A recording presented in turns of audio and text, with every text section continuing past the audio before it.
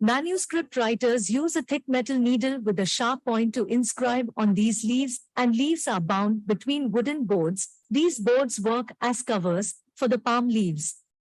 How the palm leaves manuscripts are preserved? Conservation of palm leaves manuscripts through various indigenous methods over the years before the initiation of the project. Wrapping, storing them in specially designed boxes, and applying extracts of natural products extended the life of these manuscripts. How the palm leaf manuscripts are digitized? Before digitization of palm leaves manuscripts, cleaning each leaf so that the visibility is enhanced through natural cleaning. These cleaned manuscripts are scanned to convert into digital format. Once the complete scanning is done with complete metadata, the expert team will place the digitized format of manuscripts, uploaded on Andhra University website hosted on cloud for beneficiaries across the globe, and university is also maintaining a digital repository. Andhra University proud to announce that we stand on top 10 list of universities national-wide on Shodhganga portal. Andhra University uploaded 7,685 theses on Shodhganga portal. University is planning to upload another 2,500 theses more, post-converting the physical to digitized format. Lastly, Andhra University is also planning to digitize the paper manuscripts, rare and special books available in the university library, in view to develop the digital library and online services to beneficiaries, that is, students, scholars, professors, and scientists. Please visit the Andhra University Library website and access the Indian knowledge treasure.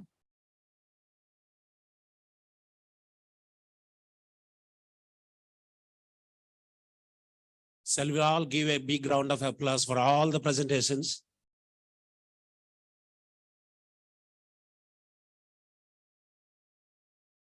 Now we are getting on to the schedule of the day.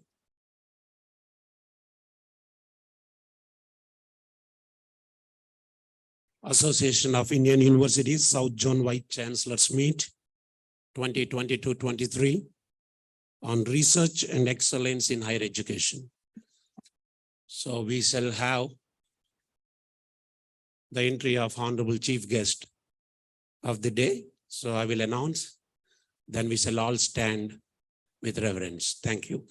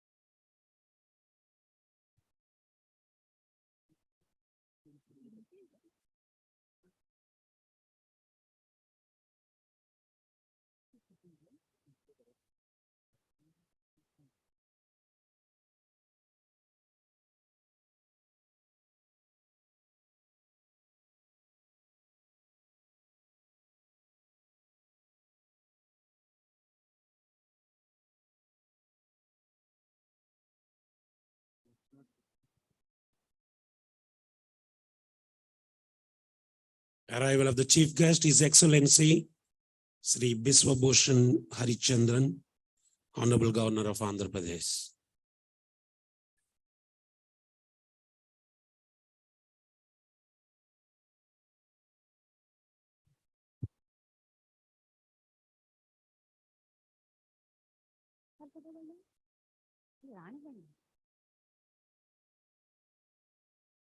Recording in progress.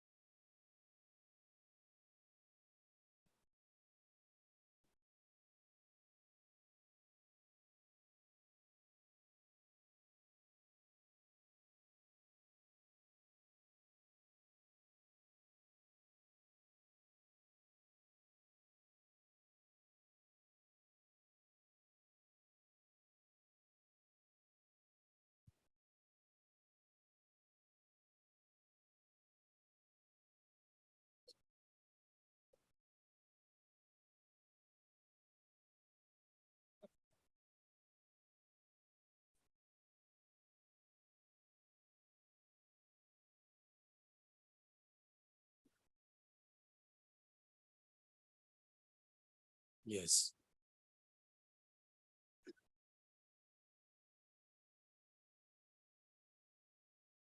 Arrival of the chief guest, His Excellency Sri Biswabhushan Harichandanji, Honorable Governor of Andhra Pradesh.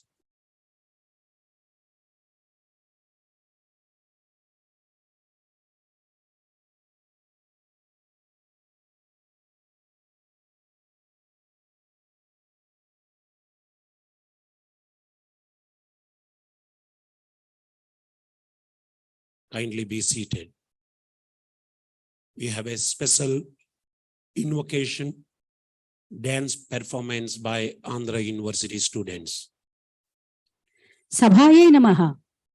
It's a great pleasure to welcome our Honorable Chief Guest, Governor of Andhra Pradesh, His Excellency Sri Biswabhushan Harichandanji, and the august dignitaries with a welcome dance. Hari is the Antaryami of all beings. We welcome the Almighty within us, invoking His presence through this performance. Yandaro Mahanubhavalu, Andariki Vandanamalu. This is a medley of different great Vagayakaras like Tyagaraja, Purandaradasa, Annamacharya, and others. This medley is exclusively designed and composed specific to the august and magnanimous presence of our Honorable Chief Guest, His Excellency Sri Biswabhushan Harichandanji. Namaste. Over to welcome dance. Thank you.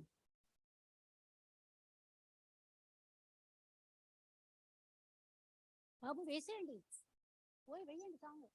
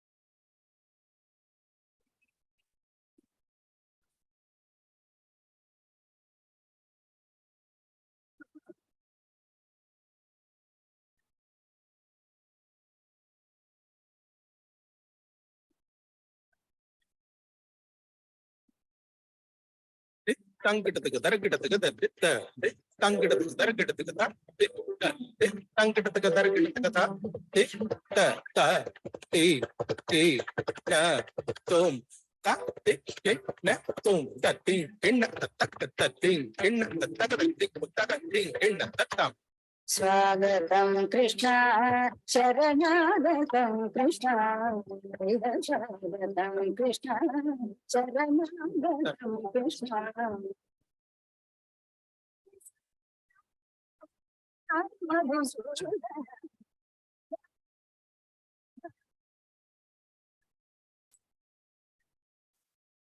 Krishna, Sharanagatam Krishna.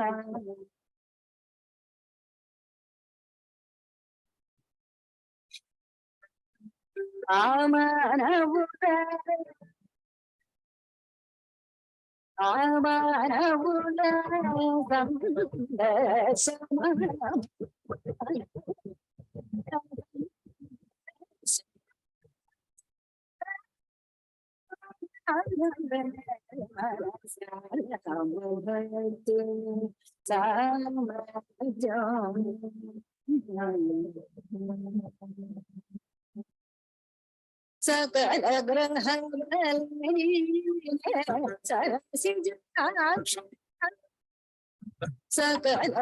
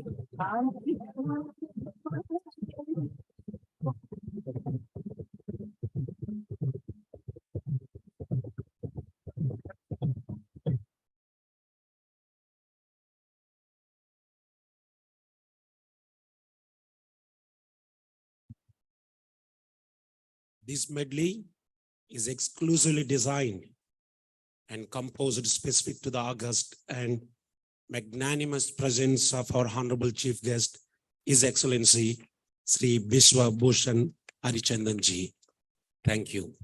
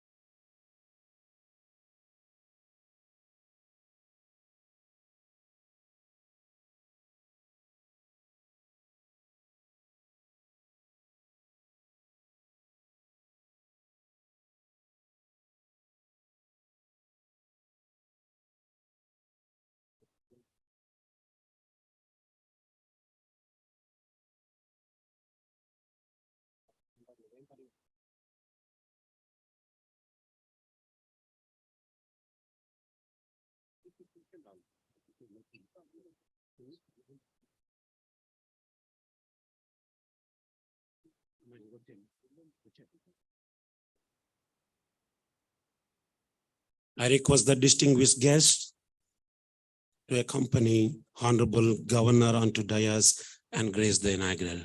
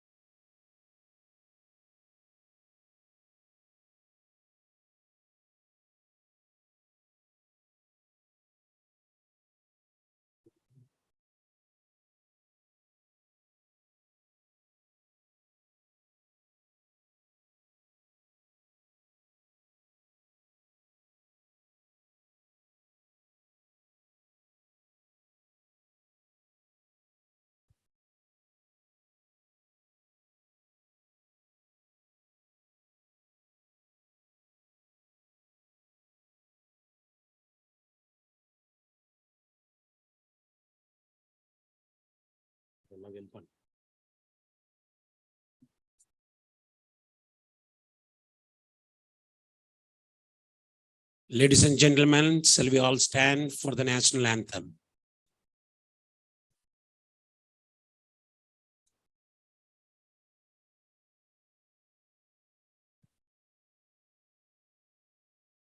जनगण मन अधिनायक जय हे भारत भाग्य विधाता पंजाब सिंध गुजरात मराठा द्राविड उत्कल वंगा विंध्य हिमाचल यमुना गंगा उच्चल जलधि तरंगा तव शुभ नामे जागे तव शुभ आशीष मागे गाहे तव जय गाथा जनगण मंगलदायक जय हे भारत भाग्य विधाता जय हे जय जय हे जय जय जय जय हे जय हे।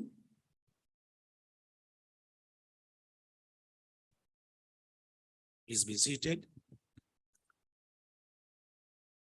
Now, lighting of the lamp by Honorable Governor of Andhra Pradesh, followed by the distinguished guests on the dais.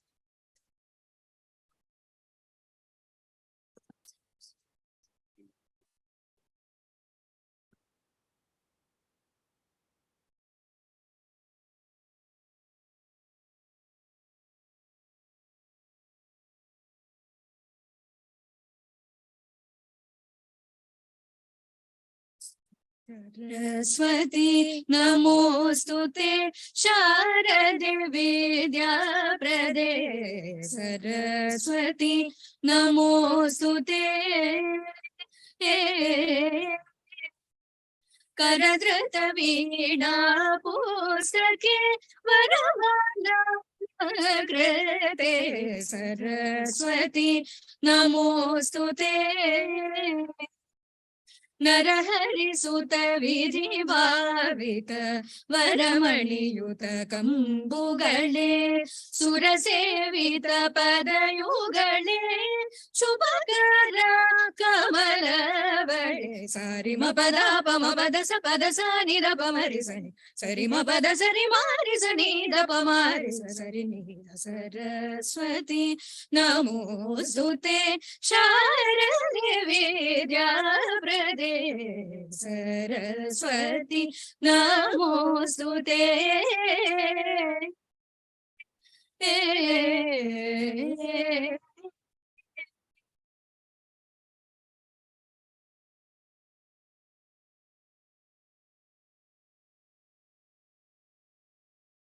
Welcome address by Dr. Pankaj Mittal, Secretary General, Association of Indian Universities.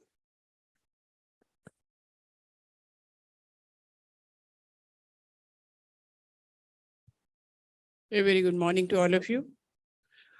The chief guest of today's program, the Honorable Governor of Andhra Pradesh, Shri Biswabhushan Harichandanji, respected Chairman of Andhra Pradesh State Council for Higher Education, Professor K. Hemchandra Reddy ji, Honorable President of AIU and Vice Chancellor of Jadavpur University, Professor Suranjan Das ji, respected Vice President of AIU and Vice Chancellor of USTM University, Meghalaya, Professor G.D. Sharma ji, respected Vice Chancellor, Andhra University, Professor P.V. G.D. Prasad Reddy ji, the past President of AIU, Professor Thiru Vasangam ji, the members of the Governing Council of AIU, the Special Chief Secretary to the Honorable Governor, Shri R.P. Sisodia ji, distinguished chairpersons and speakers of the technical session, representatives of apex bodies, esteemed vice chancellors of various universities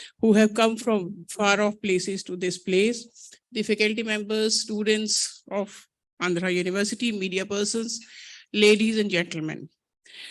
A very warm welcome to all of you to the AIU South Zone Vice Chancellor Meet, which is being held by Andhra University in Visakhapatnam.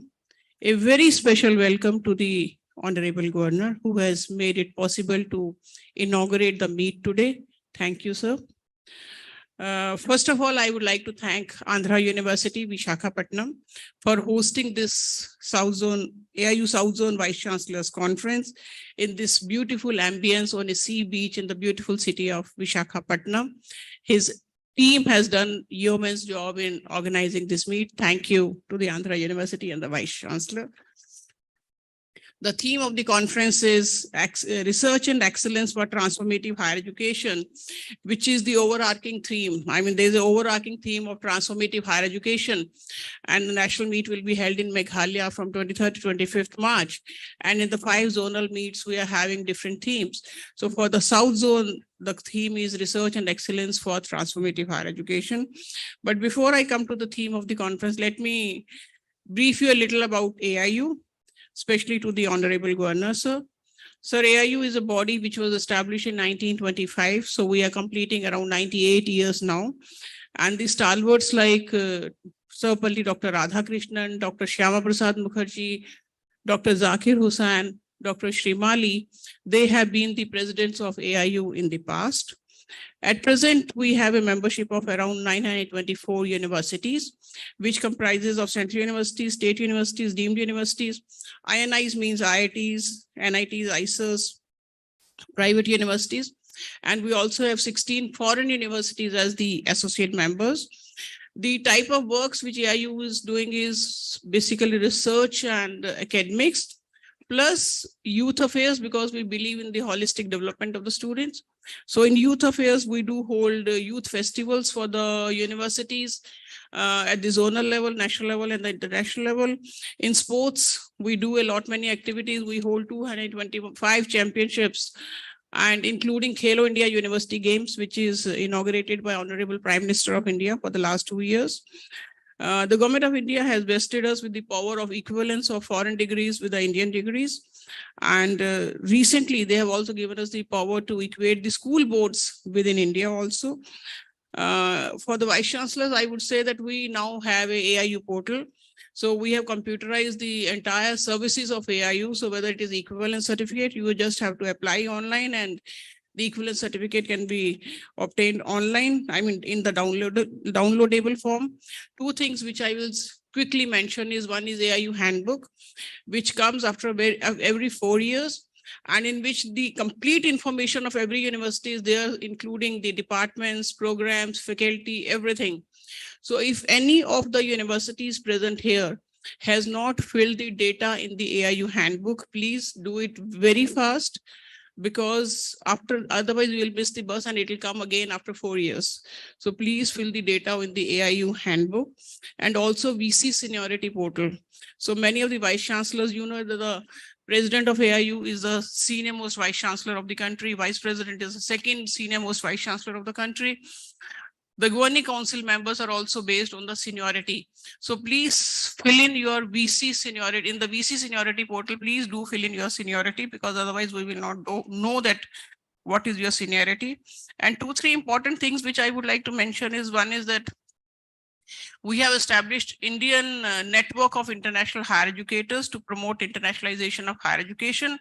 The purpose is that there are universities who are good in internationalization of higher education, but then there are universities who want to do internationalization, but they don't know how to start, how to go about it, whom to contact, whom to collaborate with.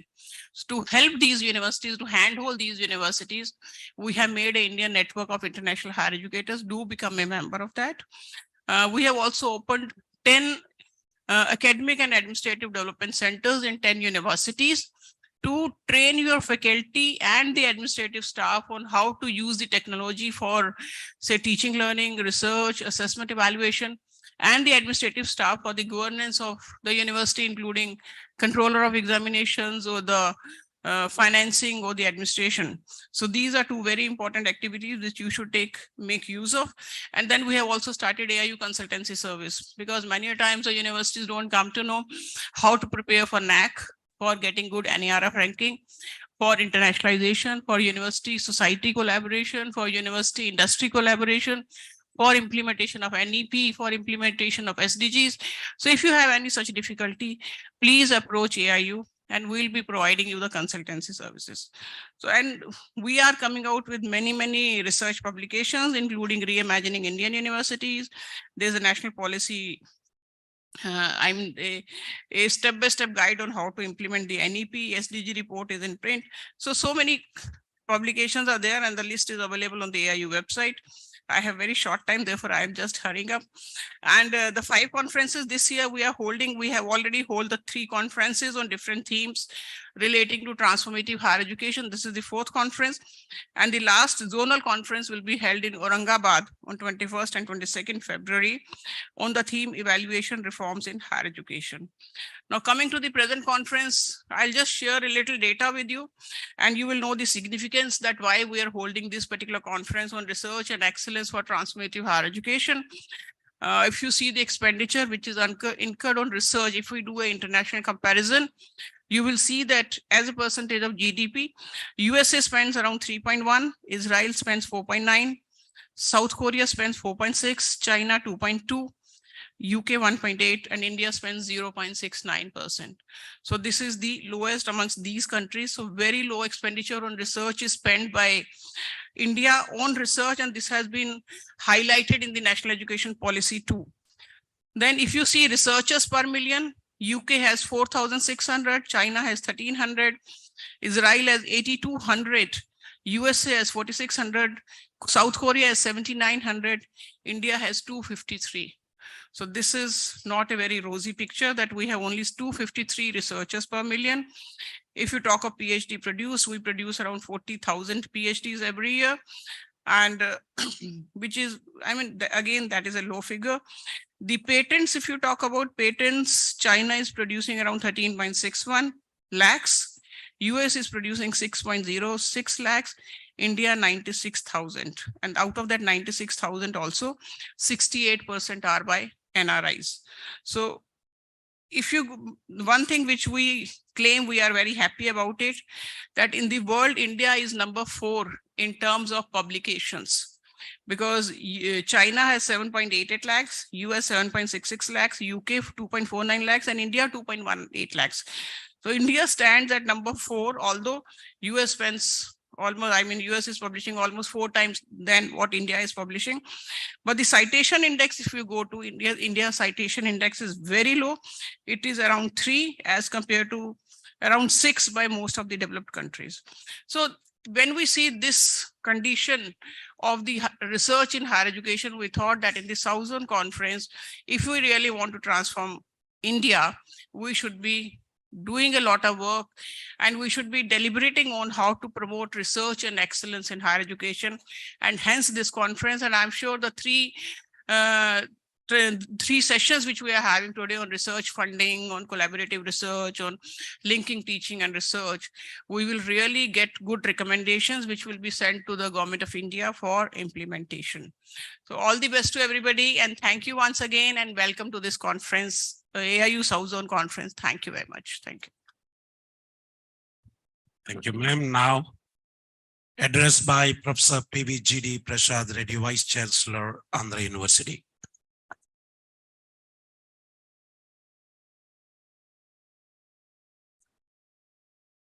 Pranams to Honorable Governor Shri Vishwabhushan Harichandanji.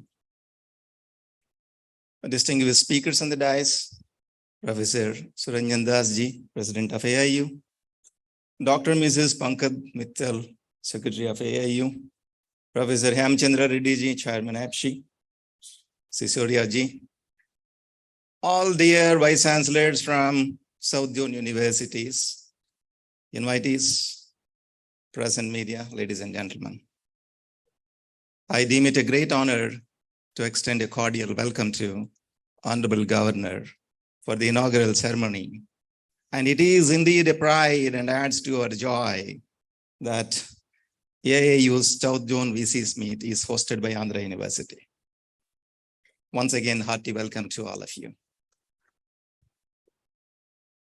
Established in the year 1926, Andhra University was led by 3 great visionaries, Sir Kattamanchi Ramalinga Reddy, Dr. Sarvepalli Radhakrishnan, and V.S. Krishna during the formative years. With such legacy of leadership, attaining and sustaining excellence has become the motto and ingrained into the culture of Andhra University. Blessed is the academic community that contributes to its growth. Andhra University has the distinction of having 5 Shanti Swarup Bhatnagar awardees, 2 Padma Vibhushan awardees, 1 Padma Bhushan awardee, 5 Padma Shri awardees, with the recent addition of 2 in 2023 amongst its proud alumni. Nobel laureate C.V. Raman was closely associated with laying the research foundations in the physics department.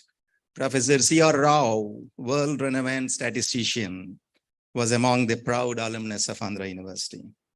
The university is presently structured into 7 constituent colleges with 64 academic departments and 16 advanced research centers, catering to the needs of over 16,000 students on the campus, with 1.2 lakh students from 234 affiliated colleges. In tune with the NEP 2020, Andhra University refreshed its purpose, particularly over the past 2 years, while generating human resources, aligning them to be socially relevant, industry ready, and globally connected. Emphasis is given to establish policies for innovation in line with the spirit of Make in India movement. A technology innovation hub by name, AHUB, has been established in 2021 as a Section 8 company in the premises of Andhra University, which so far has incubated 72 startups, out of which 18 of them moved into growth stage. NASCOM, Center for Excellence for Internet of Things and Machine Learning, has been established by Government of India, and it has incubated another 17 startups in the College of Engineering. Avanti Feeds, one of the largest shrimp exporters in India, has established a very high-end skill training center on the campus called AIU Avanti Skill Center to provide skill training relating to international aqua practices and farming. Zeniber, a food processing incubation cell and testing cell, is getting ready at Andhra University College of Science campus with the collaboration from Defense Food Research Laboratories, Mysore, and AP Food Society. A joint venture with a very big pharma major under a name called Element is formed in 2022, which would soon start its operation to work in drug research and pharmacy vertical. Rashtriya Ispat Nigam Limited established a special center in Andhra University by a name called BioArbor, a medical genetics center to advance research in genetics. Similarly, one successful alumni from Canada has initiated a life sciences startup by name TCABS-E at the Zoology Department. Institutions Innovation Council, IIC, established at Andhra University under Ministry of HRD initiative to inculcate the culture of innovation. The one that has been established in Andhra University has achieved a 4-star ranking out of 5, 3 out of 411 participating institutions in India. Andhra University among the first 3 in the recently announced ranks from MHRD. St. Luke's, a music production unit, is establishing a world-class Dolby Atmos, a digital sound platform with a world-class studio to offer skill courses in sound engineering and to promote startups in music and sound. In collaboration with Indian Institute of Management, IIM Visakhapatnam, Andhra University initiated a new school called School of International Business, which offers management programs with entrepreneurship orientation under multi-entry and multi-exit mode as envisaged in NEP 2020 to facilitate two-way flow of ideas where the results can flow out to industry and also to be inbound to fuel research questions. University industry linkages were taken up on mission mode with the direction from Honorable Governor, which resulted Andhra University to secure 18 chair professors in the last 2 years, including many from Navaratna companies such as IOCL. I'm happy to share that this year, the international student strength on the campus of the university has reached a new benchmark, 1,000. And the university has become a hub for students from 54 different countries. US Embassy has set up an American corner in the university, and it is offering various training programs to women, in particular in STEM-related areas. Japanese corner is also functioning at Andhra University. A transdisciplinary research hub, first of its kind in India, has been established at Andhra University to promote interdisciplinary research, partnering with national, international bodies under emerging thrust areas. A digital repository of ancient knowledge has been created by scanning over 234,000 palm leaves consisting of text inscribed in Sanskrit, Tamil, Telugu, Bengali, Pali, Kannada, Malayali, Granthi languages through digitalization. And it will be hosted today onto a cloud side server by Honorable Governor to enable all the South Indian universities to work on its content. Let me assure all the participating Vice Chancellors and members of the AIU that Andhra University will be your strongest and most reliable partner in achievement of the vision of our Honorable Prime Minister to make India self-reliant, Atmanirbhar Bharat. Apart from your active participation to contribute under the sub-theme of discussion called Research and Excellence for Transformative Education for the next 2 days, may I also seek all the Vice Chancellors to spare your time to have a glimpse at the initiatives that are taken up at Andhra University over the last 2 years with a view to share your advice, expertise, and mentorship to move them to the next level. With this few lines of talk, I conclude offering pranams to Honorable Governor.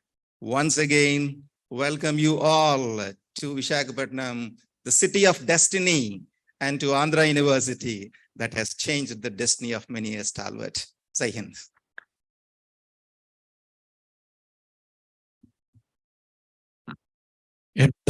Address by Professor Suranjan Das, President, Association of Indian Universities.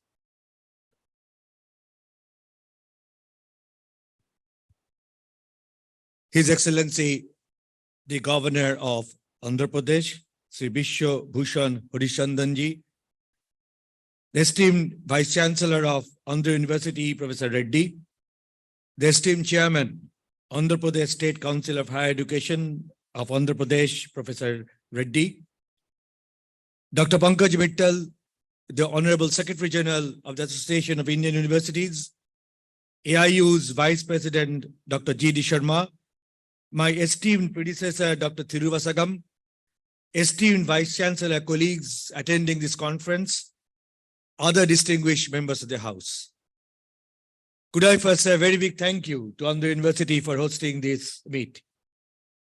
It is indeed in the fitness of things that Andhra University, blessed as it was by none other than Sarvapalli Radhakrishnan, is hosting the Vice Chancellor's meet to discuss the issue of research excellence in transforming India's higher education system. There is no doubt, compared to the countries which won independence almost at the same time that India did, which in history we call the period of decolonization, India has contributed significantly to the enrichment of research excellence in all fields and disciplines. But it's also true that neither the contours of research nor research methodology is constant or static. It evolves with time, and at particular conjunctures, it assumes different forms. At a moment when Indian higher education system is in a transformative mode, it is perhaps imperative to think in terms of new research agenda.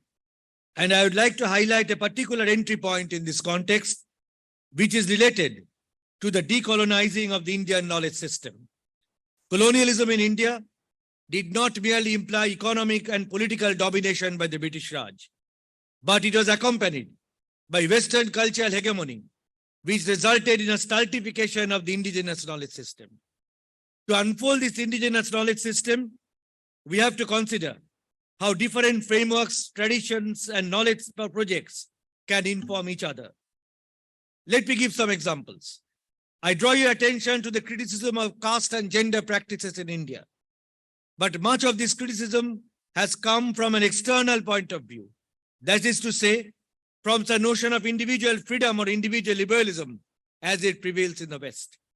The difficulty is that this external critique can always be interpreted as a continuation of the dictum of white man's burden or the civilizing mission of the colonial regime. On the other hand, what is now required is to unfold the internal critiques of caste that had been voiced not within the paradigm of colonial criticism, but within the internal to the Indian society itself, but which had been submerged by colonial discourse. Again, take the case of the indigenous medical system, which had been subsumed by the introduction of Western medicine, but which, as recent scholars show, helped colonize the colonial body and hence strengthen the colonial regime. But this legacy of the indigenous medical world, whether the Unani or the Ayurvedic, needs to be recovered. Again, take the thoughts of Rabindranath Tagore, Mahatma Gandhi, or Swami Vivekananda. They can certainly be researched as models of alternative modernity, as a juxtaposition to Western notion of modernity. In our decolonization of the research agenda, the other crucial aspect is to foster the cultivation of knowledge through vernacular and indigenous languages. The imposition of English language in India resulted in the bifurcation of the world of Indian education into two: A, the English or European language-based education, and B, the indigenous language-based education. But as we go in for decolonization, this dichotomy needs to be broken through an active bilingualism in higher education, where researchers and teachers could operate fluently, both in English and regional languages, so that even if language is different, the content need not necessarily be so separated. Our father of the nation, Mahatma Gandhi, and Gurudev Rabindranath Tagore both underlined the importance of the pursuit of knowledge to vernacular mode. Gandhiji wrote, I quote, "Our language is a reflection of ourselves. And if you tell me that our languages are too poor to express the best of thought, then I say that the sooner we are wiped out of existence, the better for us," unquote. Gurudev Rabindranath Tagore, echoing a similar sentiment, wrote, I quote, "We in India must make up our minds that we cannot borrow other people's history, and that if we stifle our own, we are committing suicide. When you borrow things that do not belong to your life, they only serve to crush your life," unquote. Nevertheless, I would like to assert that decolonization of the knowledge system cannot simply mean archaism, or that everything in the past was golden, or a complete return to what existed before colonialism in the realm of education. But decolonization of the research agenda requires us to deconstruct the knowledge that had been transmitted through the prism of colonialism, based on the methodology of learning to know and learning to think. While I conclude in stressing the significance of unfolding a scientific unfolding of indigenous knowledge system, it is perhaps pertinent to point out that this exercise will be time-consuming and difficult. This is because our higher educational institutions exist in a global economy of knowledge with a definite hegemonic structure, reflecting hierarchies of race, class, and gender, which is shaped by the power relations between the former colonial powers, which constitute the global north, and the former colonized states, which constitute the global south. The breaking of these dialectics in the global world of knowledge is necessary to reconstruct the indigenous knowledge system of the colonized world, be it in India or Spanish Latin America or French and British Africa. Although this is a difficult and time-consuming process, we need to make a beginning, remembering Sri Aurobindo's remark, and I quote, "Every teacher should bear in mind that nothing can be taught, but everything can be learned," unquote. And I'm sure that the present Vice Chancellors Meet will provide an important entry point to this process. Thank you very much indeed. Thank you, sir. Now addressed by Professor K. Hemchandra Reddy, Chairman, Andhra Pradesh State Council of Higher Education.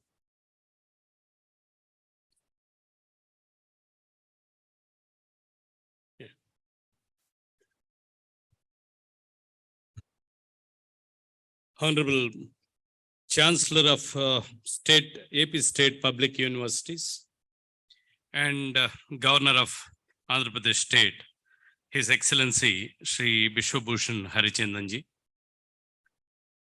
the President of Association of Indian Universities, Professor Suranjan Dasji, the Secretary General, Association of Indian Universities, Dr. Pankaj Mittalji, my good friend, Honorable Vice Chancellor of the Centenarian University, Professor PVGD Prasad Reddy garu, Shri R.P. Sisodia ji, the Special Chief Secretary to Honorable Governor, distinguished academic leaders and Vice Chancellors from the South Indian states, distinguished invitees, ladies and gentlemen, press and media, very good morning. And at the outset, on my own behalf, on behalf of the government of Andhra Pradesh, and also on behalf of the Andhra University, I extend a very warm welcome to the legendary personalities into this campus. It is exciting to meet so many academic administrators, academicians par excellence under one roof. And the Association of Indian Universities has taken up a right theme for a discussion. And next 2 days, today and tomorrow, we'll be discussing on the transformative higher education, particularly with an emphasis on research. I think it's my duty to introduce higher education ecosystem of Andhra Pradesh before we actually plunge into action and start discussing about what's happening in the research front of higher education. Ladies and gentlemen, in fact, we are in transformative years. I don't know, long back, 36 years back, there was a national education policy, and we almost forgot that there is an education policy for this country until the new education policy has kick-started a discussion in 2020. I think that is the starting point. Everyone started discussing about the direction in which the higher education should be going. At this point of time, Andhra Pradesh is so blessed with the right leadership at this point of time. We have an erudite scholar as our Honorable Governor and an young and dynamic Chief Minister who has a vision for the youth of this state. With the blessings of these two people, we started reforming the entire higher education. I'll just very quickly as I can, take you through the plethora of reforms that we have initiated in the last 3 years. Before actually, is this one? Let me introduce the size of higher education in Andhra Pradesh. We have 53 universities. This include state-funded. We are 24 state-funded universities. We have deemed to be universities. We have 8 private universities. We have quite a few specialized universities. In all, it is 53. And the number of colleges, we have 2,601. And the recent higher education, All Indian Survey of Higher Education reveals that we have 49 institutions per lakh of population. And the number of students, we are very close to 1.5 million. And female students are slightly behind. Our gender parity index in 18-19 was 0.81. We moved to 0.94 in the recently published All Indian Survey of Higher Education. And the gross enrollment ratio, we have made a few big strides in this direction. And from 27.4, we are now 37.2 in the recent All Indian Survey of Higher Education. And I said gender parity index, we jumped from 0.81 to 0.84. That's a huge distance we have covered. And in terms of the vision for the higher education, I'm talking about the vision of AP State Council of Higher Education, which is no different from the vision of the government of Andhra Pradesh.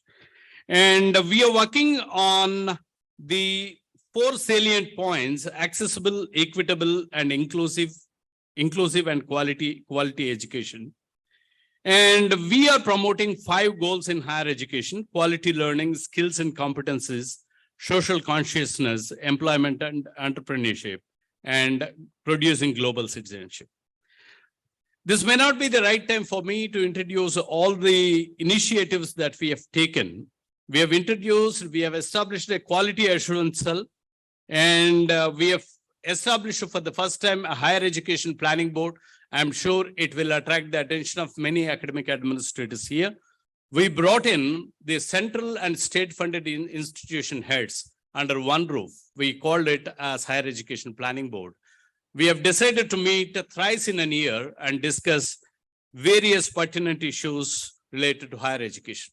Hitherto, the centrally funded institutions were in their own isolation, but today we are exchanging very effectively between us, and we are sharing the best practices, we are sharing the resources. The whole state has been divided into 5 regional clusters, and we have brought in a specific region, the central and state-funded institutions, multidisciplinary universities to come together, exchange their knowledge, paving way for multidisciplinary research.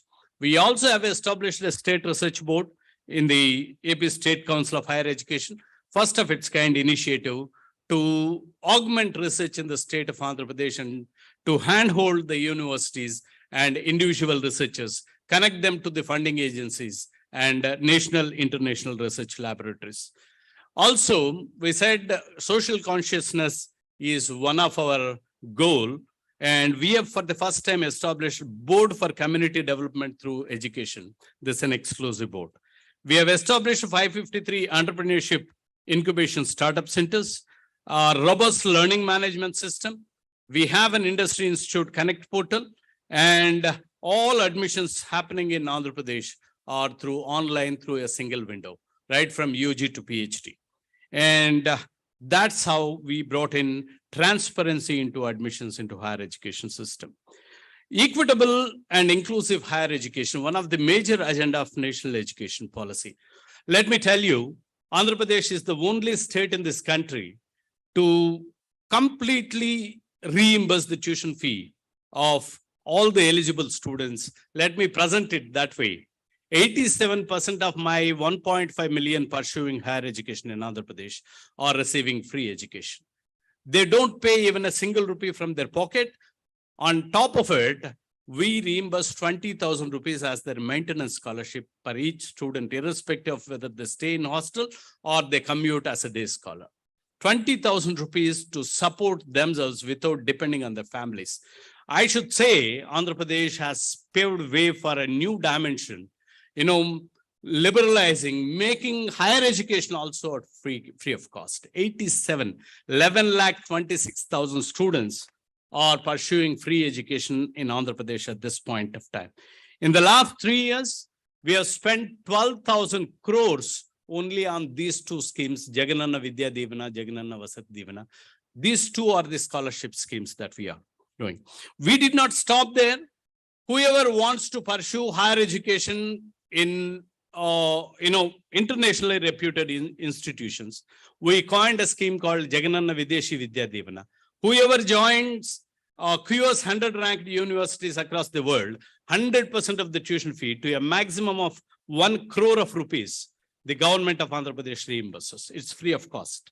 And whoever joins between 101 and 200 QS ranked universities will reimburse 50% of their tuition fee to a tune of 50 lakh rupees. I think I have a limited time.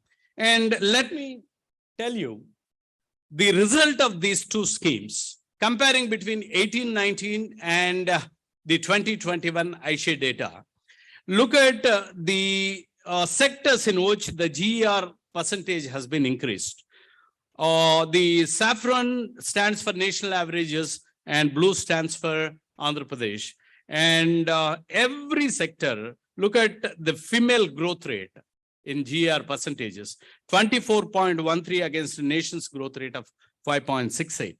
SC 16.26 against national growth rate of 0.43 between these 2 years. And moving on, is someone operating? Yeah. This is an interesting, data that you all should go through. Now, my slippage between those who pass intermediate and who are taking admissions in UG programs, undergraduate programs. Look at it. We started with 80,000 students passing intermediate, not getting admitted in any college in 18-19. And today, the drop is only 22,000. I attribute everything to these schemes that we have initiated with a strong intention to promote, inclusive growth in higher education. Today, out of 4 lakh students who are passing intermediate, we have only 22,000 dropouts who are not accounted for. Remaining are all in higher education institutions. Andhra is the first state to take a big step in implementing NEP. Thanks to our Honorable Governor. Every year he is calling for the Vice Chancellors Meet. And without any exception, he is meticulously planning the higher education progress in the state of Andhra Pradesh. I'm very happy to inform you that we have almost implemented 80% of the components of NEP. The NEP was rolled out sometime in mid-2020, and we also, around the same time, rolled out our new redesigned curriculum. We are the first state to implement 4-year degree program in UG, conventional programs like BA, BCom, BSc. And we brought in plethora of reforms in terms of flexibility, everything. And we have introduced 10 months of mandatory internship for our students, BA, BCom, BSc, engineering, pharmacy, everything. I must tell you, 1.94 lakh students underwent internship in the state of Andhra Pradesh. Entire government is supporting us through us. We have completely went on a blended mode, and digitalization is the priority at this point of time. We have, achieved 1.5 lakh certifications in the last 1 year. We all pursued the virtual mode. And of this 1.5 lakh certifications, we have achieved 83,000 are from Microsoft alone. The placement record is going, and we started in 18-19 with 37,000. In the last year, we have achieved 85,000 campus placements. Average salary is also almost doubled. And my dear friends, these are some of the reforms, for want of time, I couldn't take further time to take you through. Maybe in the sessions to follow, probably I'll inform you the reforms that we have initiated. But we are so happy under the esteemed and able guidance of Honorable Governor of the state of Andhra Pradesh and Honorable Chief Minister. We are progressing well. Andhra Pradesh definitely is ready for any kind of experimentation. My appeal to Association of Indian Universities, maybe if you want to initiate any reform, if you want to try it, please, Andhra Pradesh always welcomes you here. Ladies and gentlemen, thanks for giving me this wonderful opportunity to present a few facts about Andhra Pradesh higher education. Thank you.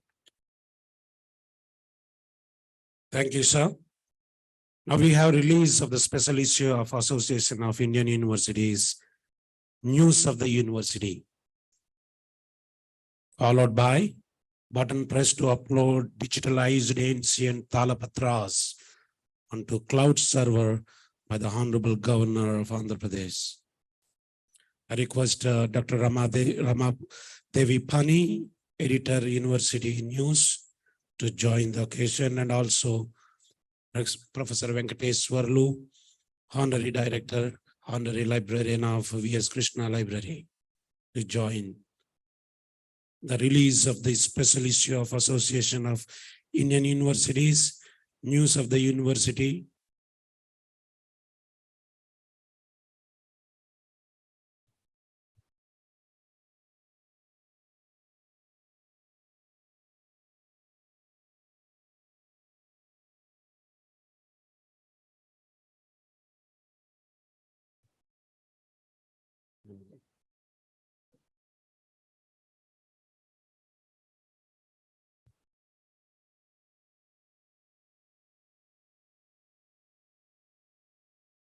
Now button press to upload digitalized ancient talapatras onto cloud server by His Excellency Honorable Governor of Andhra Pradesh. I request the Registrar of Andhra University also join.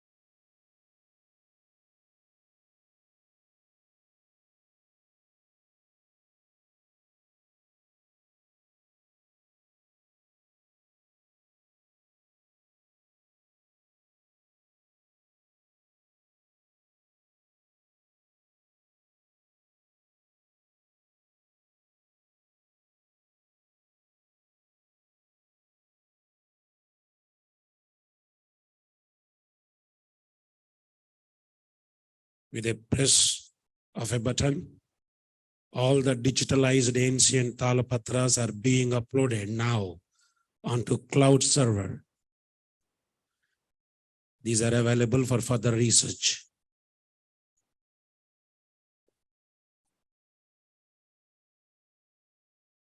The moment is here. Now, addressed by the chief guest, Sri Visakhapatnam Harichandan Ji, Honorable Governor of Andhra Pradesh.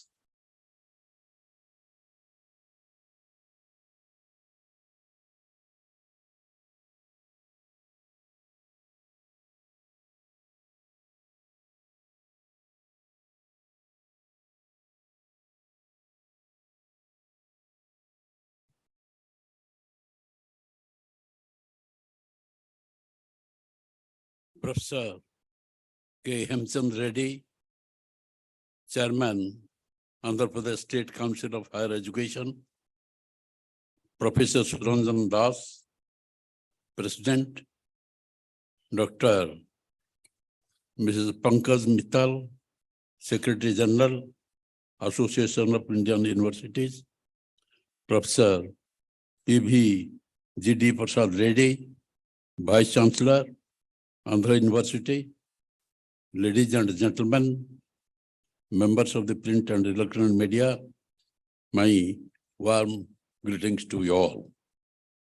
It gives me immense pleasure to participate in the South Zone Vice Chancellors Meet on research and excellence for transformative higher education, organized by the Association of Indian Universities here today at Andhra University in Visakhapatnam. The Association of Indian Universities is one of the premier apex higher education institutes of the country, established in 1925. It is a research-based policy advisory institution to the Government of India in the field of higher education, sports and culture in the country, and has been played a vital role in shaping India's higher education in the country. Today, India is poised at the threshold of regaining her place as a knowledge superpower and a leader with a distinction. It is now one of the fast developing countries in the world, which has driven growth, improved education, created resources, created jobs, increased healthcare, and is working diligently on the fronts towards becoming a superpower.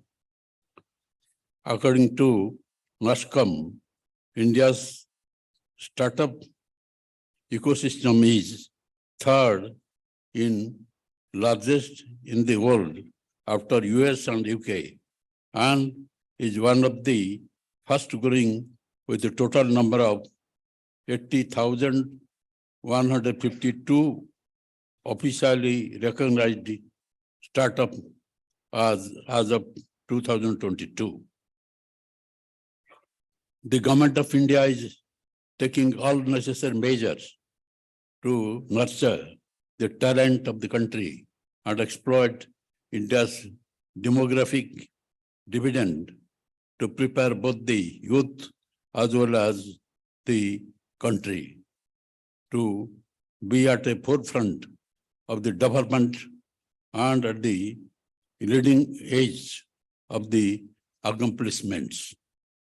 Higher education is the most potent vehicle for development of the nation, and it is a capital investment in the countries all over the world, especially after the emergence of the new world economic order.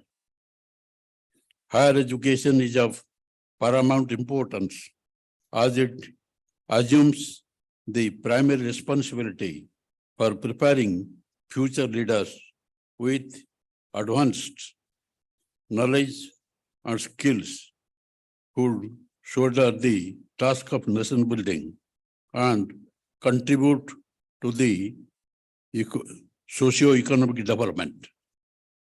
Therefore, the quality of higher education and its efficient delivery of the cardinal importance.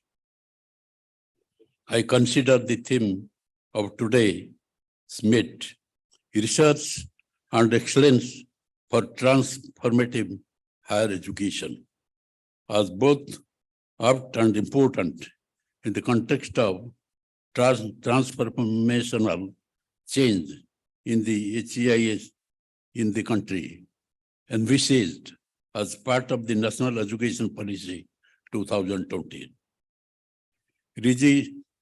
Research is one of the weakest dimensions of the Indian higher education system. In fact, it has become a victim of policy paralysis. The neglect of research in higher education has led to very low research intensity. Almost 95% of the Indian universities end up as teaching universities. This is primarily because of the low priority accorded in many Indian universities, barring a few, and secondly, due to financial crisis.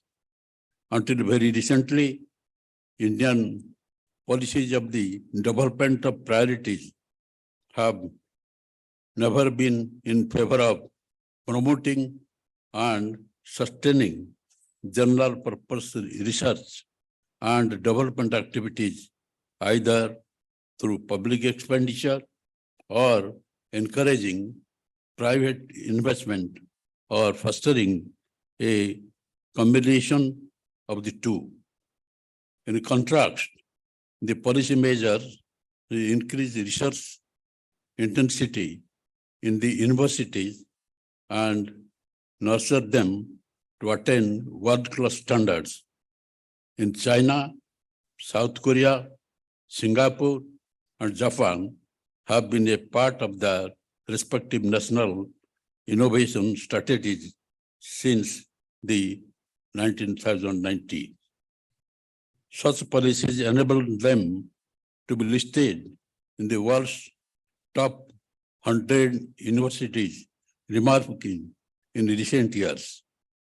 India could not register even one university among the top-ranking universities in the world ranking.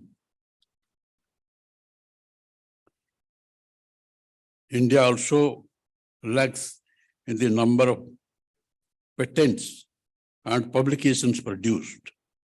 According to 2017 report of the World Intellectual Property Organization, 13.82 lakh patent applications were registered by China, 6.07 lakhs by USA, and a mere 0.47 lakh in India, of which approximately 68% were made by non-resident Indians. The number of the researchers per lakh of the population is only 15 in India, compared to 111 in China, 423 in United States, and 825 in Israel. The National Education Policy 2020 envisions a comprehensive approach to transforming the quality and quantity of research in India. To catalyze quality research in the nation, National Education Policy 2020 has recommended the establishment of a National Research Foundation.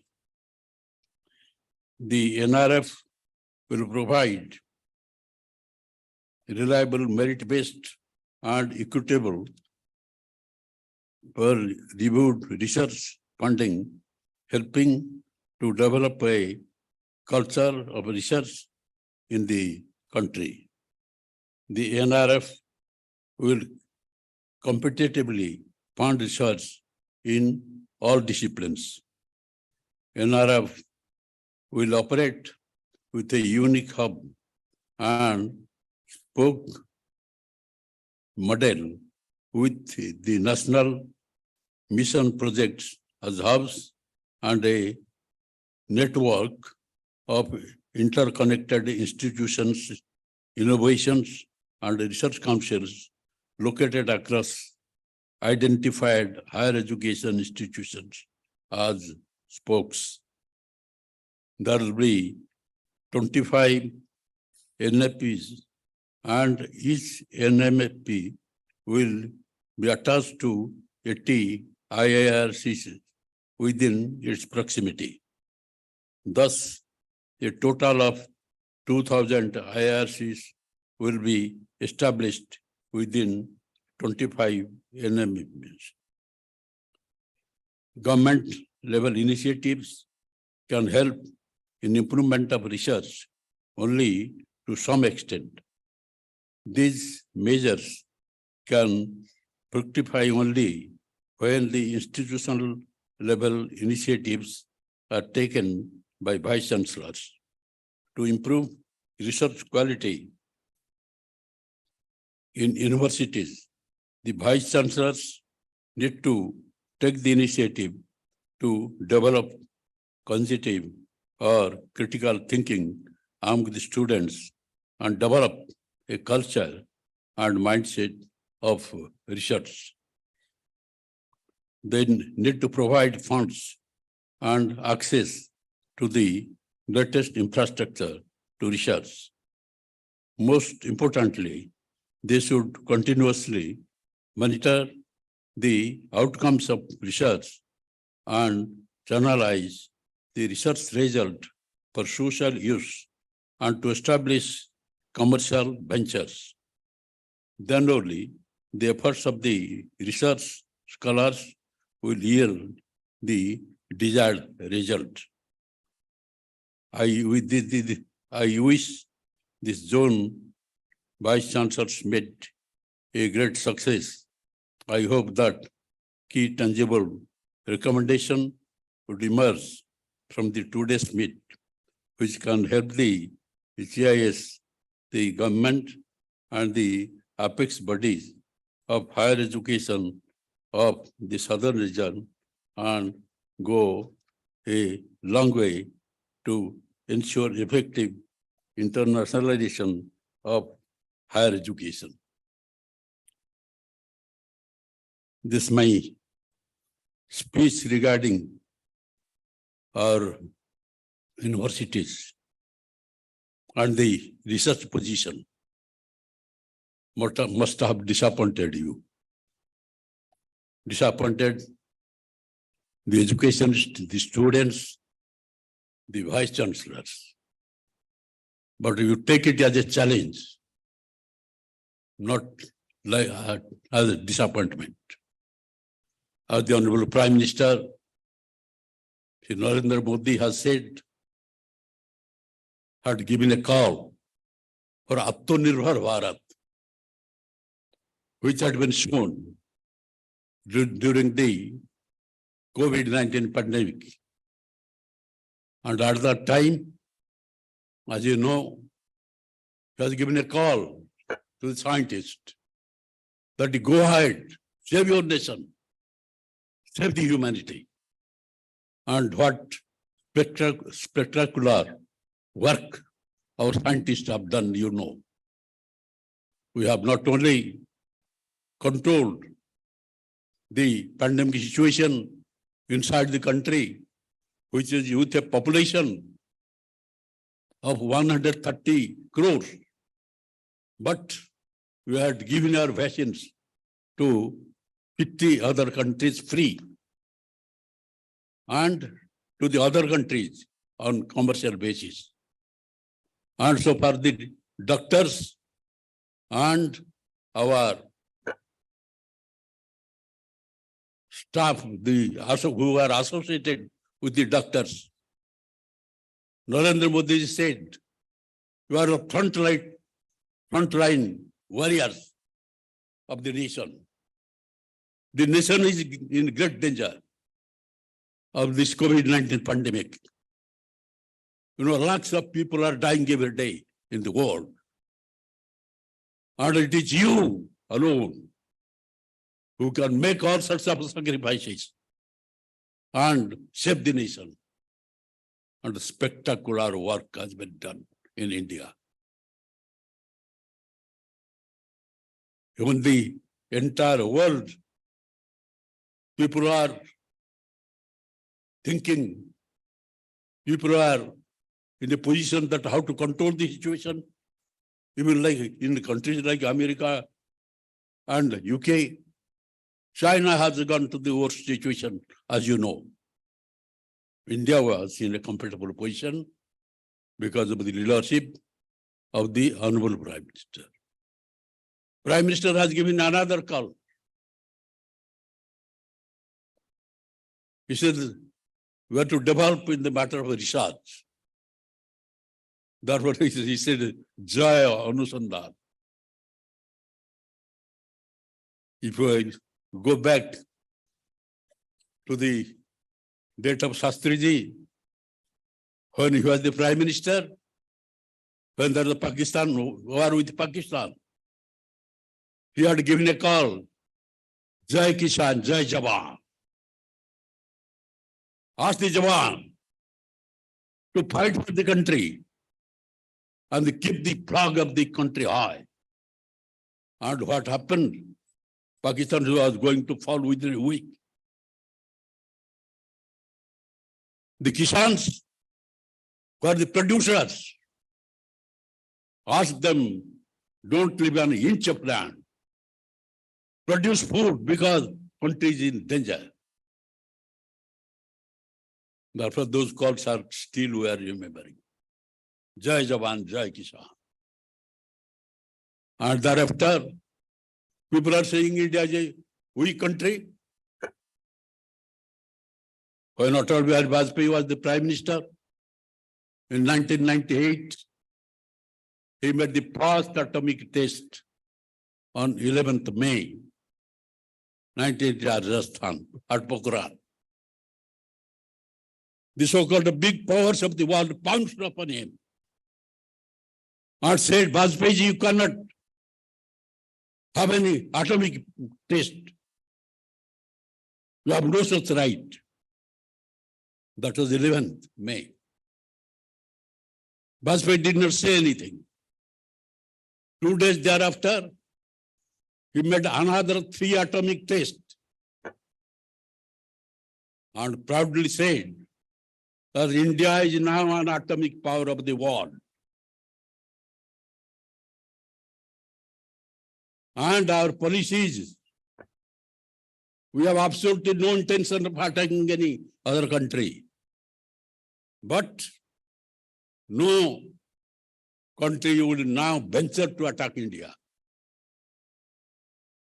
And thereafter the entire situation has changed.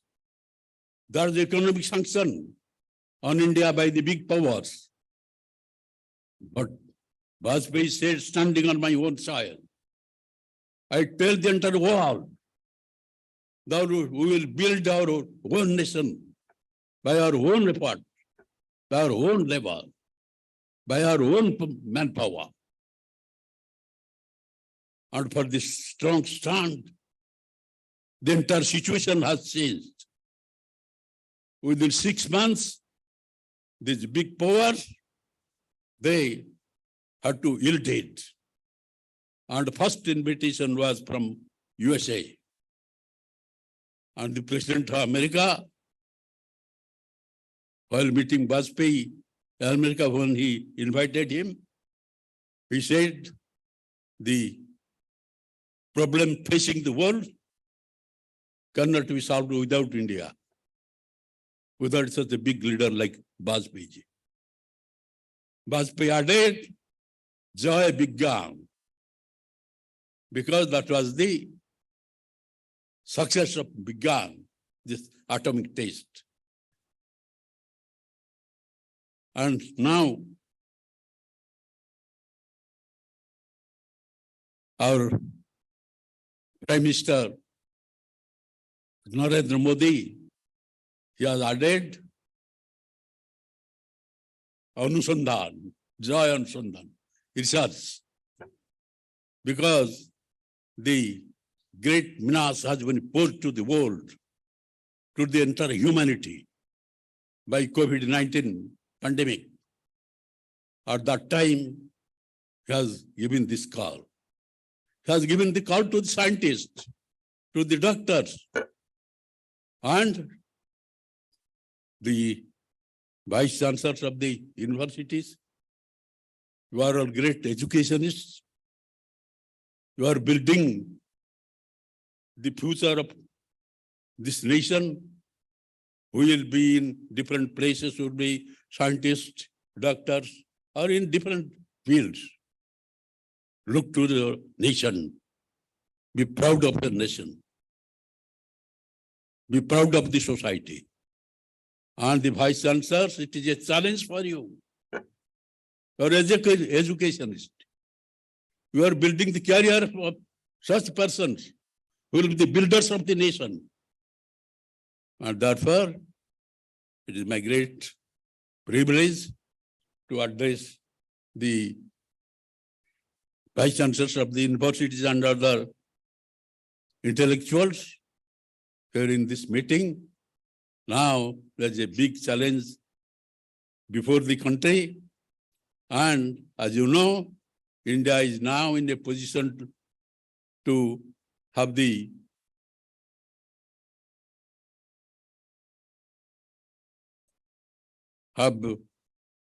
interfered in different matters, who played a key role in different matters. As you know, I don't like to discuss about that position as like this Russo-Ukraine war. In spite of all the pressures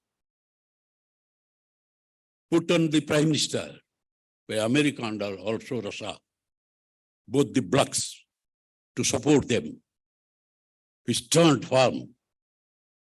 He said, no, this is not the era for war. Let us talk peace. What war will give you? Bloodshed. Sacrificing lakhs of life.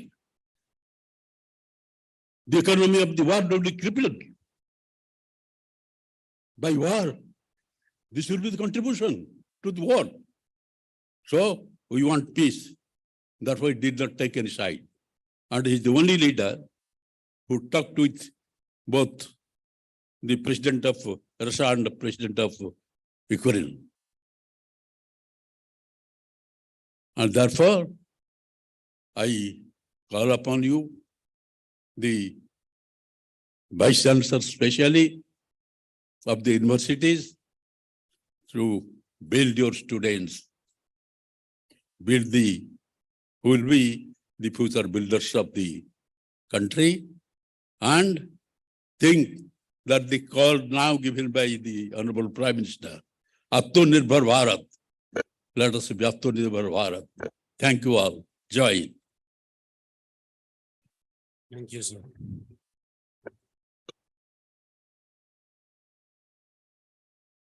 Thank you, sir, for the inspiring words. I will move on to felicitation of Honorable Governor.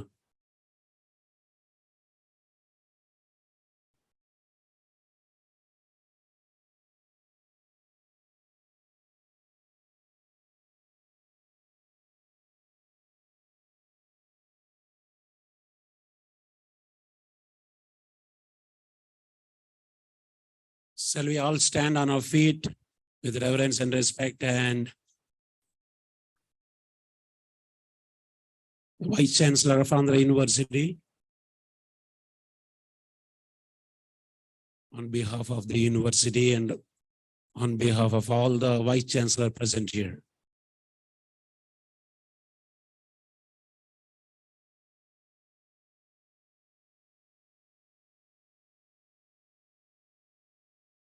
Andhra Pradesh State Council for Higher Education, Chairman Professor Hemchandra Reddy ji, also a present from Association of Indian Universities,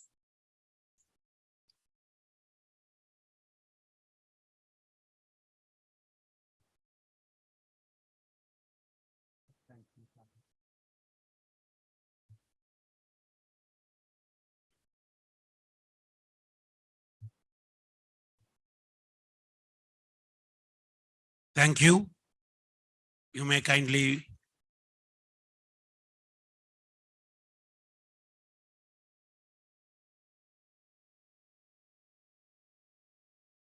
be seated. Now we came to the end of the program. Vote of thanks by Professor K. Ramji, Nodal Officer, Association of Indian Universities, South Zone Vice Chancellors Meet 2022-23.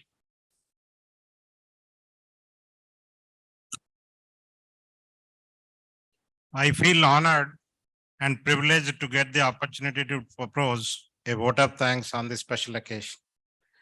First, I would like to thank His Excellency Sri Biswabhushan Harichandanji, Honorable Governor of Andhra Pradesh, for accepting as a chief guest for the South Zone Vice Chancellors Meet 22-23 hosted by Andhra University, and also profusely thank for delivering inaugural address and release of the special issue of AIU University News, followed by upload of digitized ancient Talpatras onto the cloud server. We thank profoundly our Honorable Chief Guest for sparing his invaluable time to grace this occasion, and also for enlightening us with his inspirational thoughts and commendable inaugural address on the theme of this event. I express our sincere thanks and gratitude to Professor K. Hemchandra Reddy, Chairman APSI, for accepting our invitation and for being with us as a guest of honor, and for his thought-provoking speech towards focus of transformative higher education in tune with National Education Policy 2020 specific to Andhra Pradesh. We will ever remain grateful to you, sir, and we thank you for being with us today. We are particularly thankful to all AIU officials, Professor Suranjan Das, President AIU and Vice Chancellor Jadavpur University, Calcutta, and Professor G.D. Sharma, Vice President AIU and Vice Chancellor USM Meghalaya, and Dr. Pankaj Mittal, Secretary General AIU, for their valuable messages which have truly inspired gathering. On behalf of Andhra University, we thank AIU for providing an opportunity to host this prestigious event at Andhra University. Our heartfelt thanks are due to all other members of AIU being present here on this occasion and for their continuous support, guidance, and encouragement. My special thanks are due to Sri R.P. Shishodia, IAS, Special Chief Secretary to Governor of Andhra Pradesh, for his gracious presence and all the logistic support from Rajbhavan. I also thank all Vice Chancellors, Directors of South Zone, Session Chairs, Co-Chairs, invited speakers. Words are not enough to thank their constant support and participation to shape the present South Zone Meet. I convey deep regards and hearty thanks to our Honorable Dynamic Vice Chancellor, Professor P.V. Prasad Reddy, for his vision, constant help, and guidance that radiated the energy level of the organizing committee and among all stakeholders of Andhra University. I am also thankful to the Rector, Professor K. Samata, Registrar, Professor V. Krishnamohan, for their valuable support. They helped us in obtaining the necessary administrative approval for organizing this event in our campus. They supported in all possible manner to organize the South Zone VC's Meet. My special thanks are due to Professor B. Mohan Venkatram, coordinator of this event, whose association and contribution has been immense. An event of this dimension cannot happen overnight. The wheels start rolling month in advance. We have been fortunate enough to be backed by a team of very motivated and dedicated committees and volunteers, without whose support this event not been possible. Thank you very much again. I cannot thank everyone enough for the involvement they have shown and the willingness they have expressed to take on the completion of the task beyond their comfort zones. I am very much thankful to all the sponsoring agencies from academia and industry.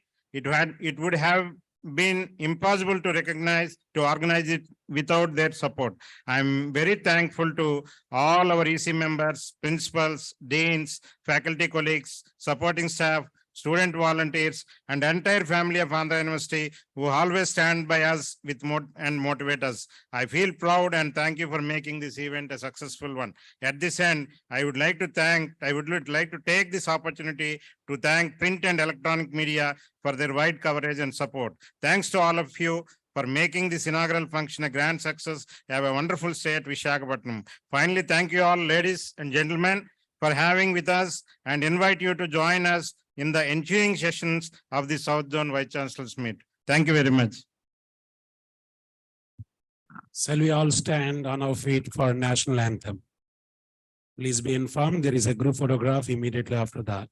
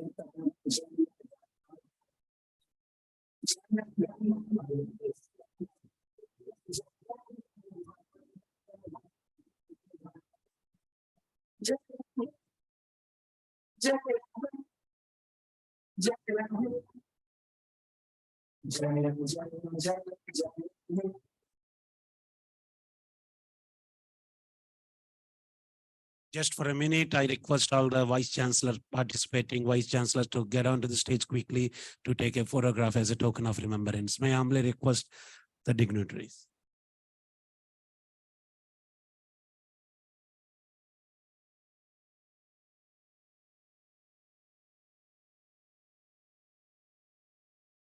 Yeah, please be seated. Remaining people, please be seated. I request all the Vice Chancellors, please come onto the dais to take a photograph with the chief guest and other dignitaries as a token of remembrance. Thank you for your cooperation. And I also request the dignitaries from AIU and also from APSCI to please come onto the dais to have a group photograph. After that, there will be a session interface with officers from apex bodies for the Vice Chancellors, and the remaining will go for the lunch at Sagarika. Please be informed again. I request all the Vice Chancellors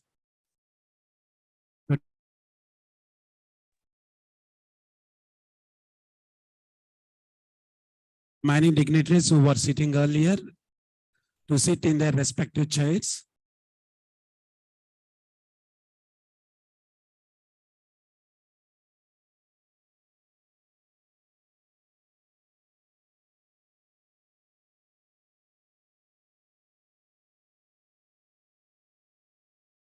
After this, there will be a session for the Vice Chancellors, and all the remaining attendees here will go for lunch at Sagarika 1 and 2. After that, we will have Transdisciplinary Research Hub delegates here. And all the Vice Chancellors will join lunch in the same premises.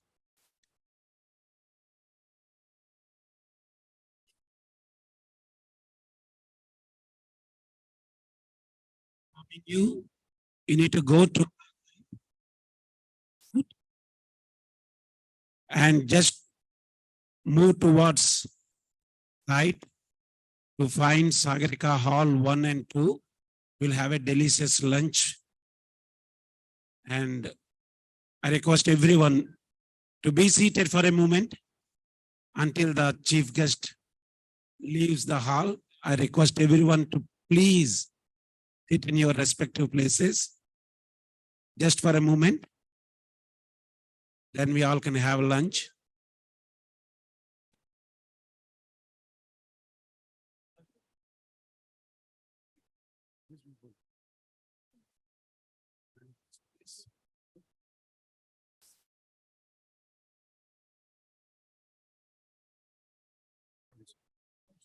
Yeah, I request the distinguished guests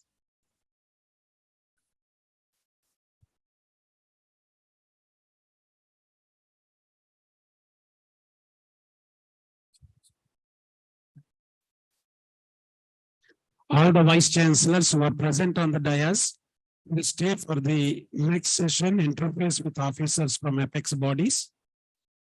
The chairperson will be Sir G.D. Sharma, Vice President AIU and Vice Chancellor USTM Meghalaya. Co-chair Dr. Mrs. Pankaj Mittal, Secretary General of AIU, and speakers, representative of AICT, Dr. P.R. Patil, South Central Regional Office, Hyderabad, Chairman APSCI, Professor K. Ramachandra Reddy, representative of NAC, Dr. Jagannath Patil, advisor NAC, Dr. Mrs. Lena, Deputy Advisor NAC, will be joining online, and representative of ICAR, Dr. R.C. Agarwal, DDG, ICAR, will also be joining online. All the remaining attendees, please have lunch immediately after this photograph at Sagarika. Please move on to my right, and you'll find two beautiful halls there.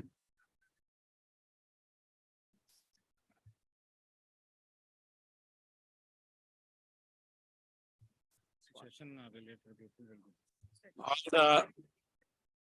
the vice chancellors and dignitaries from AIU stay back here for a session, interface with officers from apex bodies.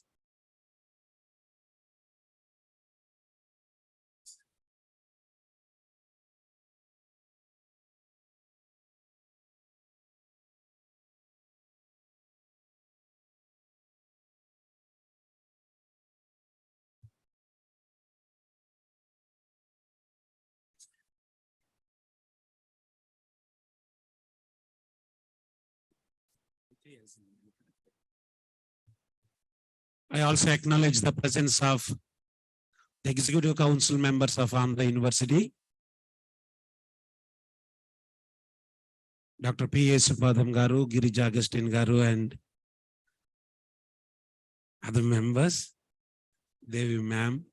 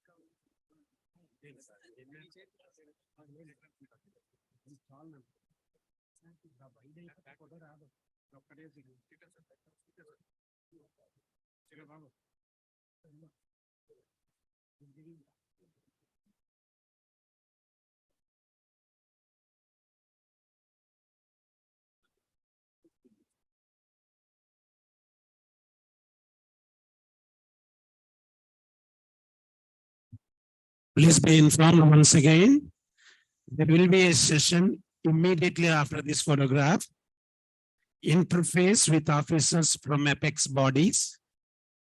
This will be the first session in this Association of Indian Universities South Zone Vice Chancellors Meet 2022-23 on research and excellence in higher education. The other attendees may join lunch immediately after this photograph. My right, you will find two halls. But all the vice chancellors will have lunch in the same premises. Just beside this hall, we have a beautiful hall for the dining. But that will be after the session, interface with officers from apex bodies. Thank you for all your cooperation.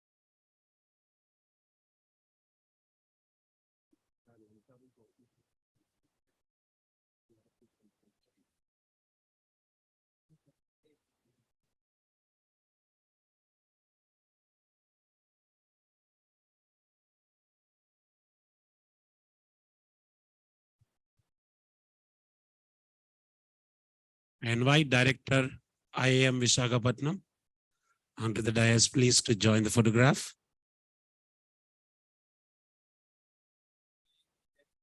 And also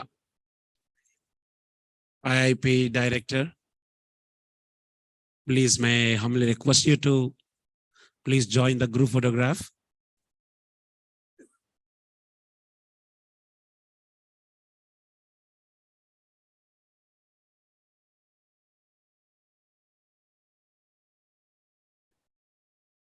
Thank you, sir.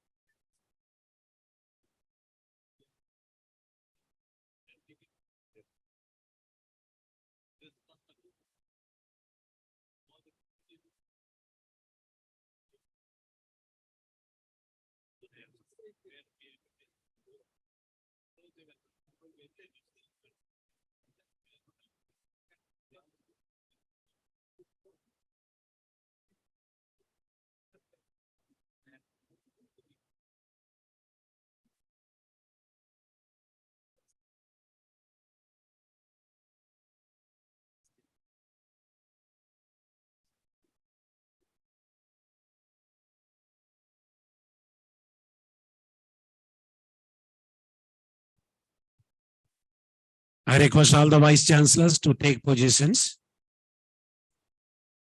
for the group photograph.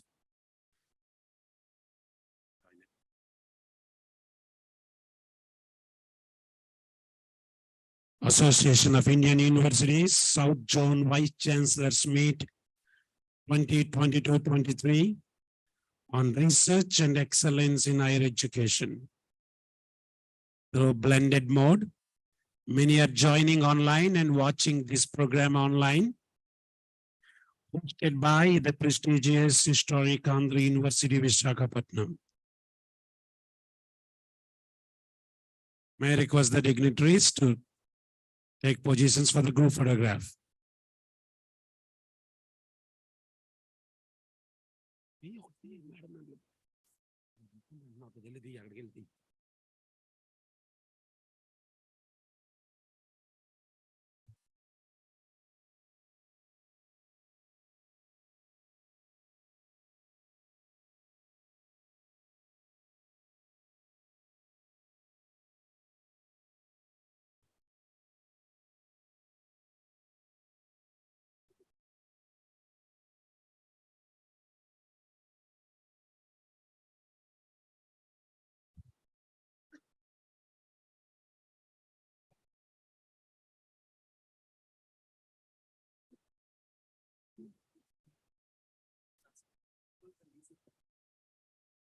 May I request the principals and the EC members of this university to please join the dais.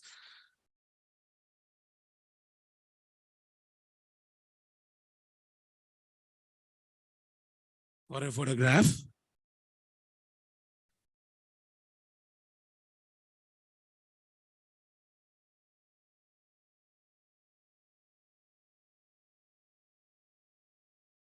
There will be a session immediately after this photograph on interface with officers from apex bodies.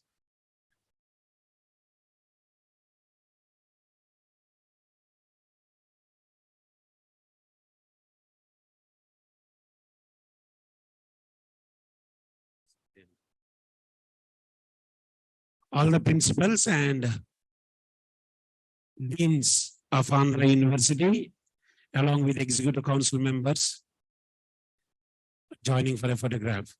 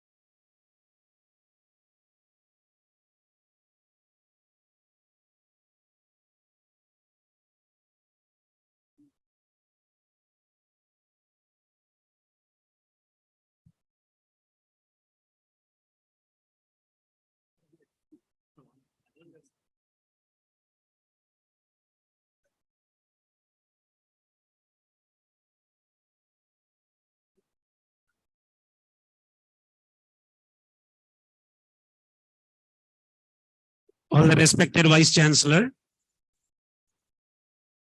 we are starting the session interface with officers from apex bodies. I request the Chairperson, Professor G.D. Sharma, Vice President AIU and VC USTM Meghalaya, and Co-Chair Dr. Mrs. Pankaj Mittal, Secretary General of AIU. Please come on to the dais for the first session.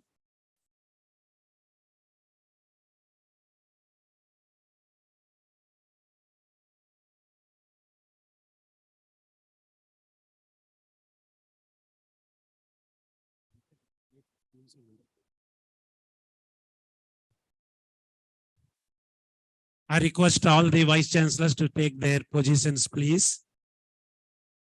I humbly request all the respected Vice Chancellors and the directors of national institutions, Vice Chancellors of state and deemed to be a university, to take their respective positions. I invite the speakers of this session, representative of AICTE, Dr. P.R. Patil, South Central Regional Office, Hyderabad, Chairman APSCI, Professor K. Hemchandra Reddy, representative of NAC, Dr. Jagannath Patil, Advisor NAC, Dr. Mrs. Lena, Deputy Advisor NAC. She will be joining online. I request the technical team to connect online so that speakers will join online. And representative of ICAR, Dr. R.C. Agarwal, DDG ICAR, will also be joining online.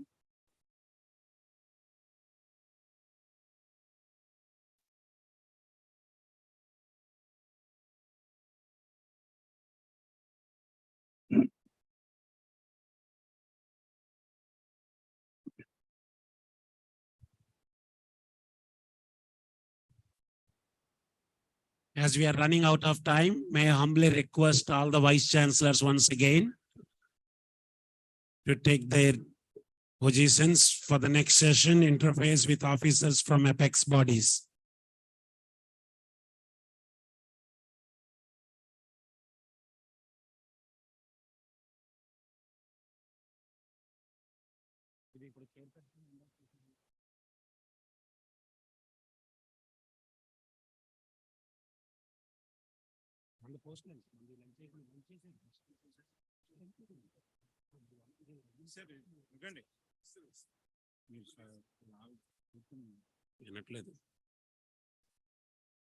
Once again, I'm requesting all the Vice Chancellors to take their respective positions, please. We are running out of time.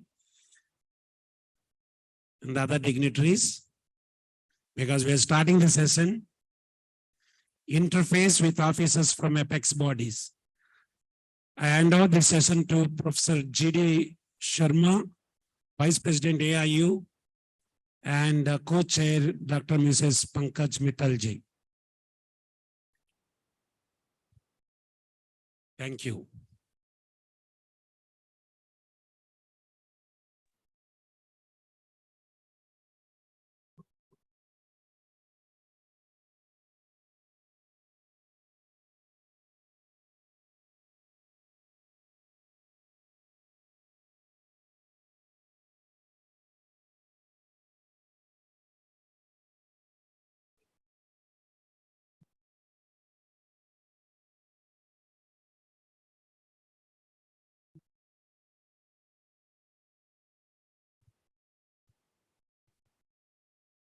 My request once again, all the Vice Chancellors and the directors who are participating in this South Zone Vice Chancellors Meet 2020-23 on research and excellence in higher education. May I humbly request you once again, as we are running out of time, to please sit at your respective places. Now I'm handing over the session to the chairperson of this session, Professor GD Sharma ji and co-chair Dr. Pankaj Mittal ji.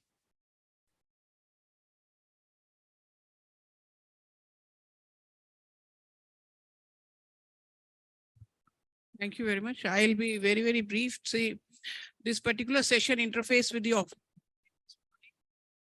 we are keeping because many times, many of the vice chancellors, they have many queries relating to bodies like NAC, AICT, UGC, ICAR. So here we are requesting the official senior officers from these apex bodies to come and give their presentation on what is new happening in these institutions, like what is happening new in AICT or NAC or ICAR. So they will be apprising you of what all is happening. And if you have any queries, they'll be available to answer your queries also. So because we are already getting late, we won't be taking more time. I'll be requesting Dr. P.R. Patil, representative of, NAC. Okay, sorry, because the NAC person has to go. So I'll be requesting the representative of NAC, Dr. Jagannath Patil, who is advisor in NAC, to please carry on with his presentation. Thank you. Namaskar, Madam Co-Chair Pankaj Mittal ji, Session Chair Sharma ji, and my all co-panelists. I'll be on behalf of NAC, myself and my colleague Dr. Leena Dahane will be making a brief presentation. I'll just take 2 or 3 minutes to give a quick introduction to this presentation and to let you know what is happening. Just a query, IT support, am I audible? Yes, sir. Yeah, fine, thank you. So it's my great pleasure to represent National Assessment and Accreditation Council here in this important platform given by the Association of Indian Universities, South Zone Vice Chancellors Meet. And as was pointed out by Dr. Pankaj Mittal ji, the purpose is to give a brief updates of developments happening with our institute. And as you are aware, NAC has been continuously updating its tools, methodologies, and processes based on the stakeholders. And these days are the days when NAC is very intensively carrying out various reforms in its processes. All of you are aware that in 2017, we initiated a big reform. It was a paradigm shift in terms of approach and philosophy of accreditation itself when we introduced the revised accreditation framework. The revised accreditation framework is unique in a sense that it combines the quantitative parameters along with qualitative parameters, quantitative and qualitative parameters coming together and further integrated with the feedback from the stakeholders, including students. So it is a very holistic tool that we have devised as a revised accreditation framework. It is a benchmark-based, data-driven quality assessment tool, and now it has almost completed 5 years. My colleague Dr. Leena will be giving you a glimpse of the various changes, but I will just touch upon 1 or 2, which I think are very important to bring it to the notice of Honorable Vice Chancellors and the heads of the institution, is that we have now disclosed the benchmarks for evaluation. The key part of entire our evaluation system now, which is operational since 2017, is benchmark-based evaluation. So those benchmarks were designed by us in 2017 itself when the system was launched. But those benchmarks were kept confidential as of now for the stakeholders. And in a recent decision taken by the Executive Council, it is decided that we will disclose those benchmarks. So accordingly, the benchmarks that we have set for affiliated colleges, autonomous colleges, and even for the universities are now available in a public domain on a NAC website. In addition to this is a very important point in a say that now every university, every college or higher education institution has a very clear picture in mind if they want to achieve certain targets, if they want to reach certain goal in terms of accreditation, say A++ or A+ or A, they know now very much from the NAC instrument and NAC benchmark that where they have to reach. and they can plan for the next 5 years if they are due after 5 years or 4 years or something like that. And not only planning for the next grade, it can also help them for their internal resource allocation, planning, and prioritizing their funds and other action areas. Even that can extend beyond the university. Universities in a similar setup can actually come together and form the benchmarking groups, circles, and benchmark with each other, set targets for them annual basis or periodical basis, and review their performance. So this is a wonderful thing that I believe has happened, and this is an opportunity for every university to use this tool for the quality transformation. And I'm going to stop here and request my colleague, Dr. Linaji, to take you through other salient developments that are happening at NAC. Thank you. Namaskar. Thank you, Dr. Patil. Thank you very much for giving the overview of what is happening to the happening in NAC. I think my presentation is visible. It is full screen. Yes. Yes. Yeah. Thank you very much. Honorable Chairperson of the session, Dr. J.D. Sharma, Co-Chair Dr. Pankaj Mittalji, my colleague Dr. Patil, other Vice Chancellors, we are here to bring to your kind notice about the recent initiatives taken by NAC in strengthening the accreditation system. The few of the things have been already quoted by Dr. Patil. As you are aware of the revised accreditation framework, it is based on the criterias, and all these criterias are, similar to the 5 elements which are required for the growth of living being. Similarly, we believe that the educational institution is a living entity. So based upon the, criterias which have been further delineated or divided into various metrics, such as the qualitative metrics and the quantitative metrics are defined by certain key indicators. I am giving a glance of how and all the various key indicators, qualitative metrics and quantitative metrics for various type of institutions, they are there. From 1st of June 2022, NAC has launched with the affiliated constituent college manual, wherein we have reduced the burden of the documentation and the number of metrics, they are also been reduced. There are 6 initiatives taken up by NAC. First of all, the exclusive and specialized manuals we have launched. So also we find that there is a fear to, submit as well as filling up of SSR. So NAC has come out with a SSR mock test, which is hosted on the NAC website.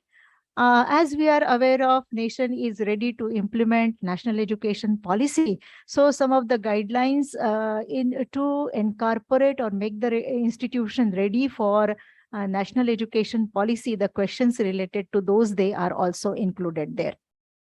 Then another initiatives are about bringing the higher education institutions in the ambit of accreditation. We have launched with the Margadarshan, that is mentor-mentee scheme, handholding programs pan-India in various states. They are being organized.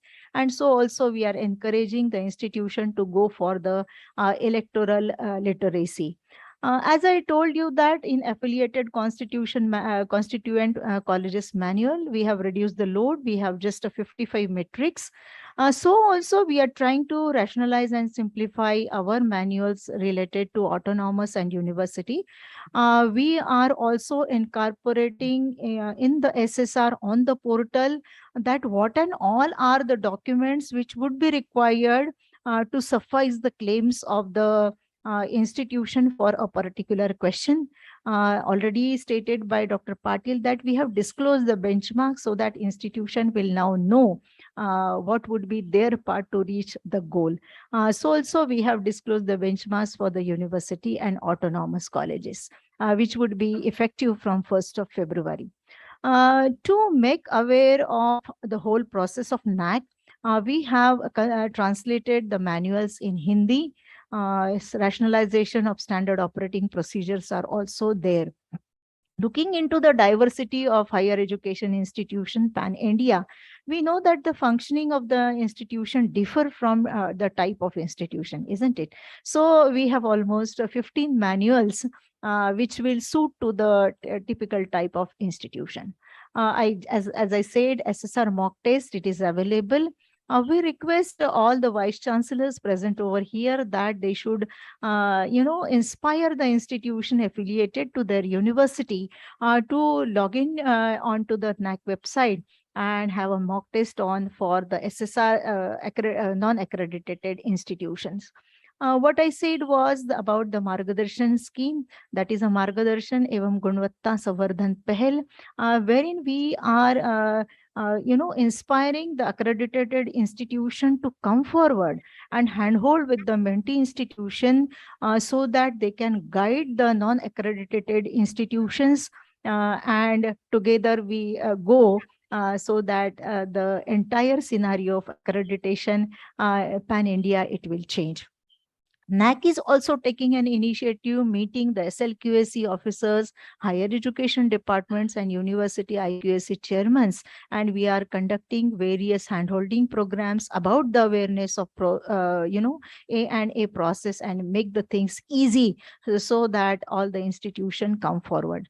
What I told was about institutional preparedness for NEP. In a descriptive 500 words, we are asking the institution the questions related to how they are applying the multidisciplinary education in their institution, then how they have initiated so that the academic bank of credits will be available, skill development, appropriate integration of Indian knowledge system, focus on outcome-based education, distance education, like that.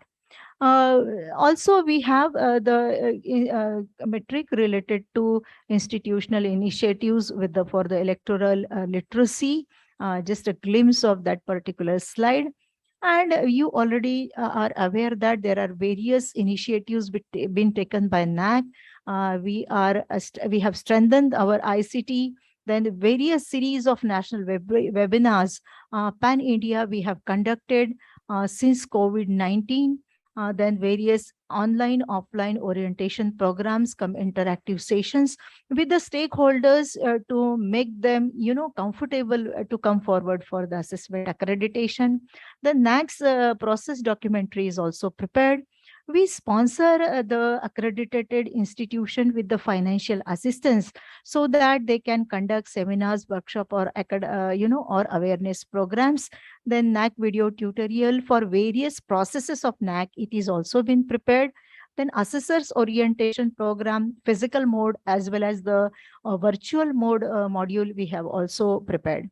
Any query raised by the institution would be addressed within 48 hours. That is the guarantee. And it is possible just because of issue management software, which is available on the portal for the institutions. Then centralized complaint management committees. If some institution is aggrieved or some institution has a complaint over, then it would be resolved by the committee, which we call it as a centralized complaint management committee. So this is all related to what I said about the various earlier initiatives of NAC. Here are some of the glimpses I am put forth in front of you. I just want to bring to your kind notice about the overall, accreditation status pan-India. I have just a week before I have taken the status. For 2 decades, NAC has been, operating as an accreditation agency. So 15,572 institutions as of now in various cycles are being accredited by NAC. As this meet is confined to the southern region, so this is the statistics I would like to show in front of you.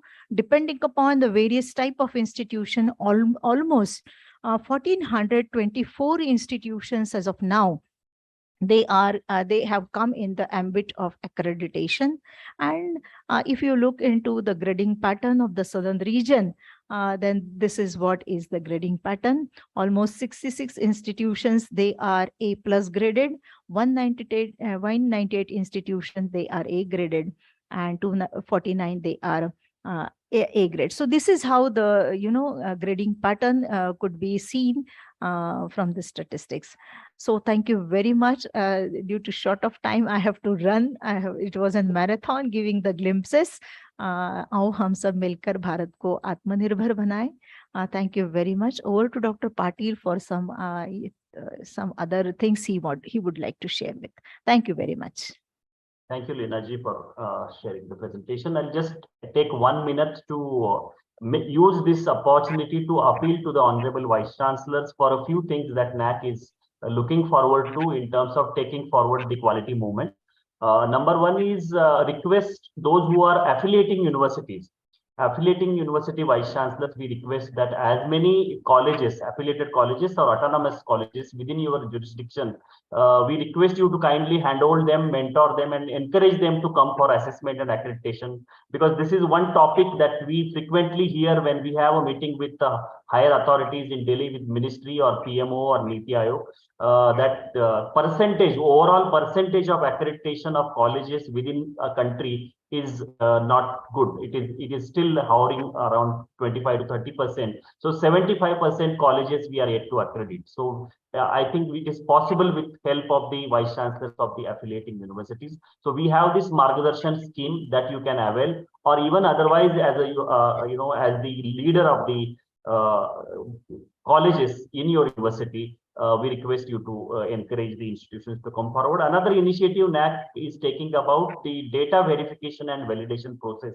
wherein now we have recently started involving the central institutions, central universities and the institutes of national importance as a DVV partner. So data evaluation centers, we are looking to set up at different universities in the country, particularly central universities or institutes of national importance. So any university having that capacity or willingness are requested to also come forward. So with these few things, I thank the organizers for inviting NAC for the presentation, and look forward to any questions in the after hearing from the other apex bodies. Namaskar.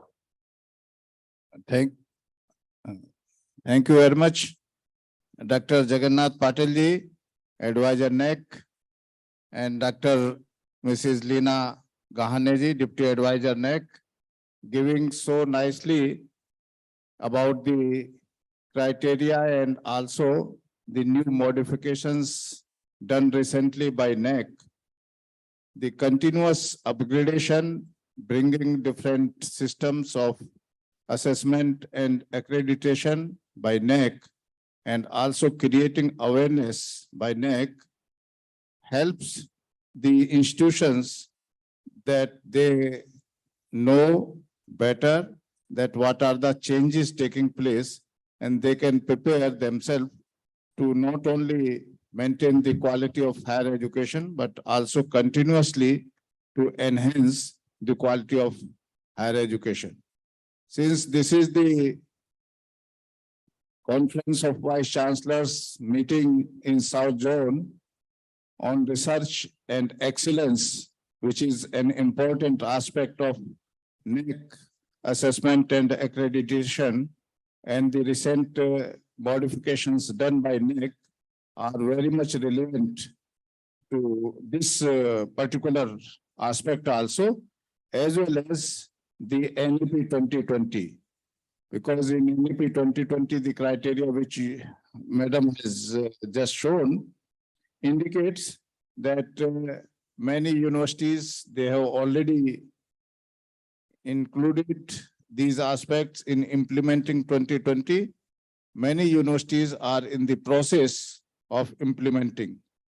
And if any doubt is there from our Vice Chancellors of the South Zone, they will ask the question to clarify any doubt if they have. Thank you very much. In last. So we invite the next speaker from AICT, Dr. P.R. Patil, Regional Officer and Assistant Director, South Central Regional Office, Hyderabad. Dr. P.R. Patil, please.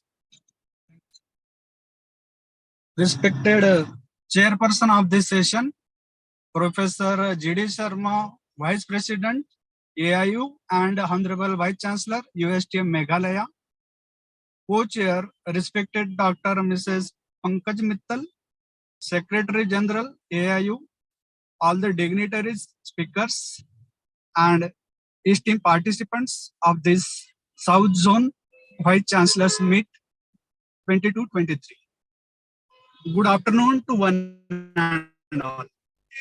First of all, I am thankful to the competent authorities of AICT who nominated me to represent this meet, and the organizer, Association of Indian Universities, and the host, Andhra University, who has given me the opportunity to interact you on this platform. The theme of today's meet is Research and Excellence in Higher Education. So I request the IT team to please share the various quality initiative which is taken by the AICT in respect to the research and excellence in higher education. As we know, the research is nothing but the finding or developing solution to the problem, and to reach to the excellence in education, there are the certain criteria are there, like PDSA approach, that is plan, do, study and act. Various components are responsible for the reaching to the excellence in education by the action, articulation, alignment, analysis, that is the JAS 4A approach. For excellence in education, so there is a need of improving education process, motivation of student for the education, curriculum revision and development and improvement in the curriculum, reducing the cost of the education, total quality management, number of the parameters are there for reaching to the excellence in the education system. As we know, in line with the NEP 2020, AICT also has taken the many initiatives, out of which I request the IT team to please share the PPTs, that is quality initiatives in technical education adopted by AICTE. First one is the revision of curriculum.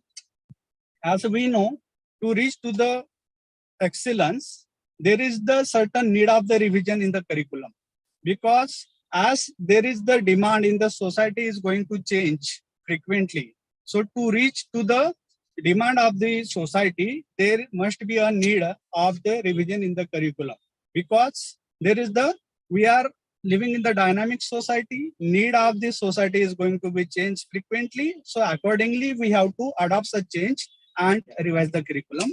So keeping in view, AICT has taken the initiative, that is revision of curriculum. Various disciplines are covered in the model curriculum, that is specifically artificial intelligence, Internet of Things, robotics, then quantum computing, blockchains, data science, cybersecurity, designs, augmented reality and virtual reality, 3D printing, etc. at the UG level as well as in the PG level. So model curriculum development of the institute and industry experts are also involved in that case, because as we know, for the development of curriculum, there is all the stakeholder must be taken into consideration, and whatever the demand of the society which is considered, and accordingly the AICT has developed the model curriculum, and many of the universities has also adopted the AICT model curriculum in their syllabus. There are various silent features of the new model curriculum are encourages innovation and research. That is the theme of the today's meet. That is, the curriculum has been developed by the AICT, keeping in a view of that to encourage the innovation as well as the research. Second is better hands-on experience, because as we are living in the world that there is the outcome-based education is there. So to reach to the international standard, there is that our graduate must be compete with the international standard, as well as he or she must have the hands-on experience, whatever he learn during is the course of study. Next is encourage problem solving approach, because that problem solving approach we encourages, ultimately it will be the first step of the development and to enter into the research activities. Next is flexibility in engineering disciplines. As we know, Patil, I think that all this VCs have already known. If something new is there, please come out. Yes. Because Okay. you have to finish in next 2-3 minutes. Okay, madam.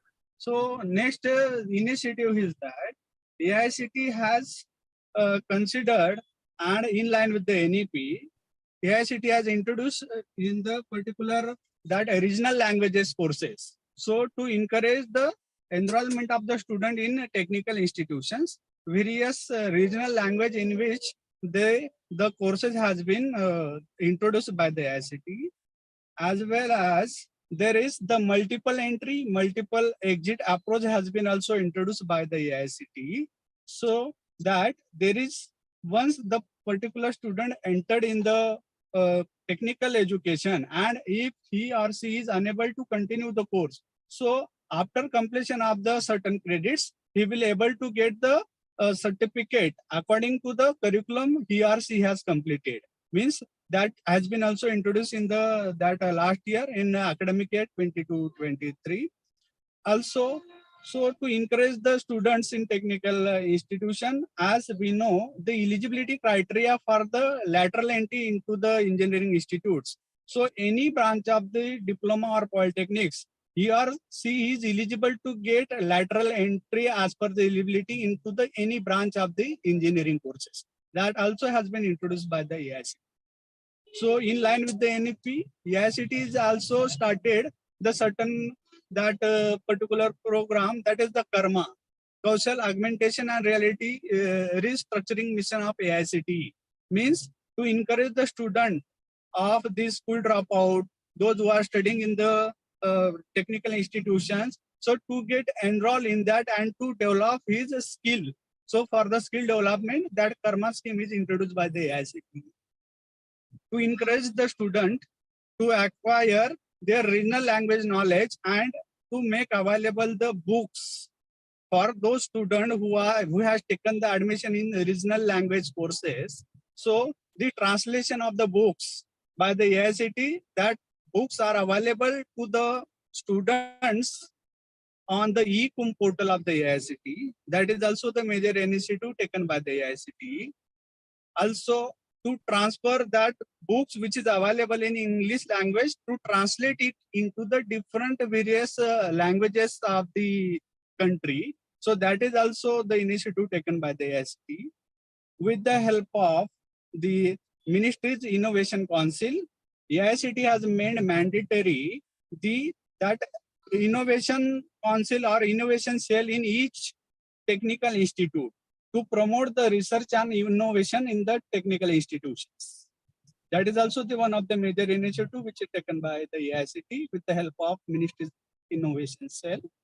Also, with the help of NEET Cell, the internship policy has been introduced by the AICT. That is mandatory internship to the student to get acquired with the industry knowledge during the course of study. So that mandatory internships has been introduced by the AICT. So to acquire and to get acquainted with the industry knowledge by the student during his course of study. That is also introduced. Next one is the mandatory student internship policy, as well as the universal human value, to inculcate the human value among the graduates after entry into the technical institutes. That also has been introduced by the AICT and which is mandatory. So these are the certain initiative which is taken by the AICT. Along with all that, there is the various schemes are there for the student development, for the institutional development, for the faculty development, and other schemes like Karma and that particular scholarships for the PG candidate, scholarship for the girl or girls, that is Pragati scholarships, for the Divyang scholarship, that is the Success scholarship. Also, AICT has introduced the one of the scholarship for the student who lost their parent during the COVID. So AICT has also initiated that policy and that scholarship to provide some financial assistance to the student who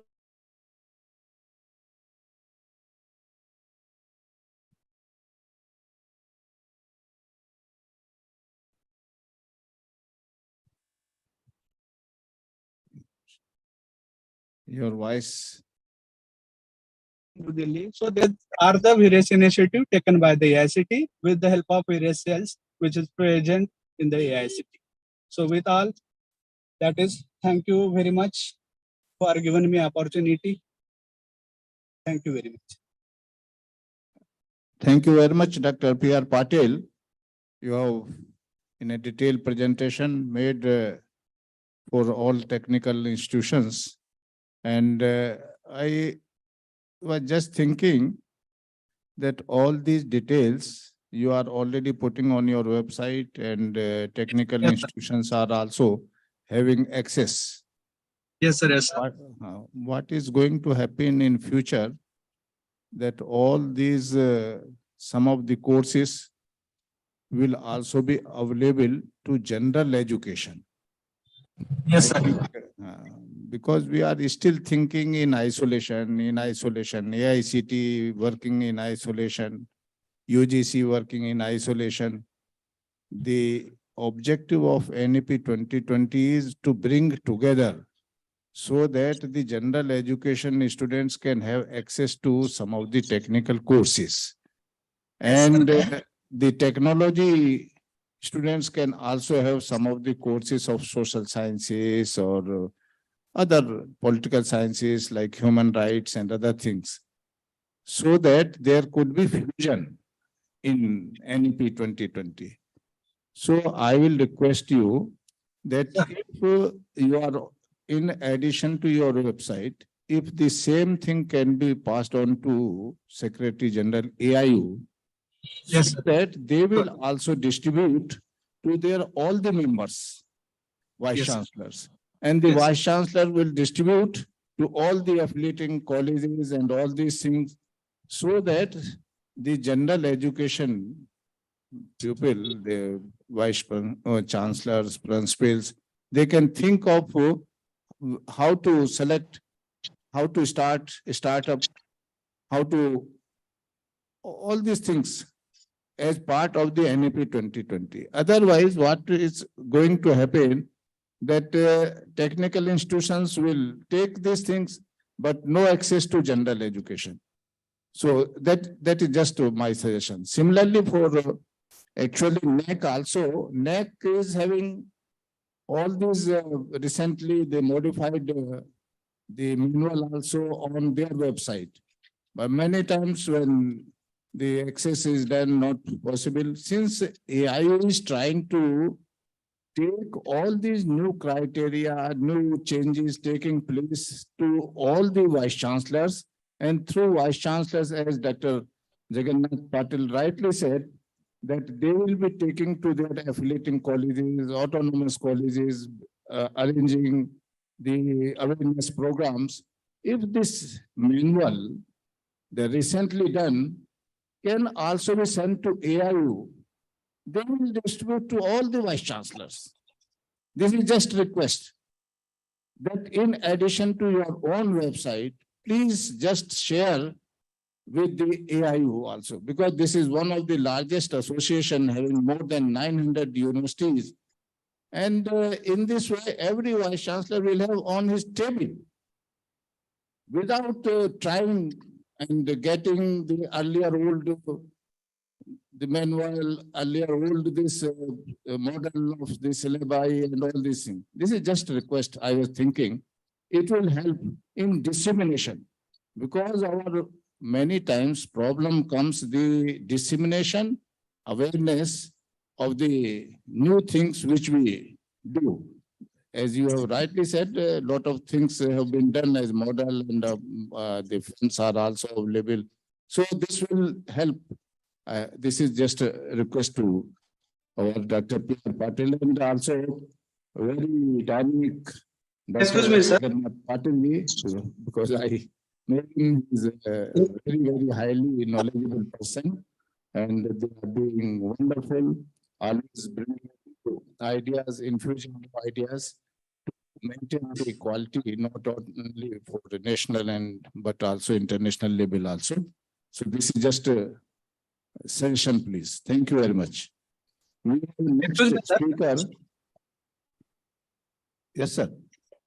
Hello, I want to add that AICT has taken the initiative that a multidisciplinary approach has been introduced, as well as eligibility criteria for engineering courses that has been also changed in the last year approval process. Means those candidates who have passed that subject, near about 14 subjects. So after completing the bridge course, say mathematics is not opted by the candidate at that HSC level, and he is also eligible to take admission. But after completing the bridge courses, that has to be developed by the universities, and after completing that one, he is also eligible for the engineering admission. So that is the initiative which is taken in line with the NEP. Yeah, I could understood. But if the same information will be on AIU website, AIU will distribute. You need not to worry. That initiative always AIU is taking. I just wanted to share. Whatever you are telling, sir, the person from institute has to have the access. Here it is just reverse. Here AIU is proactive in sending. So on the table of all the vice chancellors, this information, whatever you have told very nicely, will be available. So dissemination will be very fast. That's what only I am suggesting. So thank you very much.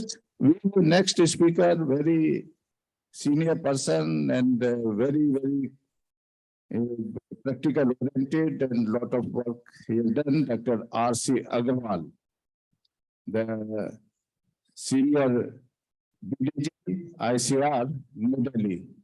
I will request Dr. Agarwal to please share his views on the agriculture education and how this can also become the part of the general education. Thank you very much. Thank you very much, Honorable Chairman, for this opportunity. And thanks, Dr. Mittal, again for this opportunity. And thanks to all of you for involving agriculture education into this ministry. So I'll not take much time. I'll briefly just tell that what new we are going to do or we are doing already in this agriculture education. And I think you can see my slides.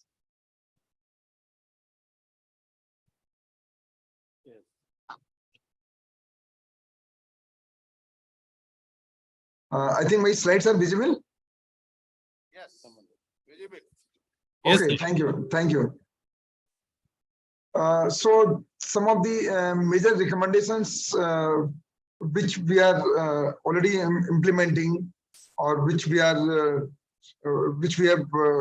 incorporated in our agriculture education is to have the more gross enrollment ratio. We have relaxed. Earlier it was essential that the residential requirement was there, but now we have relaxed this. And we have asked all the universities to adopt this academic bank of credit. We have a huge network. We have 74 agriculture universities with us, which are either state funded or central government funded. And we have all these teams, including agriculture, including horticulture, including fisheries, animal science, veterinary science, and now even the organic farming we have got. I'm again happy to inform all of you that from this year onwards, we are going to join this CUET for the entrance exam of ICR allotted seats. And many state-run universities also have agreed, around 24 universities have agreed that they will also use the same scores for this. So again, it's a very good news which we have done. And based on these recommendations which we have given, that 10% seats should be increased in all the agriculture universities. Our universities have adopted this, and I'm again happy to share with all of you that in the last 2 years, the 20,000 more seats have been filled up in our universities after this announcement of this NEP. And of course, we are implementing this multiple entry exit. We have constituted a committee, Dean's Committee, and we are going to incorporate this also. And this is as per the analysis which we have done, that what is the current student-teacher ratio. And based on that, we have analyzed and we have just found that though we have increased 20,000 seats, but still there is a scope of having more 58,000 seats. If we adopt the ratio of 1:10, presently it is 1:7 ratio, which comes to our aggregate universities. So all this network, which I told, is providing the PG level subjects 95, the doctoral level 80 programs, and UG level 11. And again, it's my pleasure to share with you that we are going to have one more undergraduate program from this year. And that is as per the directions received from Honorable Prime Minister, and the new undergraduate program on natural farming we are going to start from this year. And for postgraduate level also, we will include the course on this natural farming. This again, as I told you, the present intake is around 148,000. The total students in aggregate universities is around 148,000. And the maximum intake is in undergraduate level. In one of the most premier agriculture institute, that is Indian Agriculture Research Institute. From this year, we have started the undergraduate program again as part of this NEP, and we are going to have more ICR institutes attached to this IARI, so that more and more students we can take and we can have the more GR for this. We have conducted a study again to have an objective assessment that what is the current gap of employment and what is the current intake or the number of students which we are producing for our UG, PG and PhD. And we have found that presently there is a gap of 49%. So that means we are far below than what is required. And up to 2040, we have done this analysis. It took us around 9 months, and we are going to release this. And then based on the same thing, we have also assessed objectively that how many colleges will be required by 2040. So year-wise, how many colleges we have to open, in which subject we have to open. So that also now we have to really implement through this.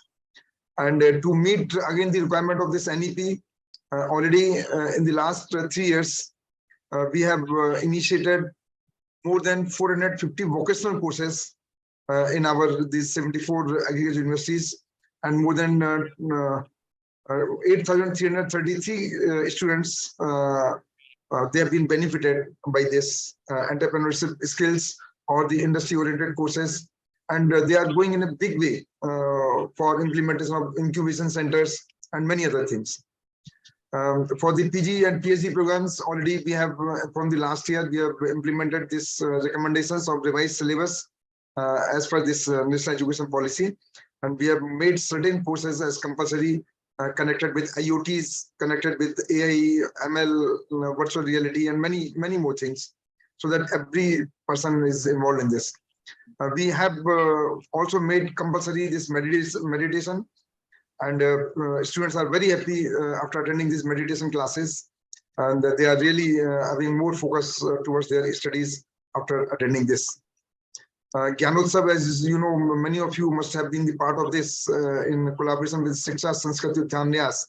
The ICR organized this, and a huge participation, huge discussion was held regarding this. For global ranking, again, we are making a lot of efforts. We have made a study, and our 2 universities, for the first time, they have come in this QS ranking, and we are targeting another 10 universities in the coming year that they should come for this global ranking. There was a little gap. That gap we have analyzed, and we are trying to fill up those gaps so that our aggregate universities can really come out with more and more global visibility, and as for this NEP recommendation for the internationalization. We are also working for resilient agricultural education system, to get ourselves prepared for any future pandemic. Every course content, we are digitizing, making it available on our own cloud.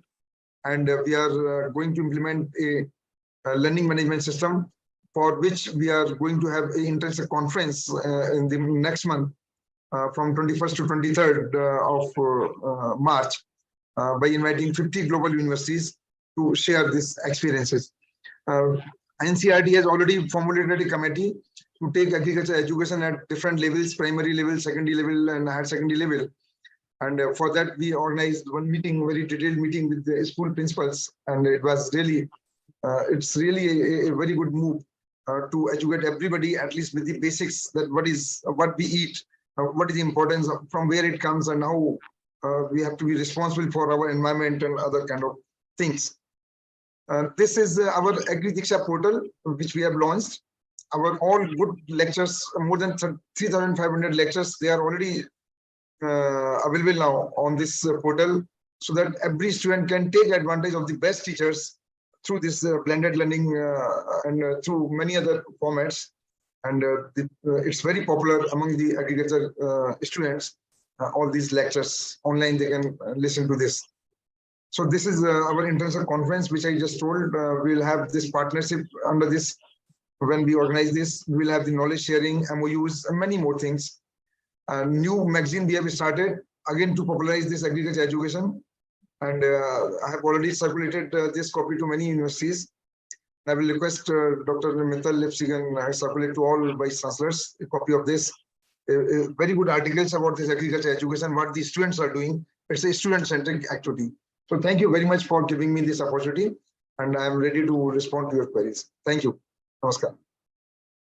Thank you very much, Dr. Agrawal Sahab. Very nicely you have made presentation, and you have given the digital learning also the course online available, and this can also be taken by general education also, like MOOC courses and other things. That is very good idea, so that a number of applied courses can make the credit of those 40%, which is allowed by UGC also. So thank you very much. So now I request Professor K. Chandra Reddy ji, Chairman APS CHE Higher Education, Andhra Pradesh. Please, sir. Professor J.D. Sharma ji, the session chair, and my co-participants in the session, Honorable Vice Chancellors of various universities. It's a wonderful initiative from AIU to have an interface with all apex bodies. Just now we heard, Jagannath Patil ji talking about NAC initiatives and PR Patil ji about AICT initiatives. We also have heard about R.C. Agrawal ji talking about agriculture. In fact, in my inaugural address, I was mentioning about the reforms Andhra Pradesh state government has taken up in the last 3 years, in line with the NEP 2020. And one of the major initiatives we have taken is establishing quality assurance cell in the state of Andhra Pradesh. Now, we went a little ahead, impressed the government on the need for mandatory accreditation for the institutions. The government of Andhra Pradesh has come out with a government order mandating accreditation for all the higher education institutions. At this point of time, I have only 15% colleges accredited out of 2,600. Remaining need to be accredited, that amounts to 2,200 colleges. Now, in the next 3 years, these colleges, if they were to get accredited, I think, can the NAC take the load so much, of 2,000? In the recent times, NAC has come out with an idea of provisional accreditation. We welcomed it, but reasons are known that scheme has been withdrawn. We just wanted to make sure that these colleges meet the minimum benchmark so that a student who's getting into institution is assured of a minimum quality in the institution. Now, parallelly, Andhra Pradesh State Council of Higher Education is also coming out with state Accreditation Council. We don't want to have our own parameters. We would like to act as an extended arm of NAC. Maybe this question to Jagannath Patil ji, if you can consider permitting the SHECS or AP State Council of Higher Education in particular to establish a state accreditation cell as an extended arm of NAC. We would limit ourselves to the parameters on which institutions are to be assessed as prescribed by NAC. And I think that should be a good idea. In fact, our quality assurance cell is doing a wonderful job under the directorship of our vice chairman. So this is one thing for NAC, an appeal to consider State Council of Higher Education or take State Council of Higher Education into confidence. The next question to P.R. Patil ji. AICT has come out with many reforms. Now in Andhra Pradesh, we have made internship mandatory. Now this means every year I need to show 3.5 lakh internships to students. And for me, the advantage in AP state is the entire government mechanism. The chief secretary, 16 principal secretaries at the state level formed into a committee, and district collector at the state level with all district officials, district level committees. They are continuously exploring the internship opportunities. That's how I could place 1,94,000 students on internship with effortless ease. But when it comes to the technical institutions, in fact, the finding internship Pan-Andhra is a little difficult for me. It's a huge task. I request AICT to please guide us, help us in terms of, because we made it mandatory. We took a major step. No, it's not the selected number of students who are going for internship. Across Andhra Pradesh, Pan-Andhra, all institution students, everyone spends 8 months in industry or on-job training and 2 months on societal engagement. We call it 10 months of mandatory internship. And also a policy that AICT is taking, which is bothering us right now. I have almost 10,000 to 15,000 increase in admissions into engineering year on year in the last 3 years. But very unfortunately, the growth is skewed towards computer science. Now, the major conventional branches are suffering. For example, if I go by the last year admission, 85% of the students of 1,20,000 who got admitted into engineering are all into IT related courses. And the remaining branches are almost marginalized. This is not a good sign. Probably AICT also needs to consider, because you are a statutory body at the country level, marginalizing the very conventional branches like electrical, mechanical, civil may not sound good. And people are talking about the growth in manufacturing sector. Are we ready for such a growth in manufacturing sector? And parallelly, almost in Andhra, at least, I don't know about rest of the states, entire diploma students are migrating into engineering, into lateral entry.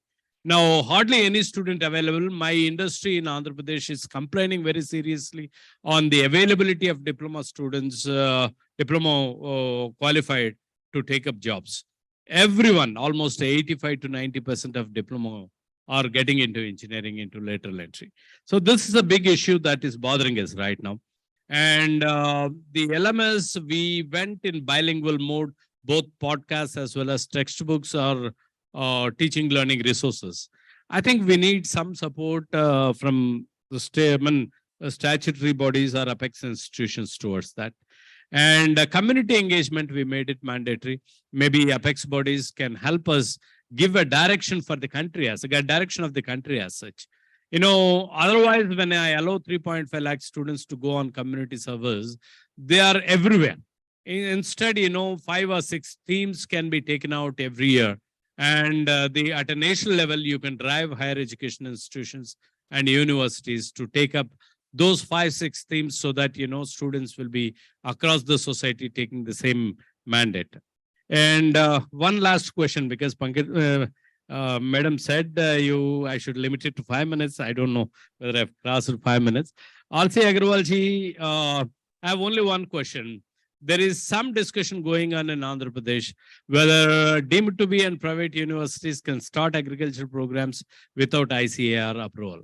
So this is something which is right now, as chairman of AP State Council of Higher Education, I am attending to these queries very recently. So maybe if R.C. Agrawal ji can answer that. So these are some of the things from our side. I think the initiatives I've discussed at the beginning itself. Thank you very much. Thank you very much. Thank you. So we already have 3 questions for each of the 3 regulatory authorities who are present here. In addition, if there is any other question from the House, we will take it up and then we'll request the 3 regulatory authorities to give an answer. Any question from the floor? Dr. Saoji? Professor Saoji? Yeah, I think this question is pertaining to the NAC, Dr. Jagannath Patil, and maybe the other NAC person. Thank you. I mean, we appreciate the NAC going in the transparency by declaring the benchmarks for the other universities. The question is about the health science universities. I mean, is it in the process or is there any change in the manual? Because there have been some suggestions and recommendations for the health science manual. So is there anything in the offing, particularly for the health science institutes with regard to the manual as well as with regard to the benchmarks? Thank you. Thank you. Any other question from the floor?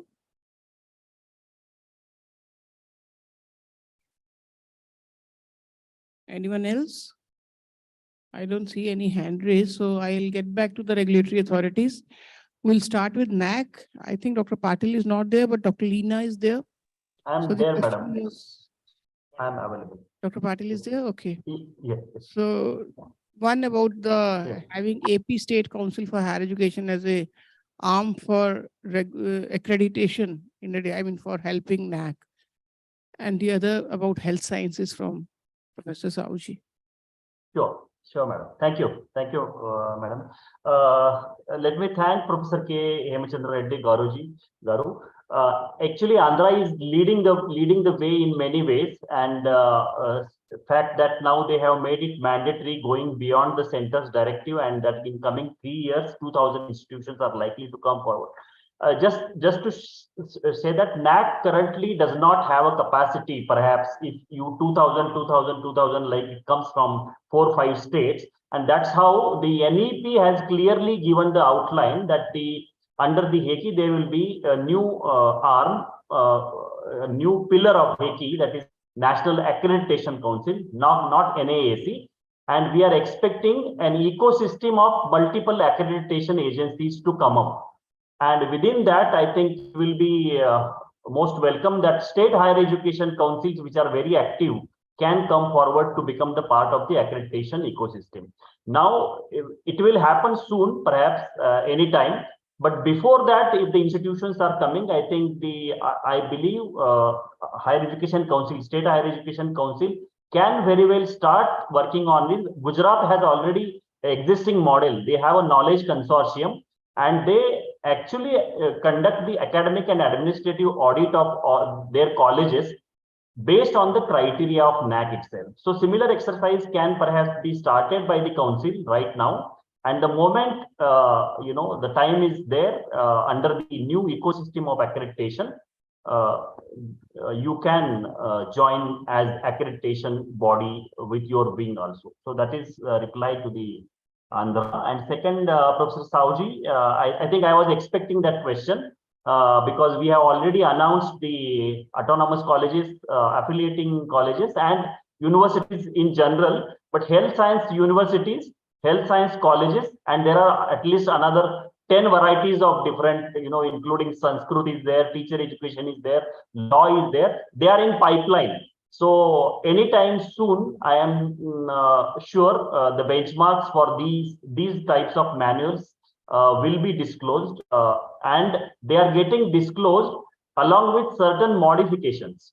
What we are doing currently is that is also guidance coming from the ministry and Niti Aayog also, what we call as ease of accreditation. So we are currently in the process of easing the accreditation system, trying to reduce the metrics, trying to reduce the burden on HEIs, reduce even the documentation. So slightly modified version of each of the manuals will be available on the website together with the revised SOPs and the benchmarks. So how soon that will happen? I think we have to wait. That's it. Thank you. Okay. Thank you, Dr. Patil. AICT representative, Dr. Priya Patil, are you there? Yes, ma'am. So there were two questions. One was with regard to internships and second was with regard to balancing the subject-wise enrollments in engineering technology. So first question is to make available the internship to the majority of the student. So in this regard, I want to say that AICT has introduced that mandatory requirement, essential requirement to all the technical institutes to sign 5 MOUs by the all approved institutions. Means nearby industry of the institute, they must have to sign the MOU with at least 5 number of institutes. The vision is that to make available that industry to the students who are studying in that particular institute.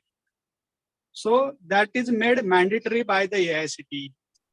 So state government also has to take that particular initiative, and please ask the data from the affiliated institutes or technical institute. So to how much of the industry from that you have made the MOU, and that industry made available for the student for the internship. Also the AICT's NEET cell is there. That NEET cell is making available all the seats of that internship who have made the MOU with the AICT directly. The institute has to upload the data and details on the internship portal of the AICT, those who have signed the MOU with the particular industries. So that is the answer to the first question, sir. Second one is that particular students who are completing the diploma and they are taking directly into the lateral entry, and majority of the diploma candidates are pursuing the higher education.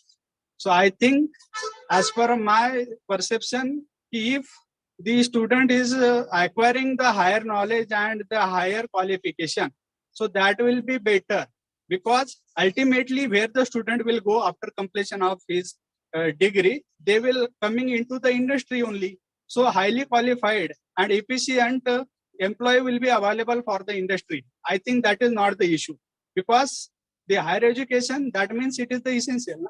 That will fulfill the requirement, whatever that need of the society is. So that is second thing, sir.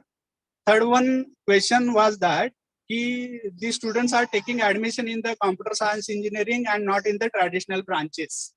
So as per the national perspective plan, there are the 9 branches of emerging area has been given, and AICT has introduced that 9 branches, which is related to that computer science engineering and other branches also.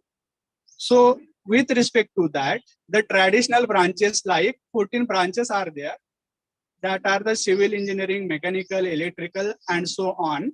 That 14 branches, if any institutes want to close, so they will able to close, but in lieu of that seat, they will not get any other course. That is the condition AICT has mentioned in the approval process handbook of 22-23, or either 50% reduction in intake of the traditional branches is there, then in lieu of that, they will get the another increase in the intake. So the motto behind that is the traditional branches must be live, they must be survive, and hence the complete closure, in lieu of that, no institution will get the extra increase in intake. However, if they are decreasing the intake up to 50%, then that in lieu of the 50%, another increase in intake up to the ceiling limit, that is possible, and that is given in the approval process handbook of AICT. So that is my answer to the 3 questions. Thank you, Dr. Patil. Now, lastly, Dr. R.C. Agarwal, regarding the a mandatory requirement of ICAR approval for opening any agricultural program in private and deemed universities? No, thank you, Dr. Mittal. There is, because we, as you know, we are not the regulatory authority, and no such permission is required from ICAR. It is only that first batch is out, that for our own seats, as you know, that we have a quota of 20% seats and 30% seats in the MSc and PhD. So for those seats, we see certain requirements, minimum requirements, and only to those universities we allow. So it is that purpose only that we see that whether we can allot those 15-20% seats in our those universities which follow our norms of minimum standards, or of our DSMA, of our Dean's Committee, of our experiential learning units. So no such requirement is there for opening any university that you have to seek the permission of ICAR. Thank you. Okay, thank you, Dr. Asif Agarwal, for making it clear. Now I'll pass it on to Dr. G.D. Sharma, the chair of this session, for the closing remarks. Thank you.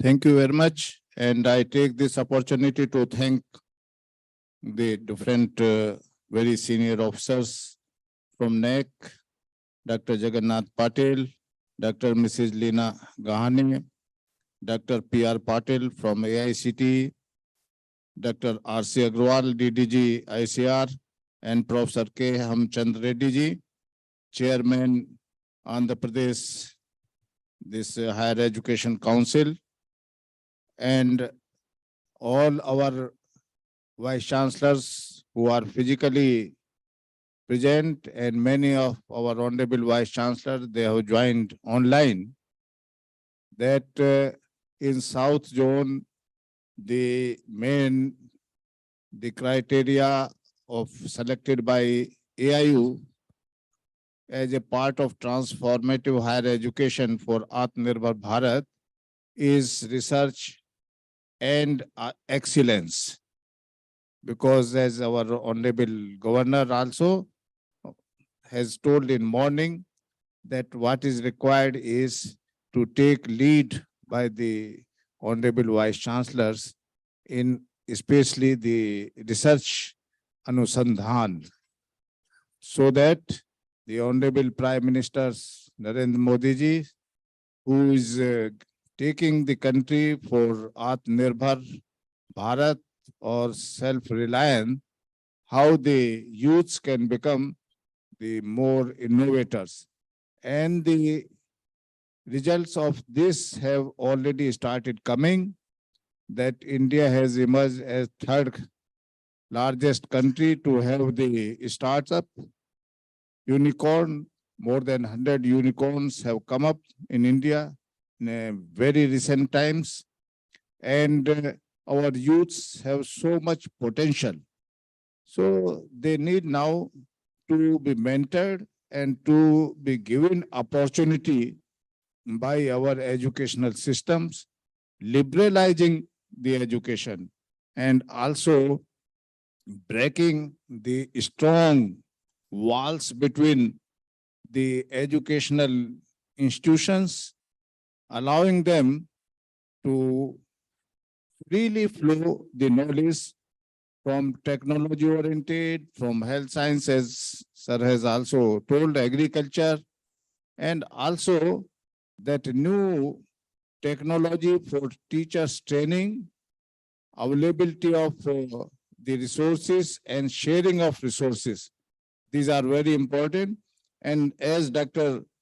Professor Hemchandra Reddy ji told, that Andhra Pradesh has emerged as one of the fastest state growing for this assessment, and also taking new approaches for providing the more and more opportunities for the students to connect with the industries, and to make compulsory that each student, whether social science or technology, they should spend some time either with the society to identify problem and to give the solutions, or with industry, or bring new proposal for taking up the indigenous knowledge for creating the entrepreneurship. So in this way, the total transformation in education system will take place, and all those 5 zone, these themes, sub-themes will be coming to the annual conference to be held from 23rd to 25th March at University of Science Technology, Meghalaya. I personally request you all who are present physically as well as those who are attending online to please come. And the nearest airport is Guwahati. Please do not think that to book your tickets to Shillong Airport. It is much far away from our university. Your accommodation will also be in Guwahati only. From the place where your accommodation will be, the university will be only 20 minutes away. And from airport, it will be maximum 1 hour away. So please see that how our states are located. Name is Meghalaya. Politically, but functionally, it is part of, I should not say part, but closest to Assam. Road divides, right side Meghalaya, left side Assam. It continues for 20 kilometers. So that is how all these things you all know that are part of our political science syllabus.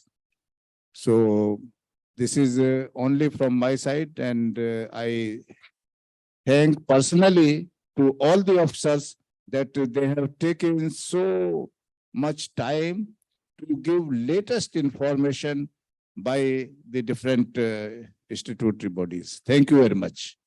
I also thank our co-chair person, Madam Dr. Pankaj Mittalji, a dynamic leader, under whose dynamic leadership, lot of new changes, lot of new activities, particularly transparency, the technology and access, and also communication between the universities and the AIU have increased tremendously.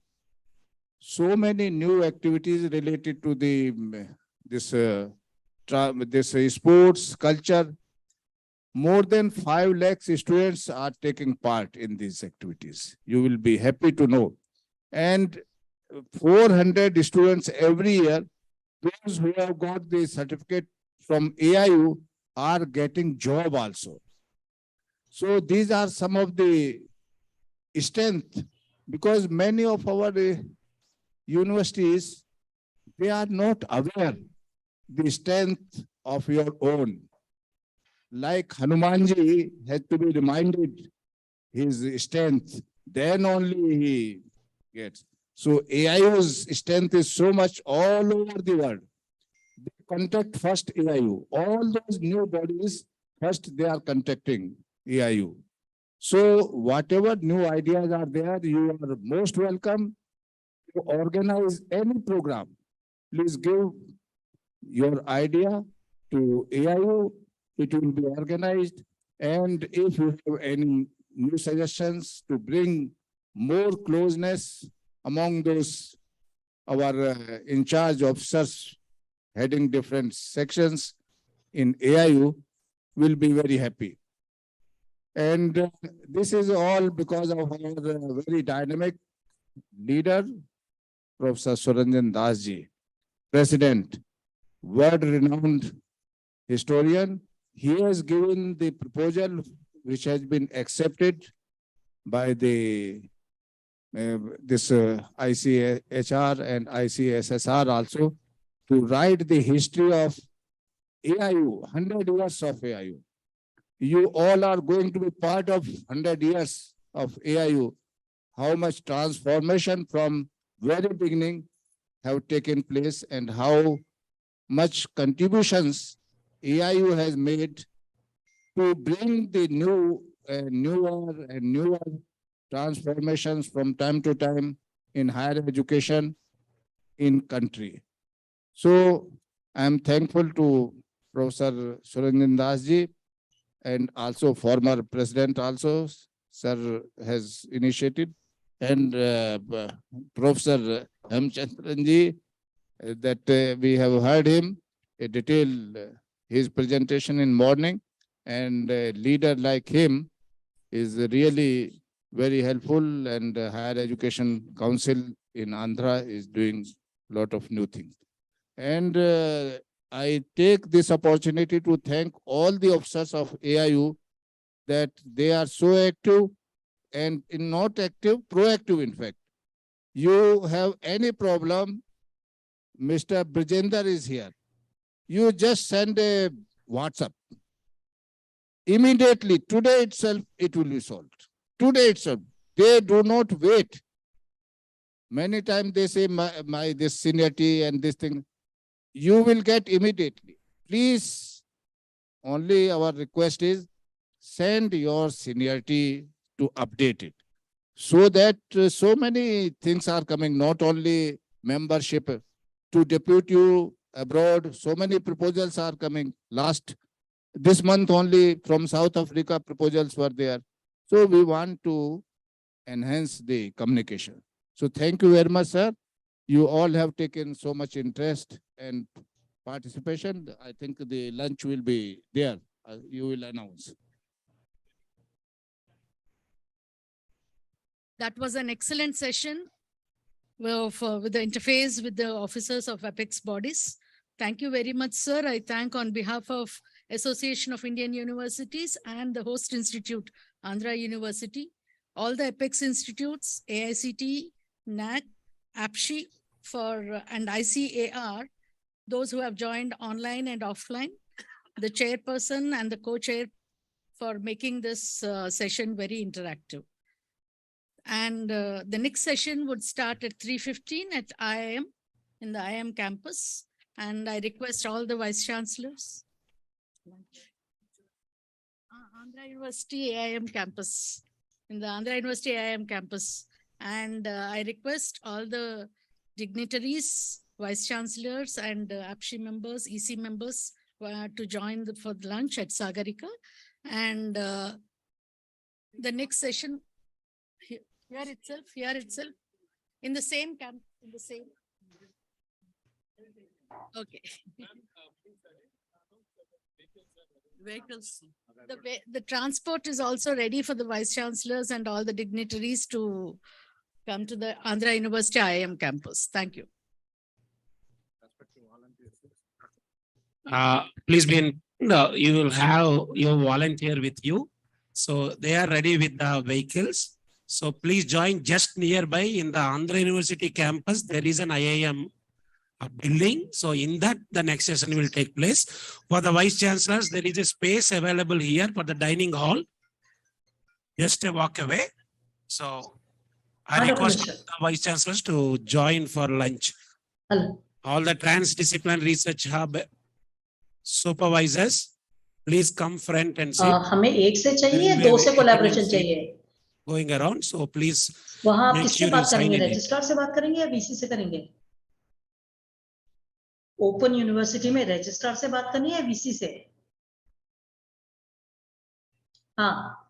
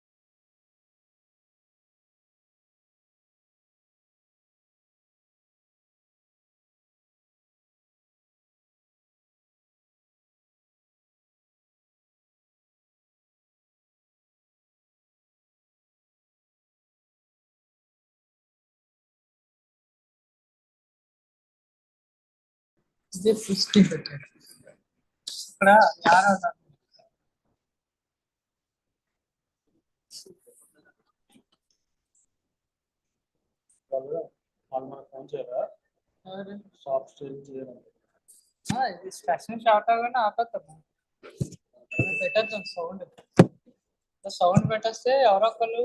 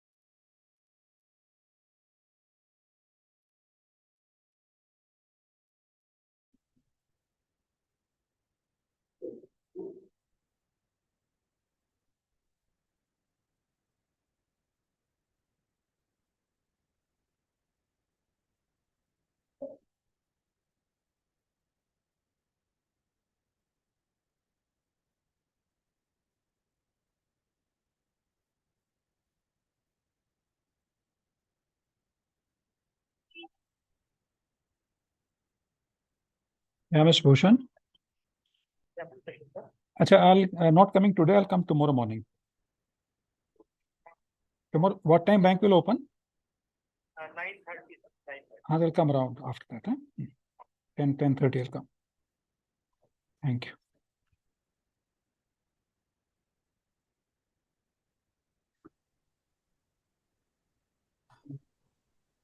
A very good afternoon to all the Vice Chancellors and dignitaries who have attended the Research and Excellence for Transformative Higher Education session, Technical Session 1. We would be starting the Technical Session 1 shortly within 10 minutes. I kindly request all the online and offline participants to kindly bear with us. Within 10 minutes, we will start the session. Thank you.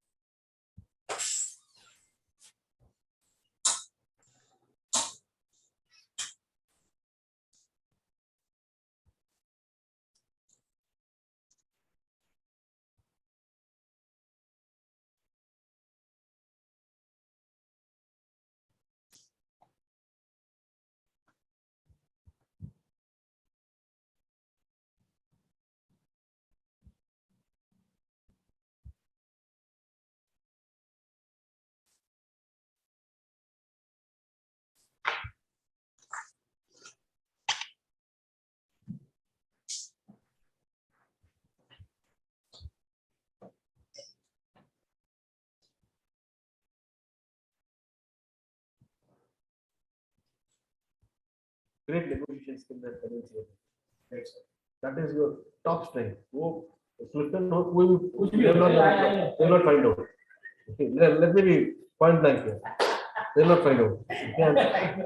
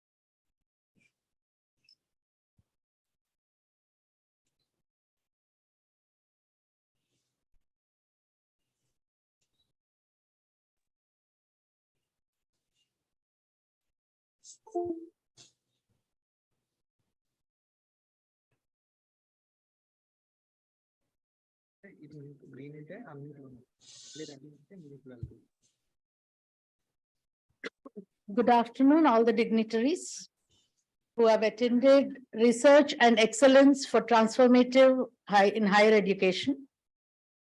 Warm wishes from AIU and Andhra University. I welcome you all to the first technical session themed Research Funding. I wish this exchange would give you opportunity for all the South Zone VCs to interact and be a part of this meet. I feel privileged to welcome our senior professor and chairperson of this session, Professor K. Rammohan Rao Garu, to this session.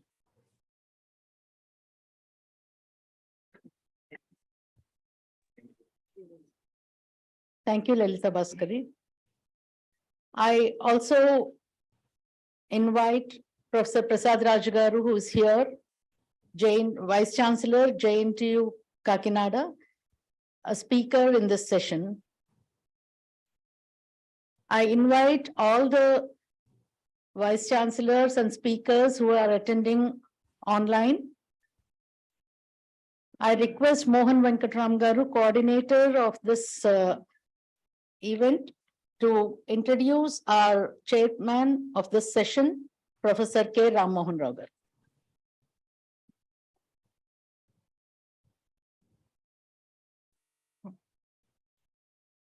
Thank you, Professor Rammohan Garu.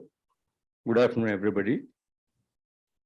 I deem it my privilege to present a brief profile of Professor K. Rammohan Rao Garu. Recording in progress. The chairman of the first technical session entitled Research Funding. Dr. K. Rammohan Rao is Vice Chairman, Andhra Pradesh State Council for Higher Education, Government of Andhra Pradesh, AP, and also Vice Chancellor, FAC, full additional charge of Krishna University. He did his graduation and post-graduation in commerce and also in master's in management from Andhra University. And he obtained his PhD degree way back in 1987, and which happened to be the first PhD degree in South India in that particular vertical. Professor Rao is an inspiring teacher for the past almost 4 decades, and he is a specialist in marketing and particularly services marketing.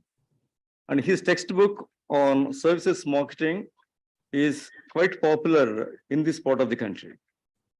And he successfully guided 25 PhDs and 9 MPhil students, and a majority of them are occupying coveted positions elsewhere in India and abroad.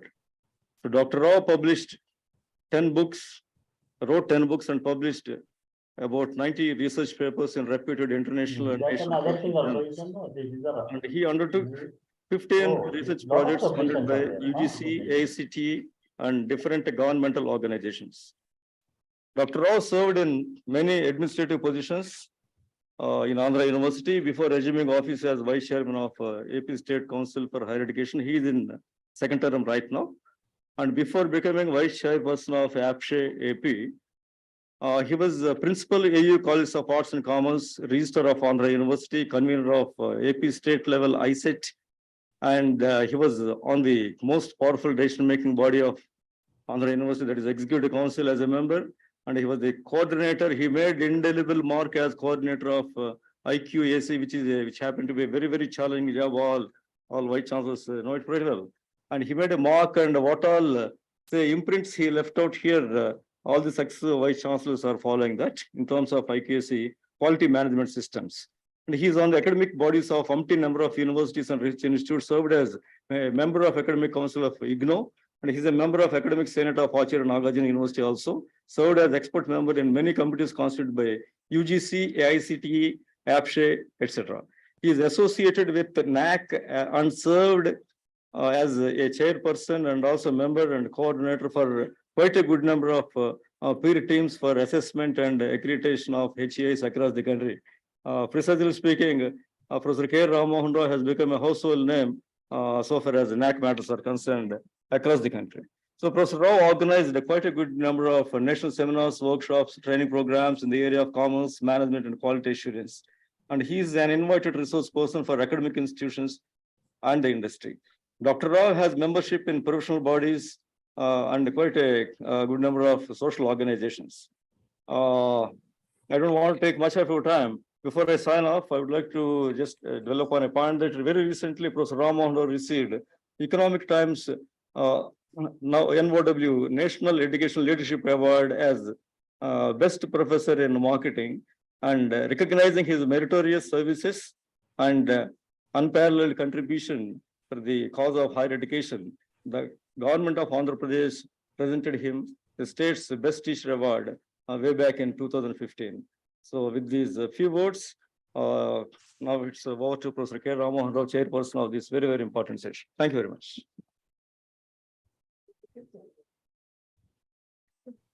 I'd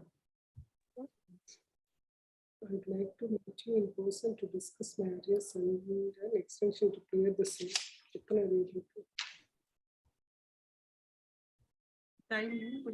Chatram Shivaji, Savita SZVC.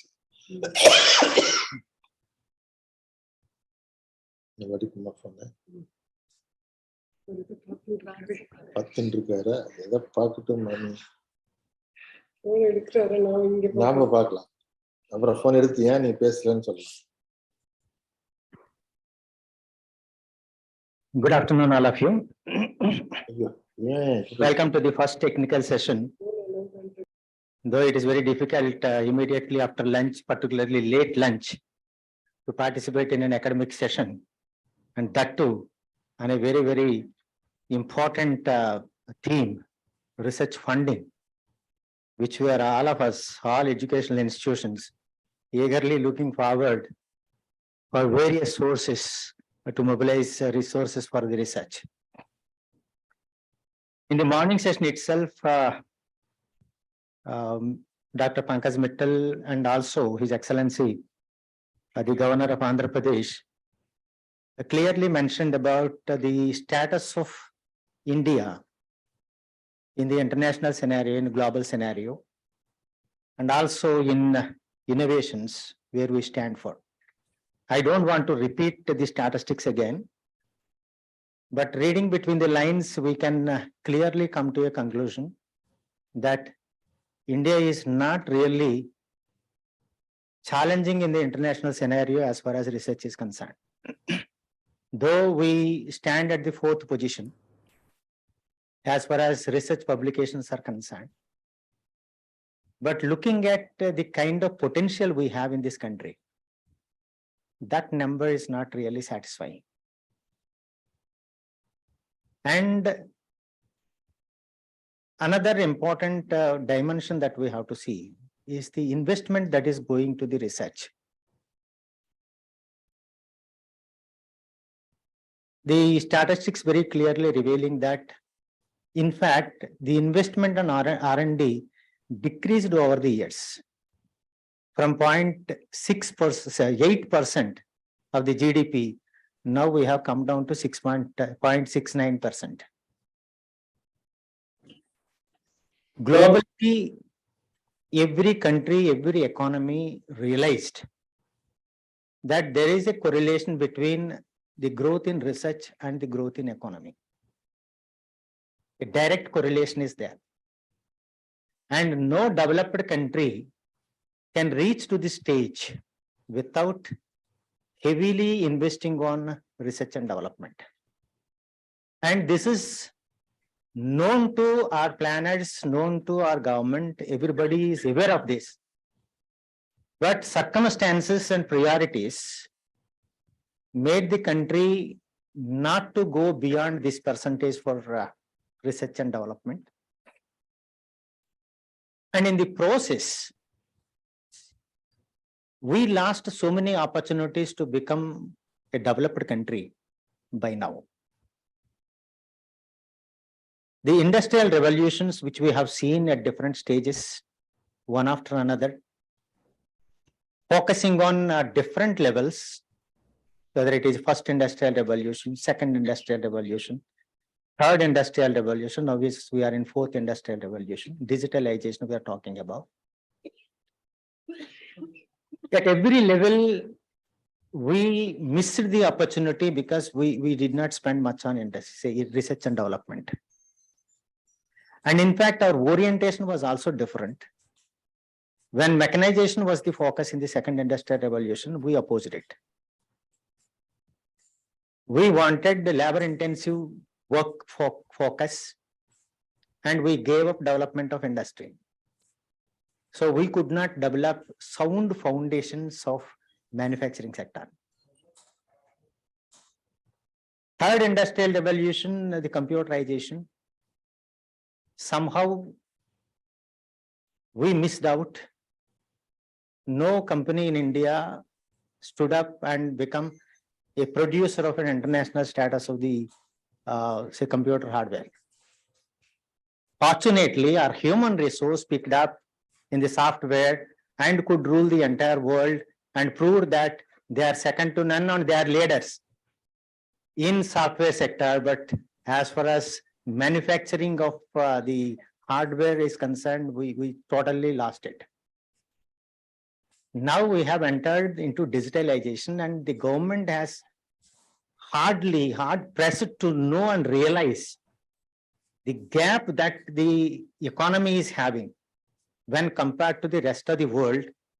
And thanks to pandemic COVID-19, that made us realize that unless we make India to become industrially strong, to become innovative, to become a leader in offering products and services to the world, we may not find the vision realized.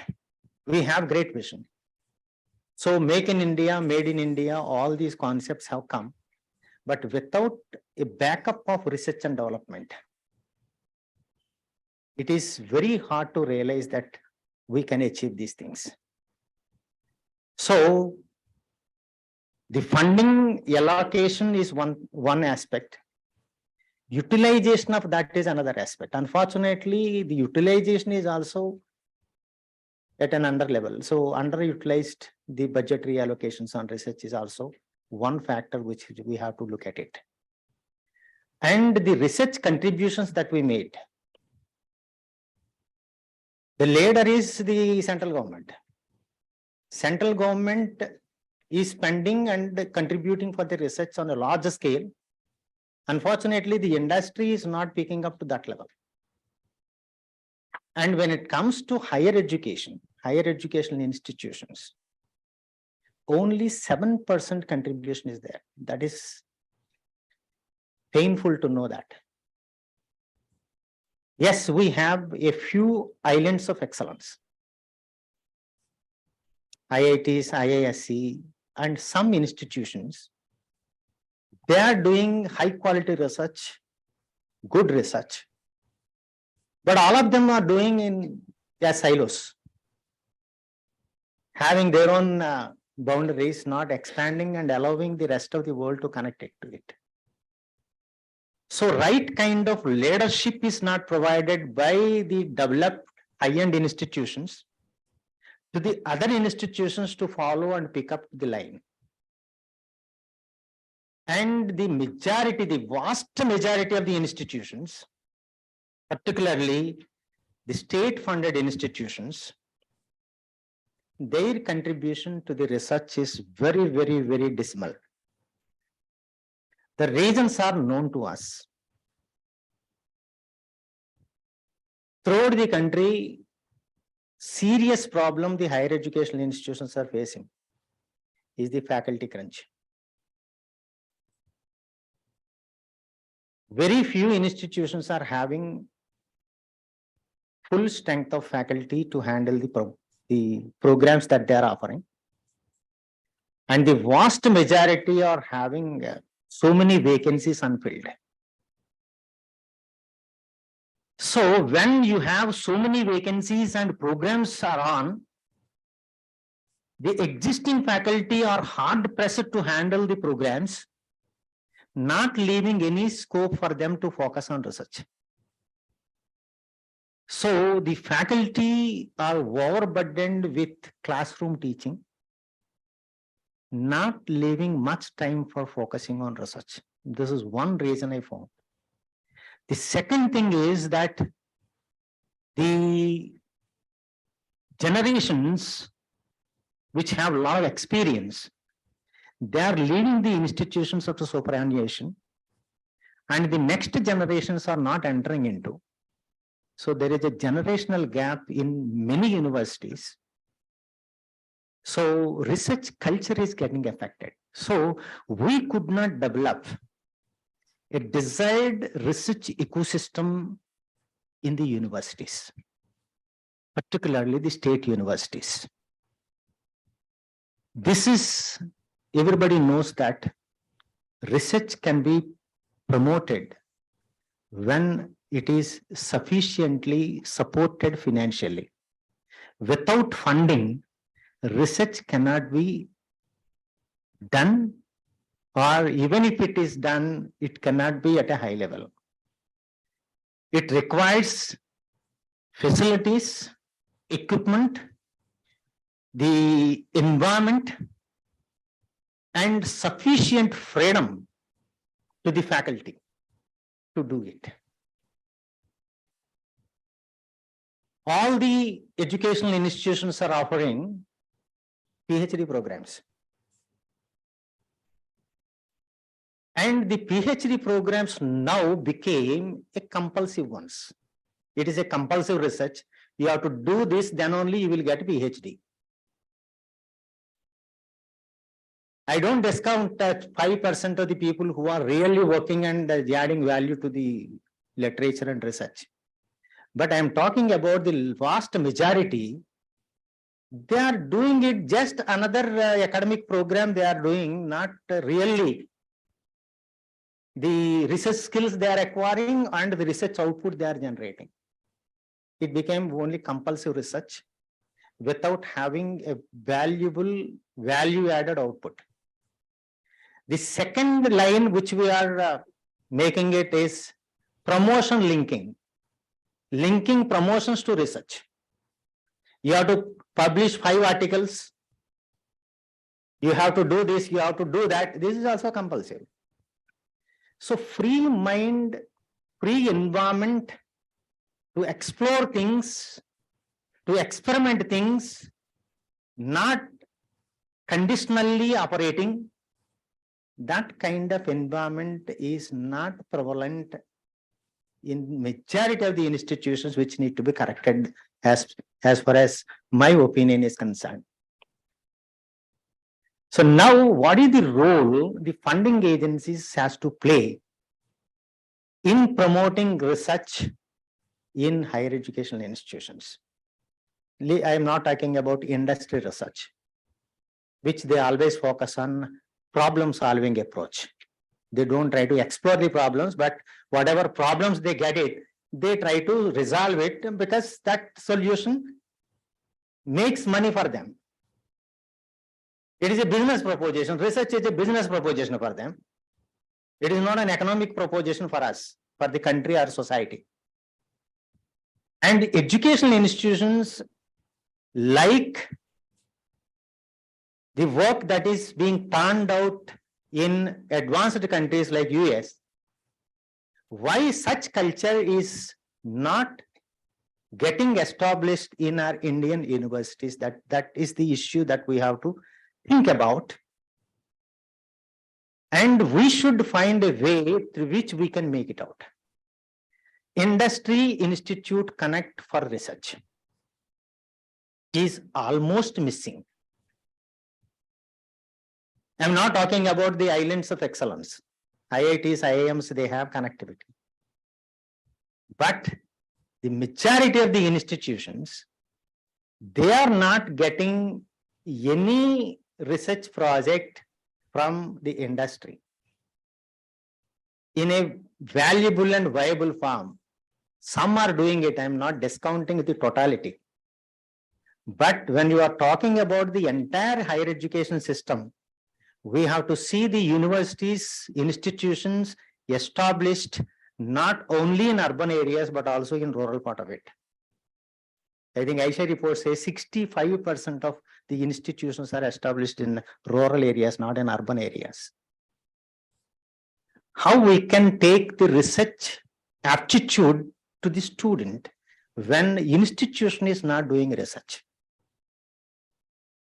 We cannot transform them. So my submission to the August gathering here is to think about how we can actively connect the local industry and the industry at large to the institutions. Can there be a way through which organizations like AIU and the funding agencies, they can connect these groups that are identified with defined skill sets? That is where the inter-institutional research teams,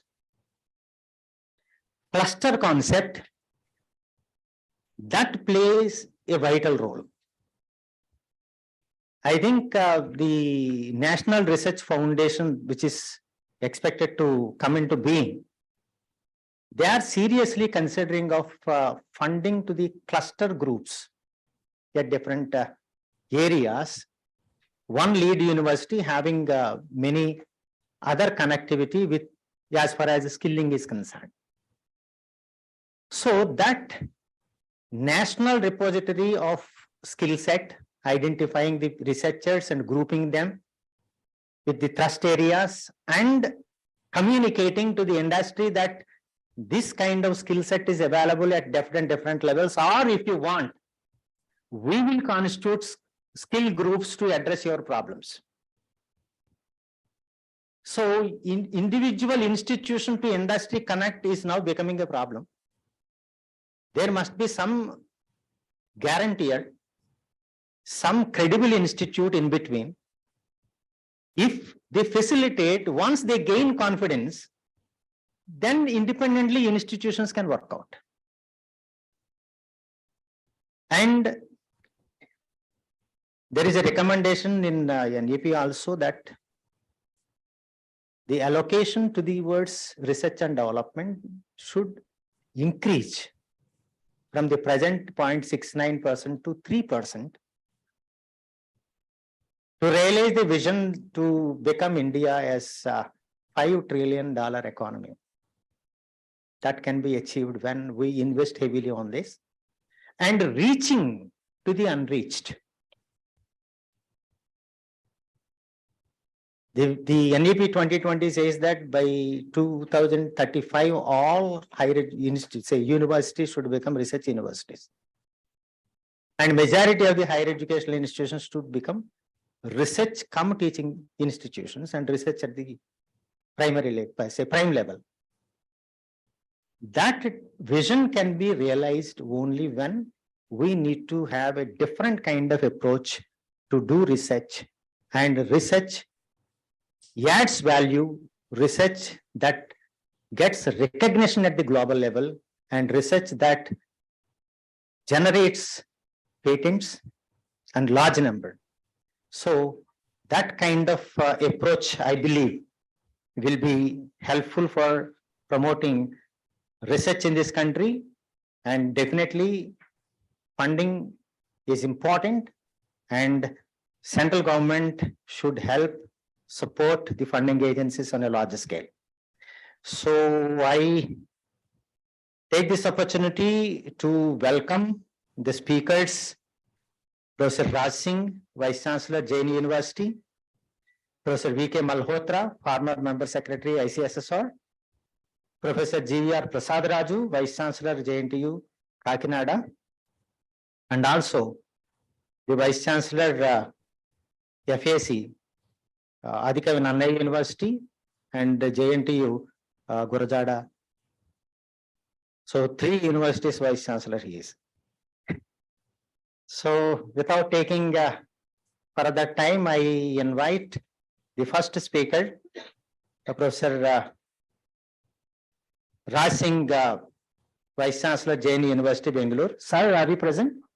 I'm there, sir. I'm there, sir. Yeah. Before I request you to present, I think Ramasudha will introduce you to the audience.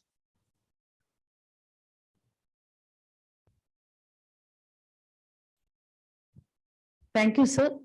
I take it a privilege to introduce the speaker today, Dr. Raj Singh, Vice Chancellor at Jain, deemed to be University, Bengaluru, Karnataka. Professor Raj Singh is an innovative academic leader and administrator with proven capability in designing industry-relevant programs in collaboration with industry and academia. He is a strong proponent of a flexible education system in an inter- and transdisciplinary setting. With 38 years of experience in education and administration, he has led some well-known universities and institutions as Vice Chancellor and advisor in India. In earlier years of his career, Professor Raj Singh has served in Indian Air Force and worked as the founder, head of the Institute of Chartered Financial Analysts of India. He has conducted research and published in the field of finance and accounting, strategy and management and marketing. He graduated in mathematics and economics and took post-graduation qualification in economics. He is a chartered financial analyst from the Institute of Chartered Financial Analysts of India and a PhD from Maharishi Dayananda University, India. Thank you very much, sir, for being a part of this conference. Thank you, sir. Thank you, ma'am. And thank you, Mr. Chairman, Dr. Ram-Mohan Rao Garu, all the distinguished panelists, distinguished vice chancellors present online and offline. I'll not repeat what has been said because I'm aware of the time limit given to me of 7 to 8 minutes. I broadly think research funding is required for funding of the projects in the institution, for individual scholars to undertake their research studies, establishing chairs, conducting workshops, seminars, conferences, including travel, monitoring research activities, for training of the people involved in research activities, and promotion of innovation activities, creating an ecosystem, setting up or upgrading the laboratories. There are very illustrious members. They would know all the funding agencies of the ACT, DST, DBT, MNRE, and the host of lists. And the lists are available and the links are available. I will not be delving upon all that. I'll only talk about certain issues and then what we at Jan deemed to be University have done to look at the funding research internally. A lot has been said, but still one thing is there, that inadequacy of research and development in India in terms of money, personnel, and ambition is never a news in this country. I think it has to become a news. The founders of independent India sought to base the development of this nation on R&D, even at the cost of more universal, even the primary and tertiary education. A lot of money was given to tertiary research, particularly some of the elitist institutions like IIT, which has been mentioned. A strategy with success and setbacks. This also saw historians saying that R&D remains a kind of a stronghold of the government, which is funding approximately 60 to 70%.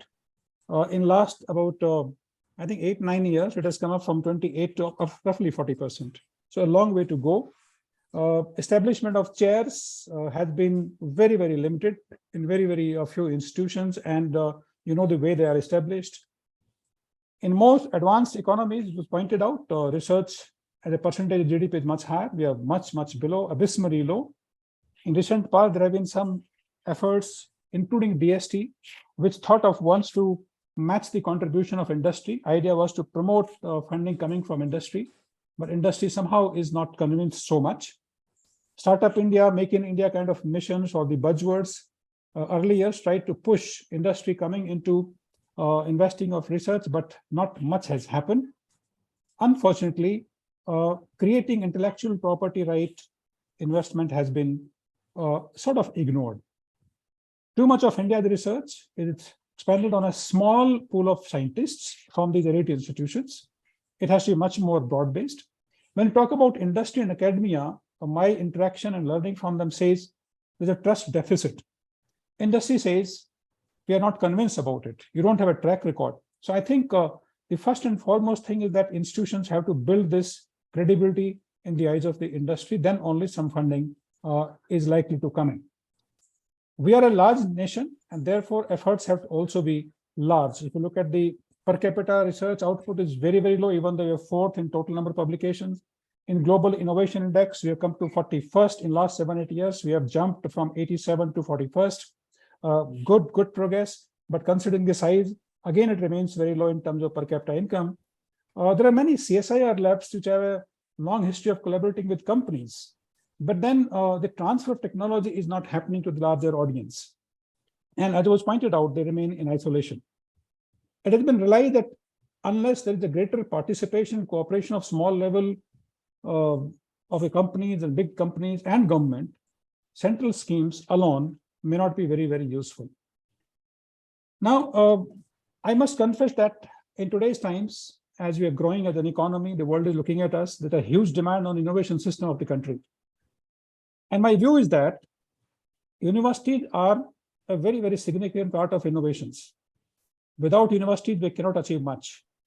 And within universities, only faculty members can't do much. Unless we involve the students, we cannot contribute much to the innovation system of the country. My submission is also, which of course the Honorable Chairman said, somehow we shouldn't be averse to research leading to generation of resources. In fact, one of the favorite models of mine I've learned from Dr. R.A. Mashelkar, who says that research converts data and information into knowledge and consumes money, continuously keeps on consuming money. It's the innovation which converts this knowledge back into money. And therefore, I think the need is to complete the cycle that the shortage of resources will not be there. At Jan University, we have tried to make our humble efforts, and that's what I want to present to all of you. Let me see if I can share quickly a slide. I hope you can see my slides, sirs. If somebody can confirm. So I've added some issues and then share what you've done. This is the model I wanted to present to all of you. We started as we were preparing to implement NEP 2020, which we implemented from July 2022 completely across the university, across all the 24,000 full-time students. We thought of one single concept, which is integrative, which looks at multiple recommendations of NEP 2020. We are not doing it piecemeal, and it took 2 years for us to conceptualize a beta test and see the outcomes. If you look at in this diagram in the center, we have something called transdisciplinary project-centric learning. It's different from project-based learning, wherein in project-based learning, project relates to the particular course. But here, all the courses in a semester or a year or a term, they converge towards this project topic. And therefore, by definition, it is transdisciplinary. And naturally, if you call it transdisciplinary, it has to aim at solving some real-life problems of industry, community, and the society. And the outcomes are what university's outcomes are expected to be in terms of higher order learning outcomes being attained, inter-transdisciplinarity, or making local appeal, and in line with national and global missions, including the Sustainable Development Goals of United Nations. But on the extreme right, if you look at, these are the institutional objectives. We, thanks to accreditation, thanks to ranking and other agencies, we need to give output in terms of patents, startups, and publications. Each project, which is a group project consisting of 5 to 6 students and 2 faculty members guiding it, will lead to a patentable idea. It may lead to publications and some of them as startups. On the back end, if you look at, I'll finish in 2 minutes. We have given opportunity along with these projects and publications and patents. Every student can involve in actual business, and there's a potential for them to earn their entire fees. And in the process, what will happen, we'll be able to develop entrepreneurs and solopreneurs. There are 2 incubators in Jan University. One is internally funded and one is funded by DST. And to trade and sell and distribute the products and services, we have developed as a part of the incubation a student portal called Student Nirbhar. where all the students and alumni can put up their products and services, including the alumni, entrepreneurs, and their families. And we tested for last 2 years. Easily, there's a possibility of earning 2 to 3 lakhs per annum, and by the time they graduate, they would have gained substantial experience. And the objective is to lead to sustainability for students, for the university, faculty members, and parents. Why I'm mentioning this, the generated resources are so much, where there's a small percentage going towards the faculty research. We have funded about 300 projects recently, about 2.75 crores at seed funding, where the faculty members are working to write bigger projects for funding from different agencies. Because this was the main hurdle. We could not support the faculty members at the grassroots level. And this project has given us enough resources to fund the faculty members initially, and then they can start working for bigger projects, or they may go to publications or patents. This is the unique thing, and it has been integral part of the teaching learning process. It can't be done online. There's a 2 credit course per semester of this non-disciplinary project. And evaluation has been designed, including rubrics, how to evaluate, what are the criteria, what's the parameters of evaluation. And we have seen in 2 years, results have been absolutely fascinating. I'll be able to share more information on this in case somebody needs it. But for paucity of time, I'll stop here and take any questions we may come up in the discussion. Thank you so much for the opportunity. Thank you, Professor Raj Singh, for a very, very nice and timely presentation. I think the model that you have developed for involving students into the research and also generating resources for the faculty to carry out research is really very innovative, and I think universities has to emulate this. Thank you very much once again for your presentation. Now may I request Professor V.K. Malhotra, Honour Member Secretary, ICSSR. Professor Malhotra will be introduced by Professor Lalita Bhaskar. Yeah, please.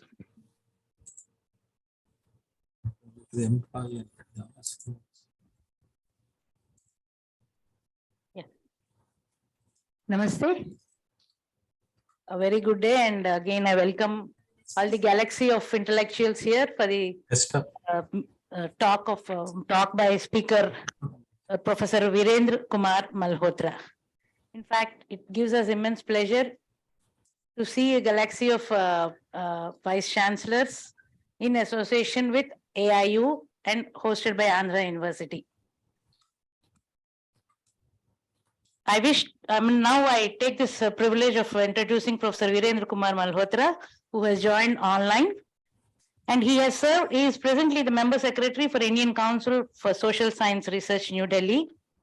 And he is a professor of economics and has served CCS University, Meerut, in several capacities. He has supervised several theses and several dissertations for MPhil scholars. His research interests include governance and economic development, corporate governance and performance of various industries, intellectual property rights and Indian concerns, foreign trade and investments, etc. He has done several projects, and among that UGC-sponsored major research project on governance and development, a study of major states of India, and his own PhD work has been on economics of fertilizer subsidies. He has many research papers, peer-reviewed research papers to his credit, and he has a book written titled Economics of Education, which is prescribed by many universities. He is on the board of Indian Council of World Affairs and a visitor's nominee to the court of Jawaharlal Nehru University, Delhi. He is also a member of the board of many renowned social science research institutes of the country, and is also part of many committees as executive members. With these few words of introduction, I heartily welcome Professor V.K. Malhotra, sir, for this session. Thank you. Thank you. I hope I'm audible to all of you. Yes, sir. Yes. Right. The chair of this session, Professor K. Ram Mohan Rao, just before me, Professor Raj Singh also shared his views on this issue of how research should be going on and how funding and researchers in this country should be taken forward. There are few things. In fact, this topic is so interesting, and it's such a broad topic that talking in very brief about the whole domain that it must, or the whole expense that it must cover, would be slightly difficult thing, but I would like to underline few things. A few things have already been underlined by the speakers who spoke before me, namely Professor Rao and Professor Raj Singh also. Since I have seen for last more than 6 years, I have seen social science and policy science researchers very closely. So maybe my views are definitely somewhere. They take into account the researches that have taken place at international level in a collaborative manner, and maybe policy researcher through IMPRESS and other schemes of the government that might have taken place. One thing to remind this very august audience is that the COVID-19 pandemic has led to increased awareness on research. And now is the time that India must pave a new research-based path to post-pandemic road to economic growth. We know that research involves a lot of externality.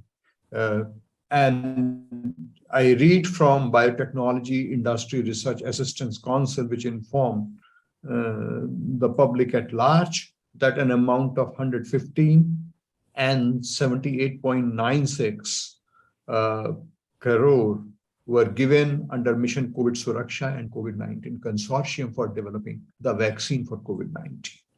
We can understand that the kind of dent that this pandemic was offering to cost the whole world that could be controlled only by developing the vaccine, and how much in terms of researchers as an investment involved did it take it to come out with the vaccine and try to give little or the possible peace of mind and the security in the minds of the people.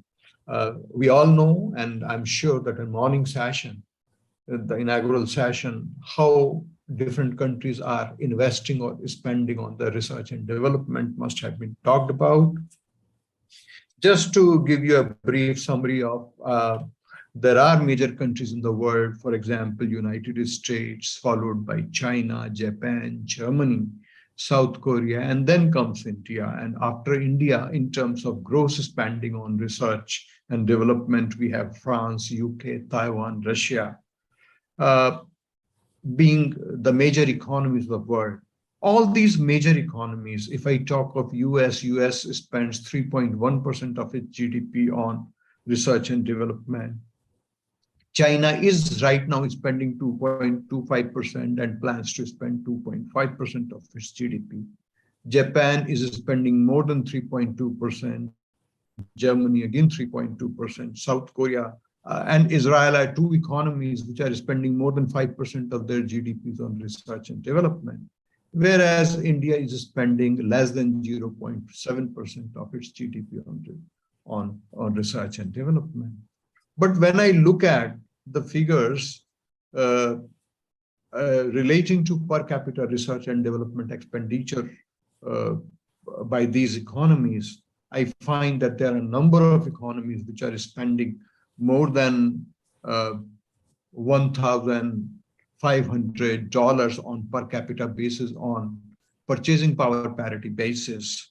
US is spending around $1,900 on purchasing power parity basis. China is spending $368. Japan, Germany, and South Korea, they are all spending around $1,400 to $2,000 on per capita basis. There are other economies like Taiwan, which we may not have much heard of, is spending $1,800 on per capita basis. Sweden, Israel, they are also spending $1,700 to $1,800 on per capita basis on research and development. But when we talk of India, my estimate pertain to 2019 figures, and I'll talk about the Niti Aayog figure in the recent past. India was then spending $39 on per capita basis on research and development. And the Niti Aayog's assessment is that presently India is spending $43 on per capita basis on research and development. Another interesting part can be that however, Professor Raj Singh was just now talking about India taking 4th to 5th position in science and technology publications. And since I have seen the social science publications in the recent past very closely, I know that in 2015, India was ranked at number 12, and today India is ranked at number 5 in social science publications also. And our share in global publications used to be much less than 2%, and it is in the range of 4 to 5% now. That is one thing. But when I look at the impact factor of Indian publications and Indian contribution in the global researches, even in science and technology publications, our impact is less than 1%. If I talk of the social science publication and policy research publications, our impact is less than 0.5%. And when I look at the quality of research institutions, I see that India's score out of 5 stands at 0.4. Whereas the score of the United States is presently 3.88, followed by China at 2.38, France at 1.34, Germany at 0.9, UK at 0.63, and Japan at 0.5. There are a number of issues, in fact, which would need our discussion, which would need a detailed discussion on those aspects. So lack of spending on research and development is one dimension of it. And I think Professor Raj Singh very rightly said that I don't feel when we think of industry partnering in research and development funding, there has to be a mindset which permits the commercial dimension of researches or innovations in due course of time. We all understand that since I started with development of vaccine for COVID-19, we understand it very well that researchers have a lot of externality and a lot of economies, in fact, to offer. There are people in the world who believe that research spending is virtually a spending for the black hole or in the black hole. But I have a different view on that issue because I feel that the productivity of research is also very, very important and needs to be closely looked into. Secondly, when we are talking of industry participating equally well, because we know that 55% of research and development spending in this country comes from the government itself and largely from the central government. Professor Rao was also talking about that state universities are not performing. Professor Rao, my experience is that even central universities, most of the central universities are not performing in terms of research. Right. So there are many state universities, I know their rankings also. Many state universities which are doing well, but in course of time, they have perhaps diminished in terms of research performance and research productivity. We need to understand the underlying reasons of this diminished research performance by these universities. Secondly, I feel that, as I said, that when we intend to have industry participating and partnering with the government in terms of research and development funding and performance, I think we need to keep our gates open and heart also open in terms of the fact that later or sooner, the innovations and researches will definitely generate resources for them, whether those resources are treated as, let's say, income resources or capital resources for further investments into research in future. Thirdly, I feel that it's high time that not only spending is given an attention, we also need to take into view the productivity of research spending in every important institution of the country, be that research institutes, be that IITs, IIMs, central universities, research laboratories. Another interesting fact towards which I would like to invite your attention is that I remember 25 years back, there used to be strong pooling of resources at the country level. I remember that the very idea of establishing physical laboratories in the country meant pooling the resources at the country level. But I see that there is a lot of wastefulness involved now, that we are not pooling our resources. We are not trying to gain from each other's knowledge or develop knowledge or expertise also. I think it's high time that we come out of our silos and we start collaborating at national level, at regional level, at local level, and also at international level. Sometimes I do feel that when we do not collaborate, perhaps we do not intend to get exposed in terms of our weaknesses outside in the outside world. I think as academicians, as researchers, we need to understand that that collaborating doesn't amount to getting exposed. It also amounts to knowing from each other, in fact. And the international experience that does suggest us that collaborative researches involving lots of partners, they have resulted into highly productive outcomes. So low funding or lesser funding is an important issue, but along with that, I would definitely like to lay little emphasis on the measuring the productivity of that little. We know we are still a developing economy. We do not have plenty resources to be invested into research and development. And that is why each rupee that we spend in research and development, the measurement of the productivity of that resource becomes a must. I'm sure, I remember I was talking to few teams coming from World Bank and Asian Development Bank, and they asked me this important question: do you have any institution in the country measuring the productivity of research in the country? The answer is obviously no. We do not know how to distinguish between one institution and the other institution in terms of their research productivity, not only to be measured by number of publications and H-index values, but also to be measured in terms of how much funding did they get and how much results were they producing. So I believe this kind of suboptimal utilization of resources has to stop somewhere. And as I suggested, pooling of resources is an important area where we must be working hard. I would, at the end of this very brief discussion, because there are a number of issues to be discussed here, and I think that when we have panel discussion on these issues, we'll have still more opportunity to talk about all those things. I think increasing, not only we are quantitatively increasing the publications, but we need to improve their quality just to improve or increase their citations also to have a higher impact at the global level.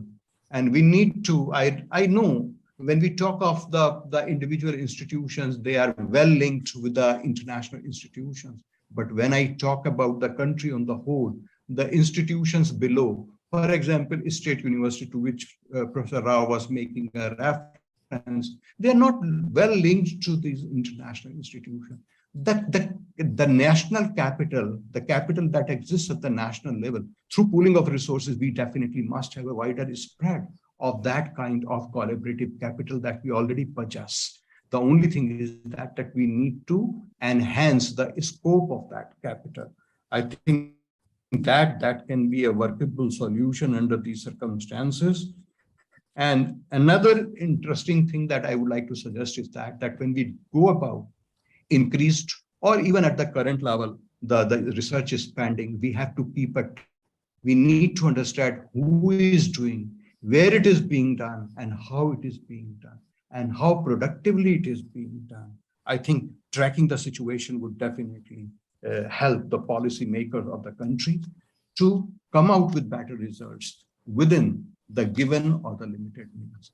With these words, I would stop here itself, and if there would be any further queries, I would Thank love to you, take. Professor Malhotra. You have really highlighted some very, very pertinent issues.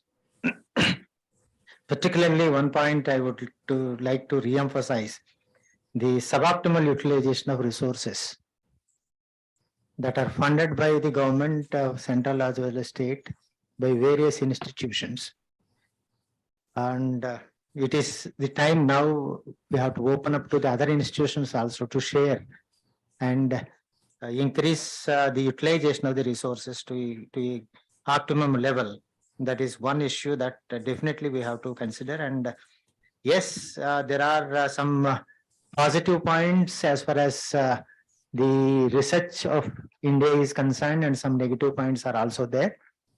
But for the last 5 years, we could see that India growth rate in research publications is very high compared to any other country in the world. Last year, it was 11%, when world average is only 4%. So India is occupying the first position as far as the contribution of scientific research papers are concerned, as far as growth rate is concerned, not in large numbers. Numbers, of course, China is several times more than what India and US is having. So thank you very much, sir, once again, Malhotra ji. And now I request the third speaker today, Professor GVR Prasad Raj Garu. And before that, I request Siddha to introduce Professor Prasad Raj Garu.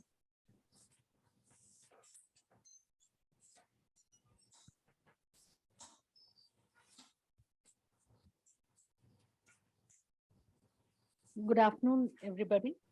So before I introduce the next speaker, Professor GVR Prasad Raj Garu, recommendation sheets have been distributed, and I request all the Vice Chancellors to give the recommendations on the theme 1. Thank you, sir. I take it a privilege to introduce the next speaker, Professor GVR Prasad Raj Garu, Vice Chancellor, JNTU Kakinada, In charge Vice Chancellor, JNTU GV, and AKNU Rajahmundry. Dr. GVR Prasad Raj Garu has more than 30 years of experience in teaching and research. He is an expert in expansive soils.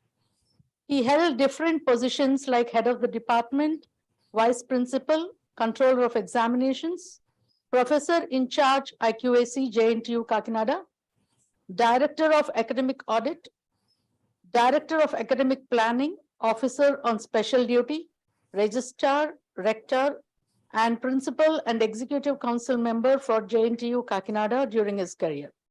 He has published more than 100 technical papers.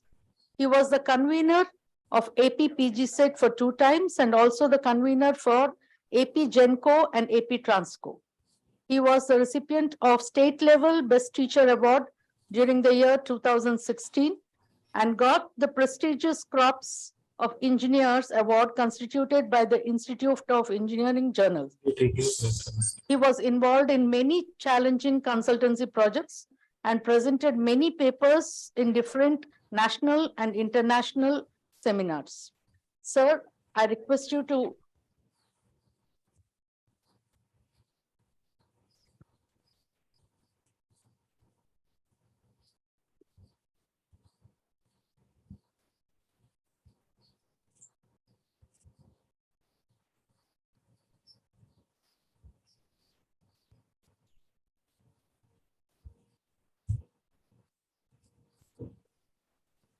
for the nice introduction, Professor Ramasudha Garu.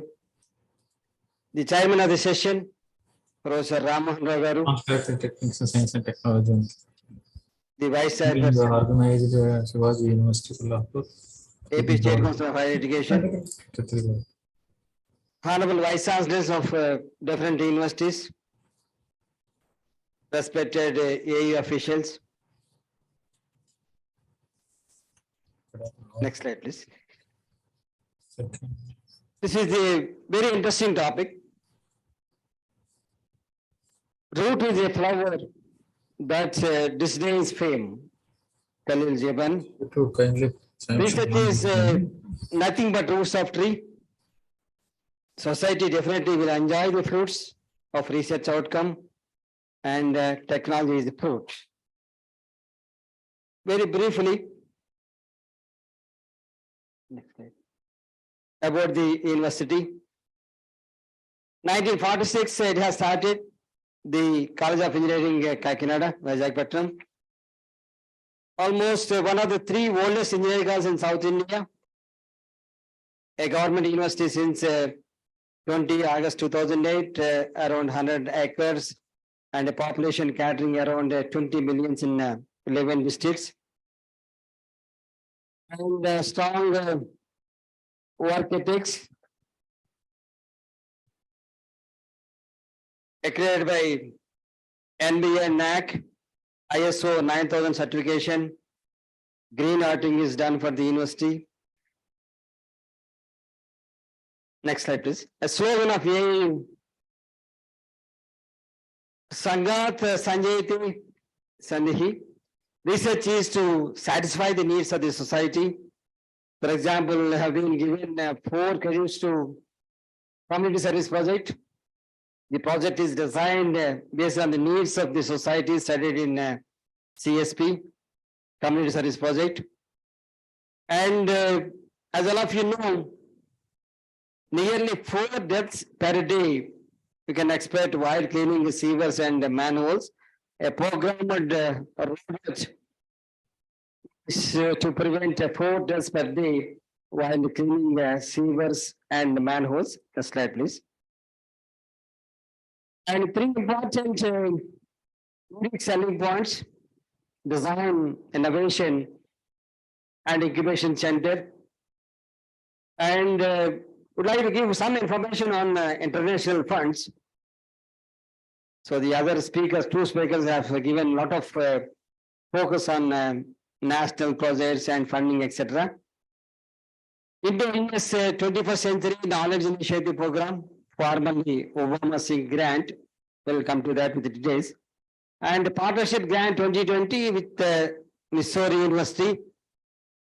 And industry sponsored research, a number of industries are coming forward to have collaboration with universities, reputed universities, like with NITs and IITs. And research methods and intellectual property rights, a mandatory course in all PG programs. Next slide, please. Design Innovation Incubation Center.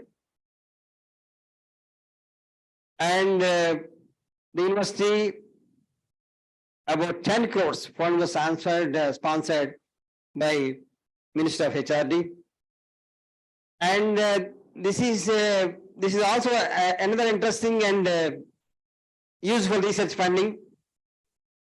And in this incubation center, particularly, the JM2K acts as a hub, the university acts as a hub, and there are 3 satellite institutes. To the total amount of 10 crores, 2/3 amount goes to the hub. And this is all for innovation fair and the ideas of young brains to encourage ideas. And incubation center is working towards the goal by establishing a digital center of excellence in collaboration with Wipro Limited, Terrasoft ESA, Chupin Singapore, and some of the good practices which are really worth to note for other universities to have international collaborations. The incubation center in collaboration with Excellent Solutions has imparted industry-oriented training with real-time examples to the students in the areas of Python for data science, big data using Sparse. Next slide, please. And the corporate social responsibility, we were able to develop the COVID patent tracking system and works monitoring dashboard for Kargar Municipal Corporation. And in collaboration with Infosys Limited, syllabus also for skill-oriented subjects and all these things. As a part of partnership 2020 grant from ES in collaboration with the University of Missouri, titled Establishing a Blockchain-Based Financial Information Sharing Ecosystem with Intelligent Automation. And under that, developed a healthcare monitoring system, which is really required nowadays, particularly after Corona, and processed about 100 million health records using big data platform, and a lot of encouragement we are getting from so many, reputed organizations. And the project also received a certificate of excellence from US government, and also a grant under the FISH project. And regarding the 21st Indo-ES 21st Century Knowledge Initiative grant, because of the initiation of the J&T Kakinada with the Chicago State University, around 1.25 crores for promoting university industrial cooperation, creativity, diversity, and entrepreneurship in computer science. In continuation of this educational partnership between India and the United States, the ES State Department is pleased to announce the eight institutional partnership projects. And that is for the third round of Indo-ES, and a lot of IITs and IAC also, taking such a wonderful project. And that is 21st Century Knowledge Initiative Awards, formerly known as Obama Singh 21st Century Knowledge Initiative. The initiative aims to strengthen the collaboration and build partnerships between American and Indian institutions of higher education. And each award can be granted over a 3-year period, international granting, with the aim of encouraging mutual understanding, education reform, and academic growth, as well as the development of junior faculty for Indian American institutions of higher learning. And under this, some of the faculty have visited Chicago State University, and they also came here, and a wonderful program, and some of the photographs, faculty visit of interaction at Chicago State University. Next slide, please. And this is the certification given by Chicago State University, the compliment by the committee for international grant, and this will be set an example for other universities on how to create a tangible benefits out of such grants. The other one is a 2020 grant for Missouri University. Perhaps in the state of Andhra Pradesh, only J&T Kakinada could be able to get such a wonderful project. US government, even IIT Chennai also. US government sponsored a partnership 2020 grant of around $40,000 in collaboration with the University of Missouri, Columbia, in the area of big data analytics, machine learning, and cyber security. The students, we have taken the students under this project. They are really working hard, and the fruits are really required for nowadays research. And the teams associating with agricultural applications and traffic control applications for smart cities with the students. And this is again a certification for collaboration with the University of Missouri.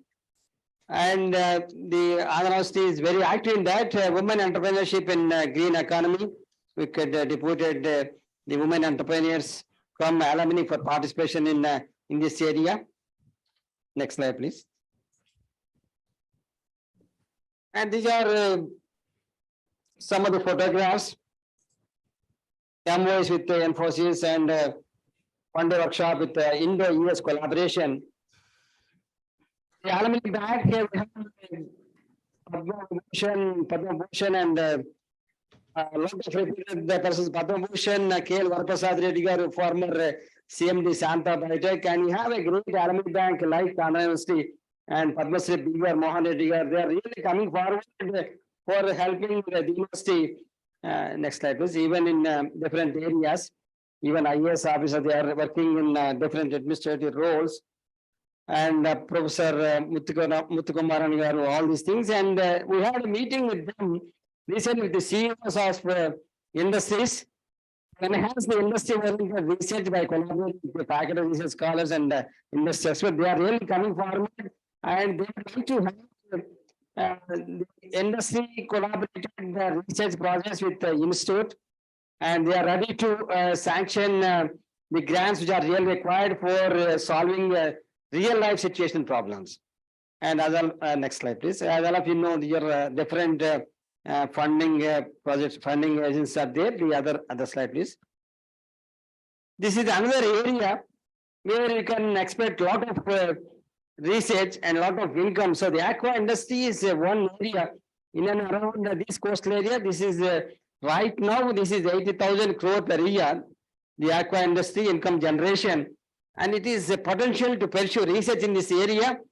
And in future, with research, definitely the capacity, it will be 2 lakh crore per year. This is one area, wonderful area. Then the experts in working in different universities can thought of this research funding. So this is one area. And we have PhDs and faculty received research centers, etc. Next slide, please.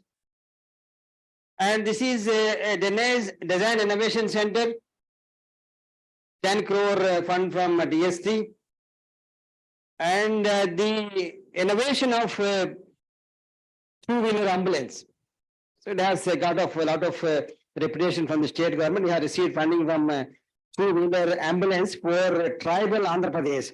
So because the vehicles, the four-wheeler may not go into tribal areas deep into the forest. So this could serve the purpose of the needy persons who really required for immediate and emergency medication. This is a two-wheeler ambulance. We got a project on that. And these are all general practices. Next one. The last slide, the Indian company is so good only through quality research that was given by Sri Narendra Modi ji, even the earlier speakers, even the chairman of the session, we're all telling that not the quantity research, you're all looking for a quality research. Thank you all.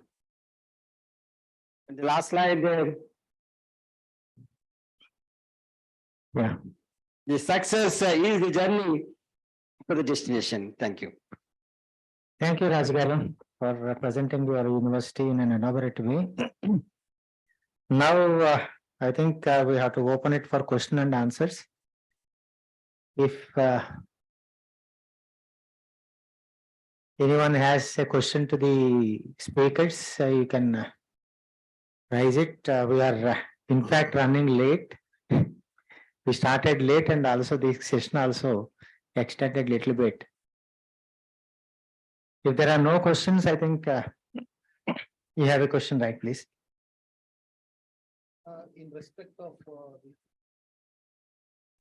respect of affiliating universities, normally we do come across some problems in the promotion of research. For instance, much of the time has been consumed by our teachers, making them to involve in the examination work, making them to involve in the inspection works, college after college, college after college. So somewhere there is a need to put this so that we can give space for our teachers and students also for the promotion of research. We say that we have research funding, but we are not being able to utilize as a result of teachers who are not able to involve in this because of the pressure of work and all that. That needs to be regulated, I think. That is a grassroots level real situation Professor has brought out. Any other question? You have also the, yeah. I think the mic will come to you. You are most welcome for that.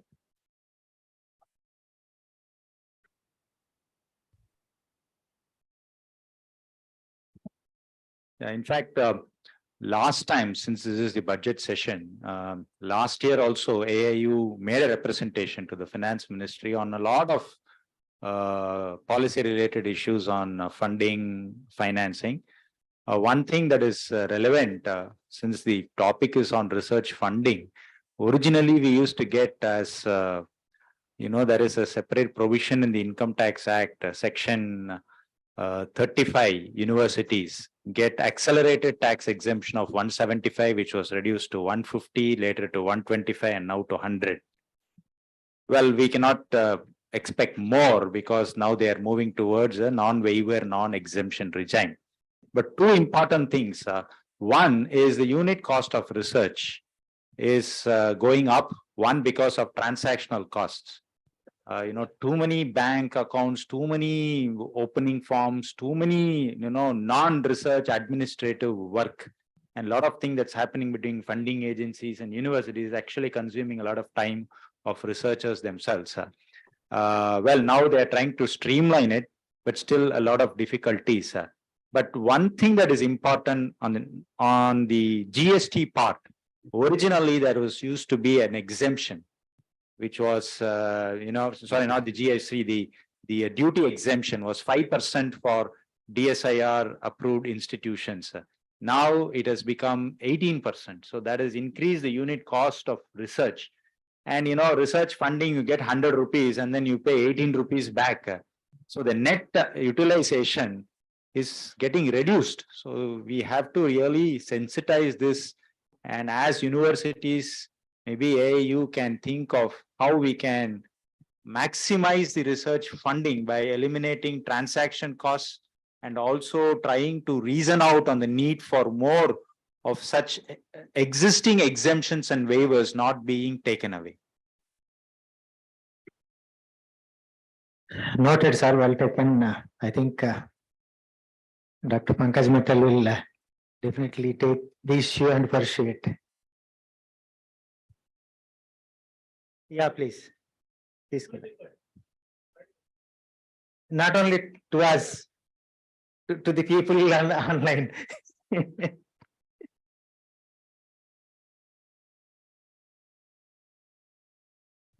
It is only suggestions to the AIU people who are present here. The earlier, the UGC as well as the other pending agencies, they used to directly transfer the fund that is to the university finance accounts. Okay. But at present, it is coming via RBI. That's creating a problem. During last 3-4 months, I have seen, say around 10 research scholars in my university, they have received letter.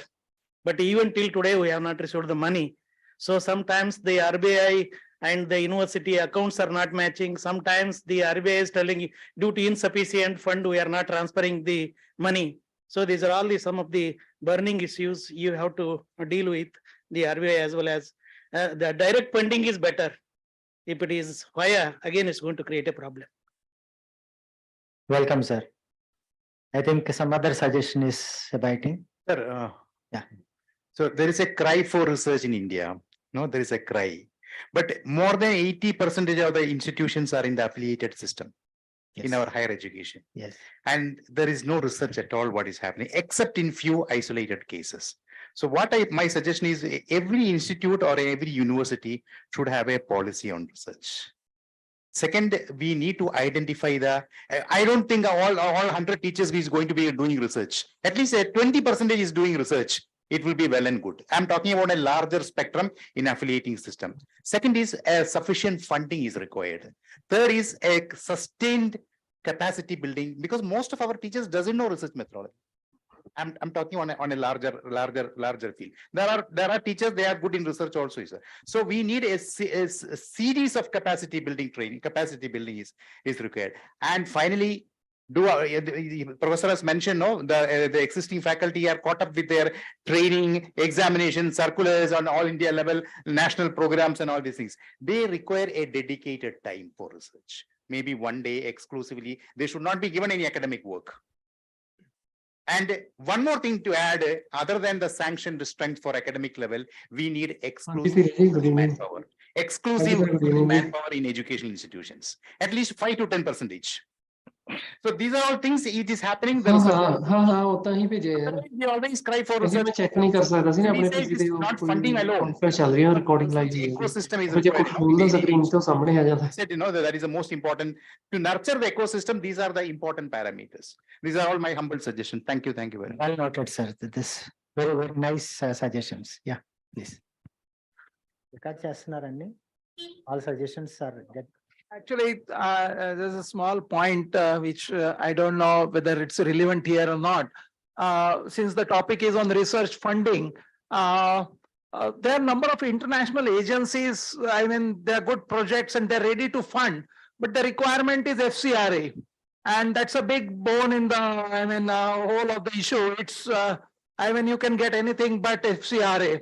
So I think that's a big challenge. Actually, even my university where I was working earlier, facing a big challenge. International projects are pipelined, but I think unable to process them. So again, I don't know if AIU or if anyone can help facilitate about the FCRA process. Definitely, I think. Yes, sir. Just wanted to know, we should focus on research funding, which we are focusing. I think we should know where the funding is going on in public universities and also where the funding is going on private university. Most of the chancellors, vice chancellors felt the same thing. Our funding is going more into accreditation work, exam work, and also many things. Our funding is getting wasted with these things. Actually, there is no research ecosystem at all in any of the higher education systems. You know, the state universities, what they're doing, they have to please the politics or ministers or something like that. The entire time, energy, money goes for that. In private system, the entire time, energy, money goes for accreditation, UGC accreditation, NBA accreditation, NMC accreditation, and whole day we are fed up with all these accreditation processes. You have to decide whether the university is good or not, and every year accreditation is taking our time and my energy. And the last thing I would like to say, when we come for such meetings, of course, there are great speakers. We would like to hear from them, but most of the times we see a lot of statistics. I don't think we need the statistics here. We would like to listen to the best practices of the universities. We would like to listen to the action points, what they are doing, what we should know. That is, we would like to listen in such vice chancellors meetings. And that is the point the All India Institutes of Universities should inform the speakers. Why do we need statistics? Why do we need what US is doing? Why do we need what China is doing? Why do we need? Let us listen to what we should do. That is more important than just analyzing and concentrating on what other countries are doing. That's what I would say. Okay, sir. The points are well noted.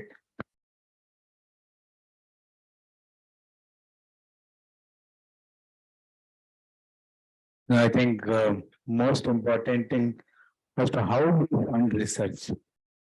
Maybe in the recent years, UGC is saying no, ICSSR is also saying no, DBT, DST, what all funding agencies are saying no. But how will we be able to expect institutions to fund? State government or central government has got Malhotra was talking about that there should be a free environment or cluster approach. Agencies should come forward. Maybe private agencies or maybe public agencies. So most important thing is what Sir Mittal was talking about this morning, that we do not have any research support maybe compared to many countries as to how do we be able to have accommodation in our budget estimates. I think that is very, very important. If at all we are not able to provide, and particularly in private institutions, I think it's very difficult in private institutions. Nobody encourages for research because they are all concentrating on academics. They are not concentrating on individual research. I think in that context, it will be very difficult also. And one of the examples in my university, it has so happened that government college teachers are ready to guide students. But as per UGC conditions, that college has to be recognized as a research center. Yeah. So that's a great fight that I am seeing in my university. Though I talked to joint director, it is the responsibility of the government. And ask the vice chancellor, vice chancellor will say it is the responsibility of the government. But in the meanwhile, it has happened that the teachers, the potential teachers who are ready to guide the students, they are not able to get the opportunity. Thank you very much. Okay, please. I think this is the last question. I think we have to wind up. Last issue. I think these are not question answers, right? Respected Chairman of the session, dear colleagues, I am Professor J. Chandraju, Vice Chancellor, Central University, Vijayanaram, former Vice Chancellor, Andhra University. Many Vice Chancellors have pointed out several issues, particularly one Professor Vice Chancellor mentioned that it is very difficult to move forward with the research and innovations when there is a heavy workload, both in academics and examinations. Yes, if we have 20 faculty in a department, hardly 5 faculty will be holding some research projects. And those who are carrying out some research projects may be given some relief in academic work, depending on that. That is one point. Second point is there are no faculty in some cases for not even making proposals for funding. At least a proposal for funding is badly required. You have to get it or not. If you apply 3-4 times, there is a possibility of getting them. Not because the proposal is bad. Sometimes the priorities or purchases are not belonging to that project proposal. And this is to be considered. And every faculty should be encouraged to make proposals as many as possible to funding agencies. For example, there is huge funding Naval Research Board. And as a member of expert committee in the award funding, I find not many applications are there. There is huge funding is left without using because very few applications are coming. So in those cases where the funding is available, depending on the thrust areas, the faculty must be encouraged to make proposals. Definitely they will be getting. Thank you. Yeah. The last from Satsai Institute of Higher Learning, Vice Chancellor. Thank you, sir. Just a suggestion, if it can be taken up with the government, that like how we have got 2% which is set aside for CSR, research being a very important component, can another 0.5% be taken from the corporates to fund this research in different institutions? It can be regional or it can be pulled together and taken on a national level. Thank you. Thank you, sir. Thank you. So very happy to find that the question hour session in fact converted into a suggestion making session, and very vital points have come. Definitely those issues need to be addressed. Yes, one solution Professor Raju has given to balance the workload for the teachers and identifying the good researchers and encouraging, that is one thing, but we want every teacher should have some research skills in them. So definitely we have to think of an alternative solution, better solution to move forward. So to sum up everything, I think India is making many quality publications of late. The growth is significant, but converting these publications into patents, we have very poor record compared to advanced countries, which need to be addressed. So when US every 50 papers published, one patent is getting registered. As far as India is concerned, for every 500 articles, one patent is registered. So that is one area need to be addressed. And all of us are on one line of thinking that there should be liberal funding to state universities and the performing higher education in affiliated colleges from various public funding organizations. And most importantly, research aptitude and research skills should be made part of the UG curriculum. So every student should be exposed to the research skills, to at least at the fundamental level, so that they can test their ability or aptitude towards research.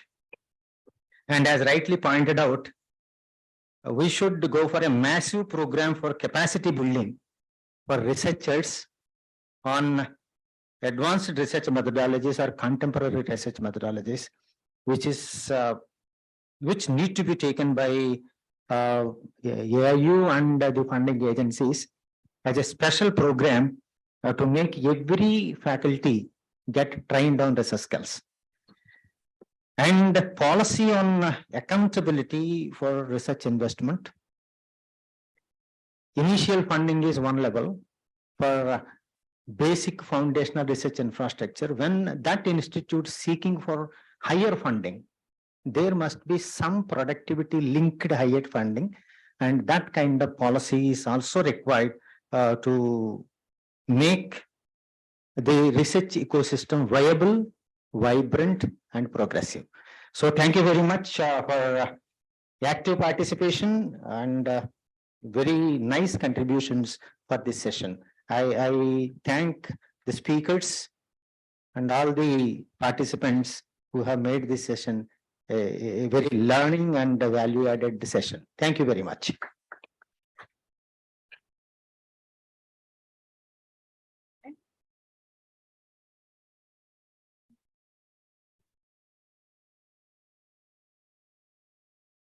Cafeteria opposite to this block, this seminar hall.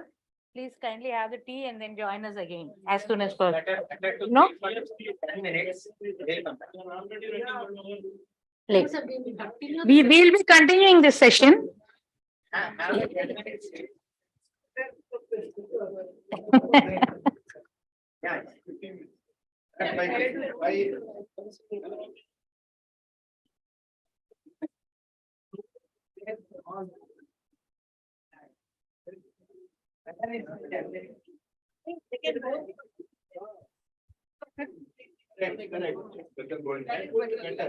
Okay. In the small groups, they'll go and come back. Yeah. So that they see that the entire hall is not vacated. Not vacated. Yeah, okay. Yeah. So, yeah. Yeah, continuing. Yeah. Second session, we will start the second session soon, and I request Professor Ramasudha to introduce the speaker offline. Yeah, thank you, sir. I think you have to take it one madam was not joining.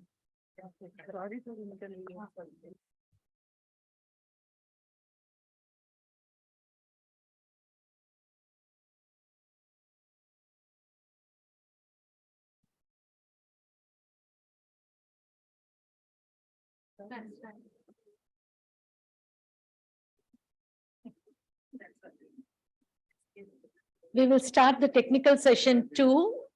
The theme of the technical session 2 is promoting quality and relevant research.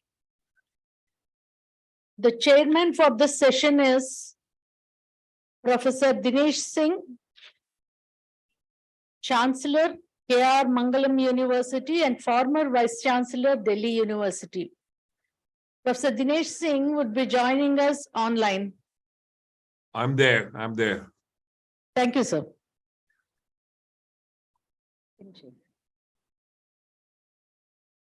I take it a pleasure to introduce the chairman of this session, Professor Dinesh Singh, Chancellor, K.R. Mangalam University and former Vice Chancellor, Delhi University. He is the recipient of Padma Shri, one of the highest civilian awards of Government of India. Professor Singh led several universities, well-known universities and institutions in India. He served as adjunct professor in the University of Houston, distinguished academic consultant, Middlesex University, London.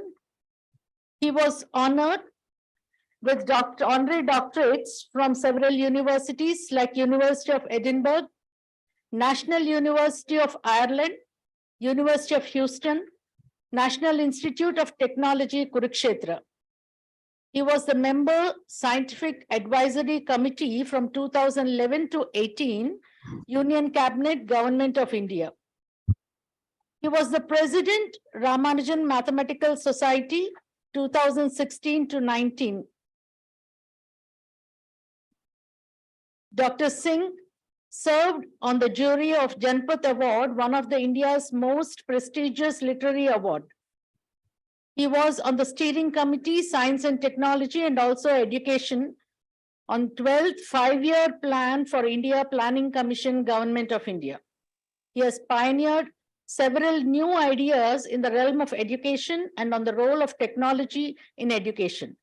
He has delivered world over numerous prestigious invited public and keynote lectures on education, on policy towards economic growth, on mathematics, and on Gandhi. Published numerous mathematical research papers in international journals, and his mathematical work is cited in several books, monograms, and papers.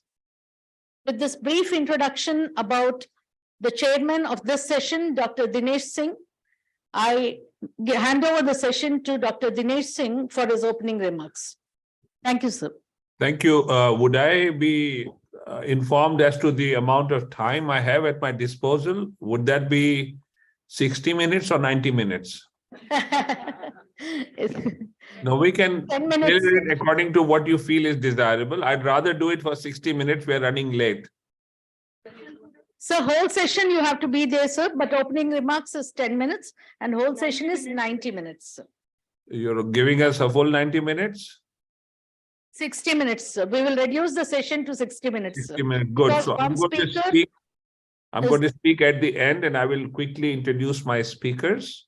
And they may take, since there are 5 of us and we have 60 minutes at our disposal, I would urge each speaker to speak for about 10 minutes so that we can have a little time, if required, for a little bit of discussion. And it gives me great pleasure to introduce the first speaker, Dr. S. Vaidya Subramaniam, Vice Chancellor of Shastra University. Professor Subramaniam, Professor Vaidya Subramaniam, are you around? Sir, he is here, sir. Would you honor us by giving us your discourse?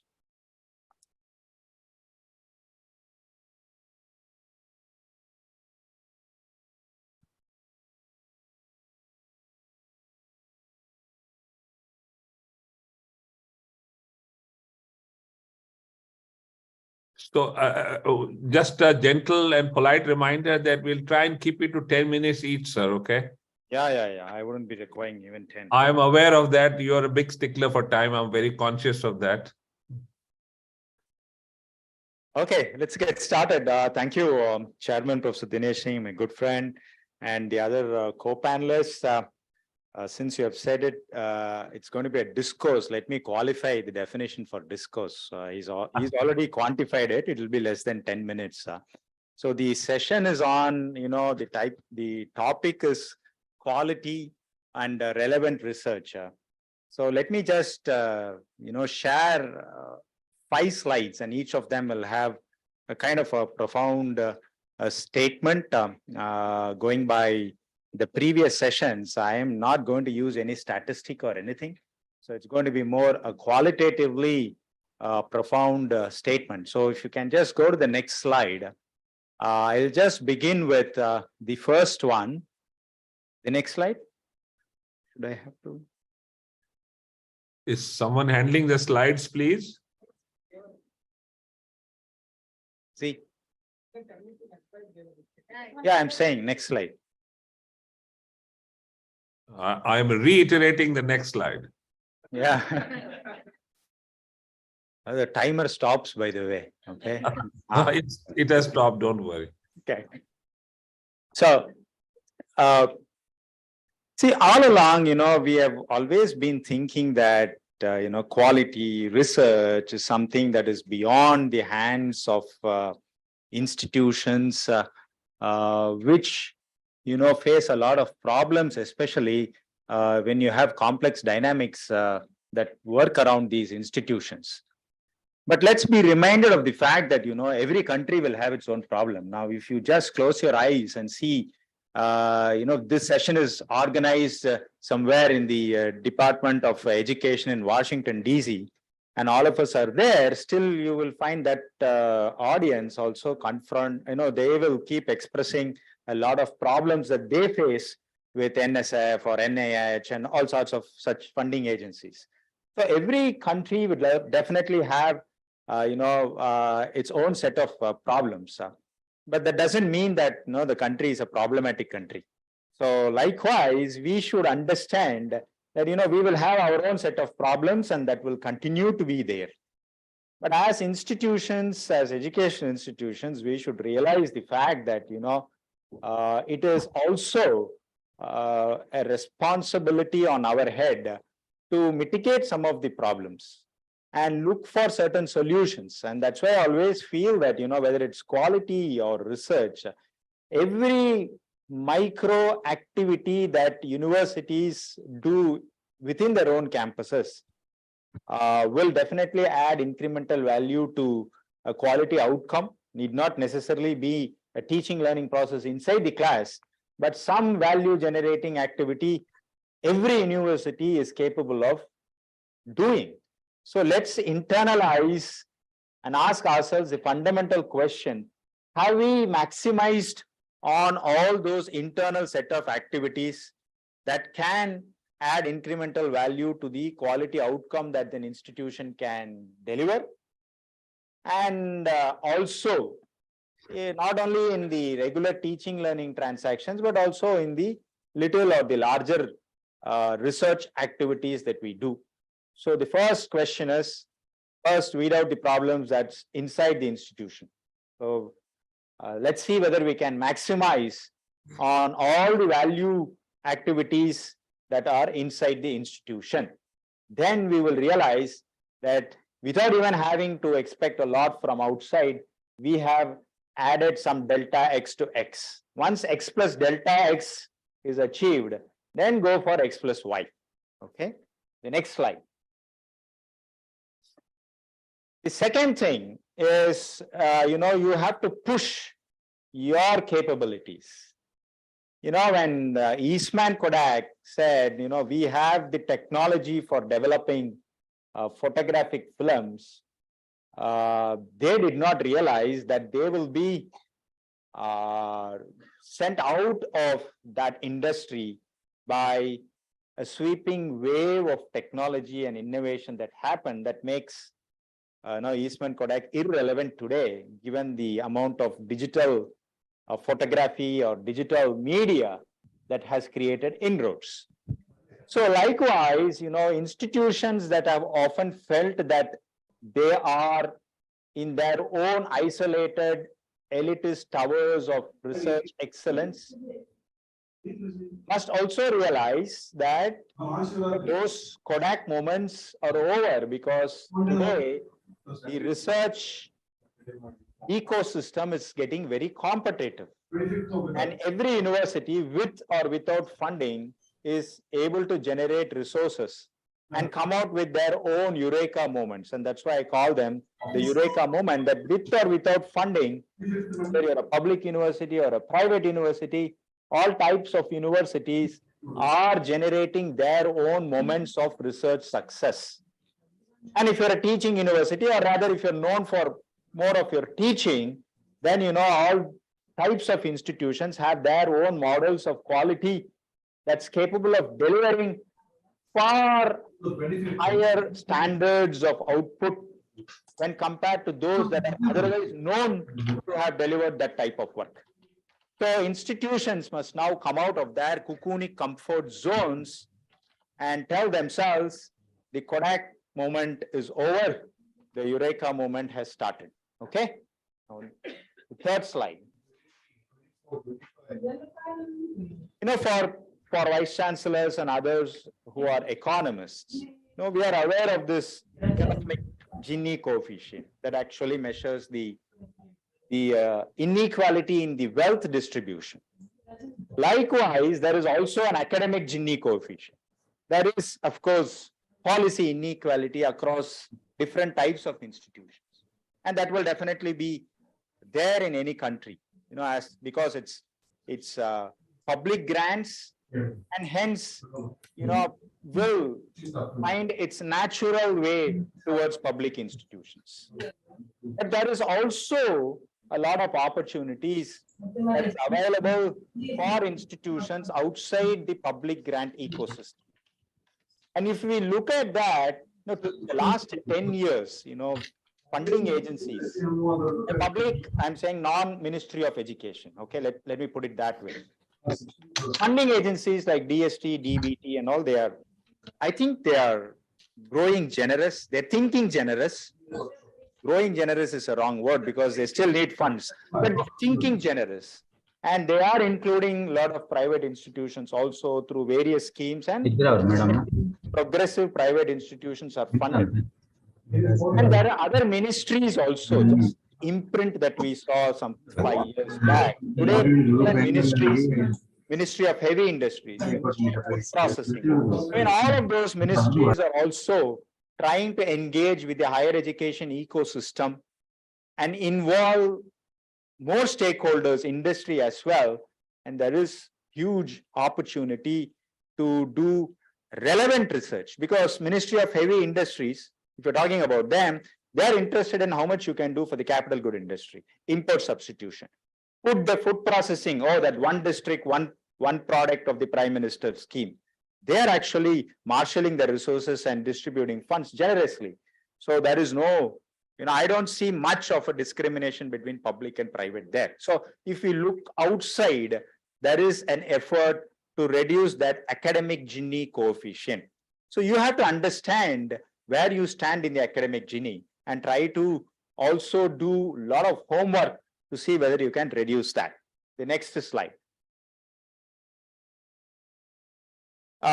Professor Malhotra in the previous session talked about collaborative research. So I'm not going to spend a lot of time on that.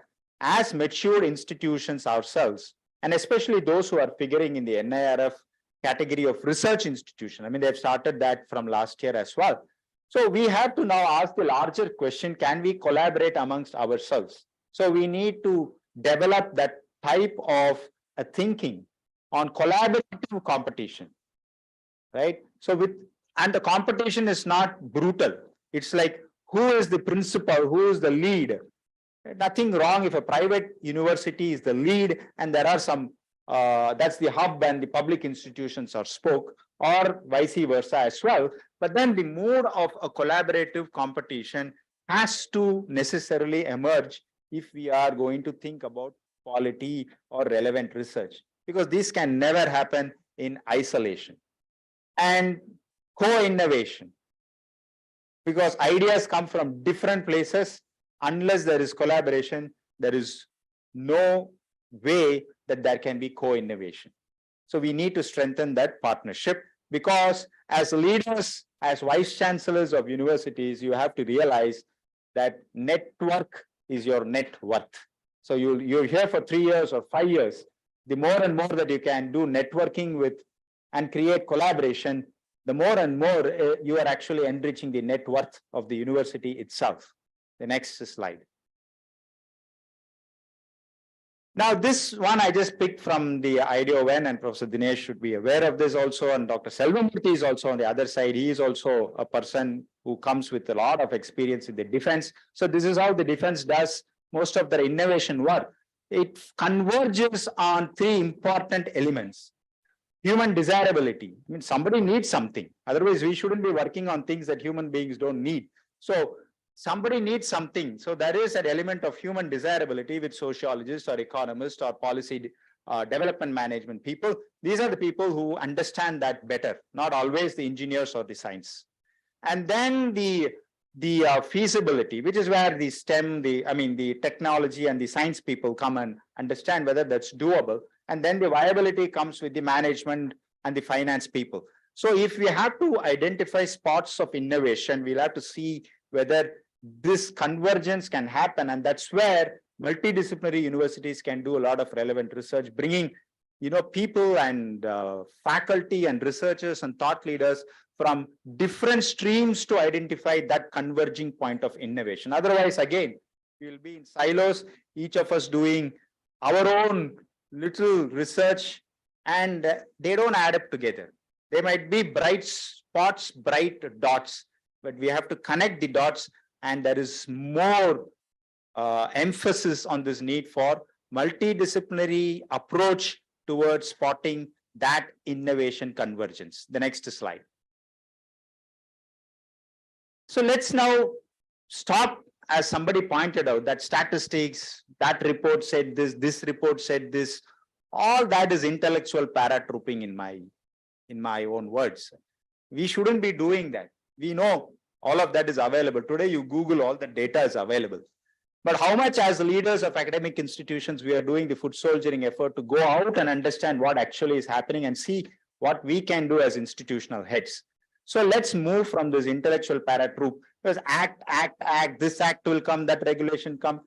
So as Arun Shuri used to say once, act, just ban act, get into action. So let's get into action, and that requires large foot soldiering than just, intellectual paratroop. The next slide, which is the last slide.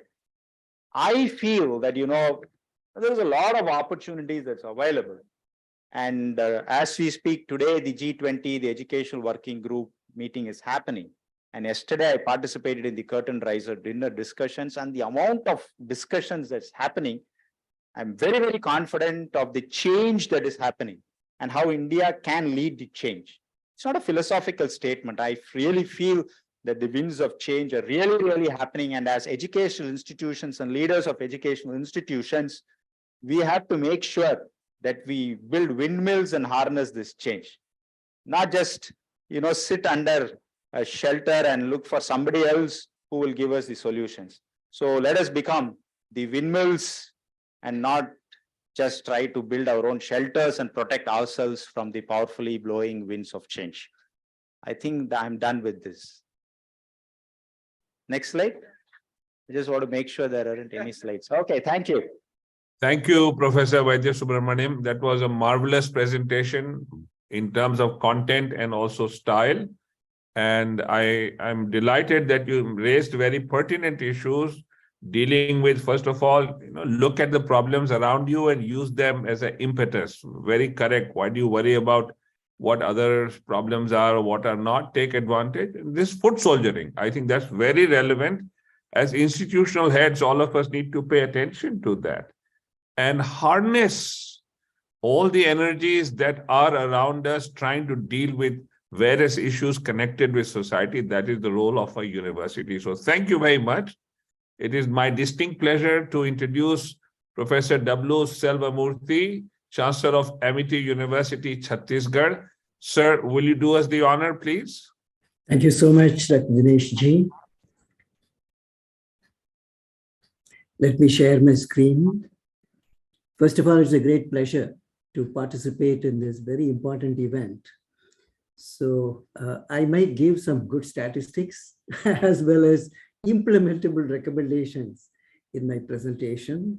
I hope that this will lead to some discussions, thoughts, that how we can bring a paradigm change in terms of research and excellence in higher education.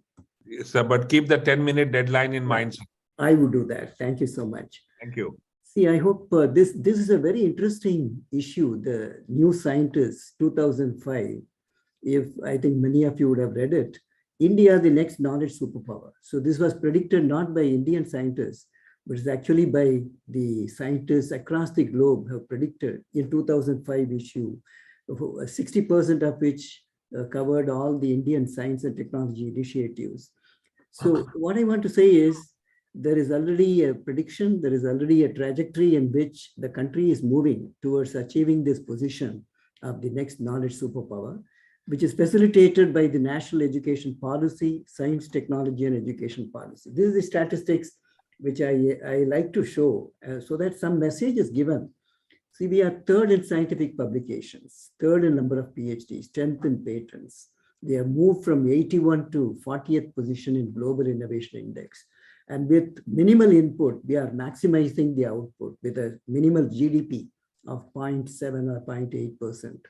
So all this is possible with minimal input. That is the power of Indian intellect. I just wanted to convey that message. With minimal input, we are able to maximize the outcome and the output.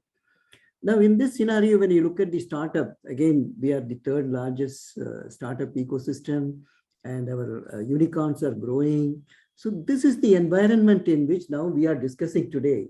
How do we move forward to transform India as a knowledge superpower?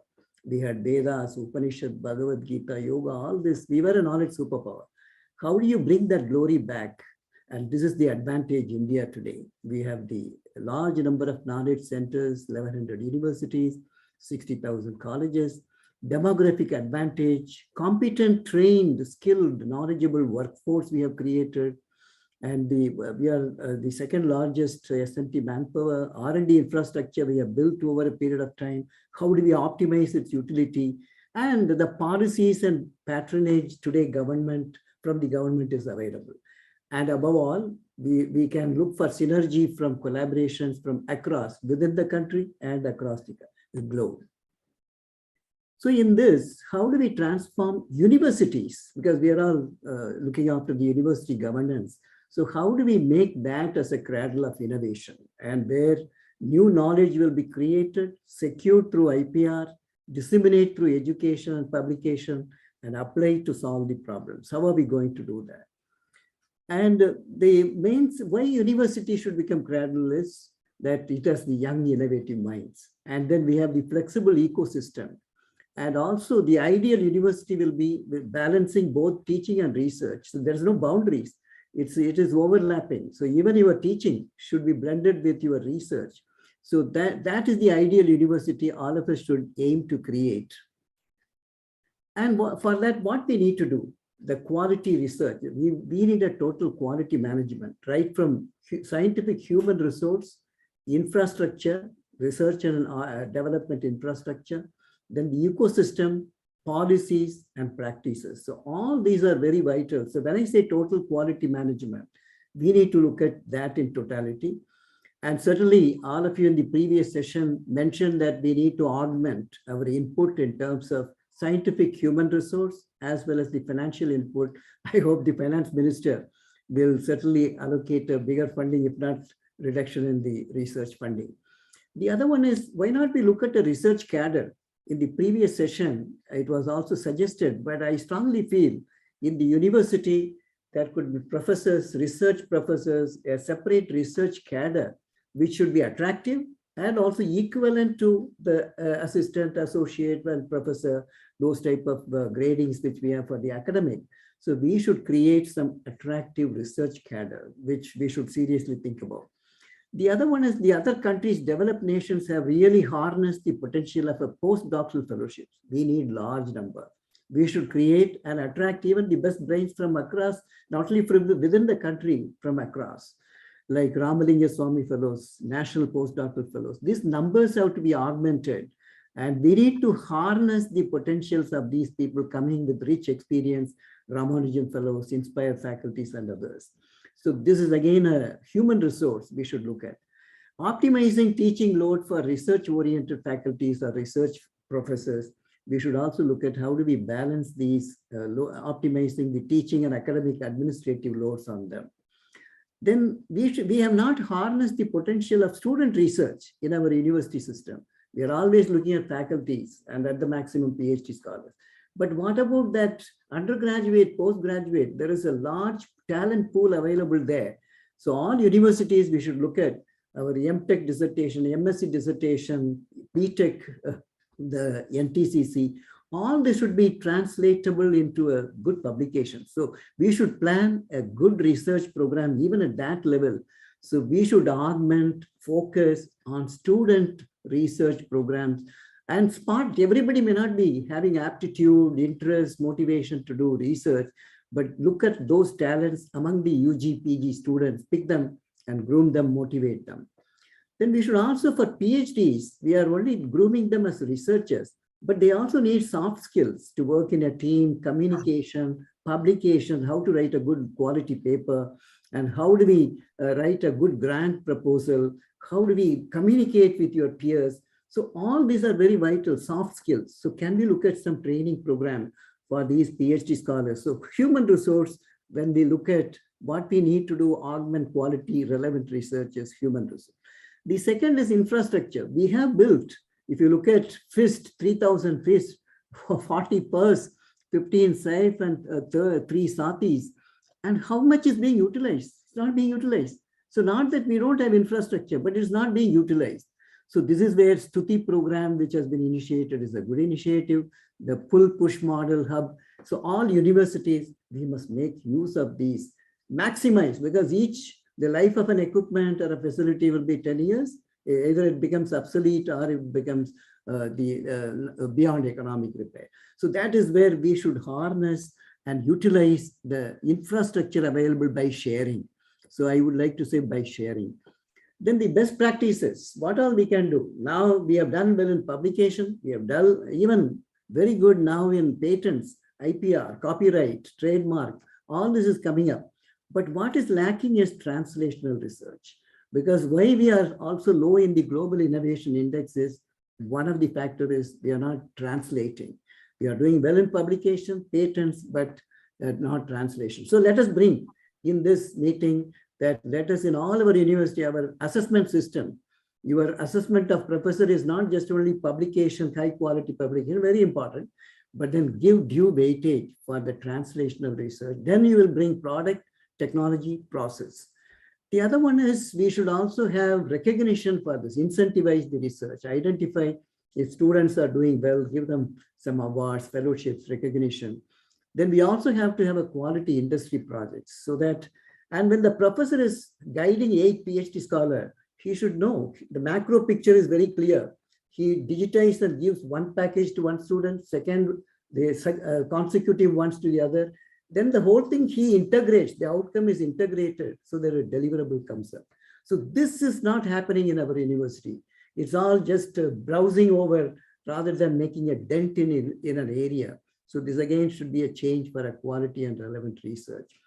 Then the other thing should be design capability, because we do breadboard model. When I go to universities, they demonstrate prototypes, TRL 1, 2, but then it ends there. We cannot design a final deliverable. So we need the design capability. Universities, we should develop this. The other is free discussions. You know, when you create that culture, when over a cup of tea, over a cup of coffee. Yeah, 2 minutes. Thank you. And also spot and nurture the talents, which is very important. Then our science education in schools should see a new change, because because that's the raw material you are getting in the higher education.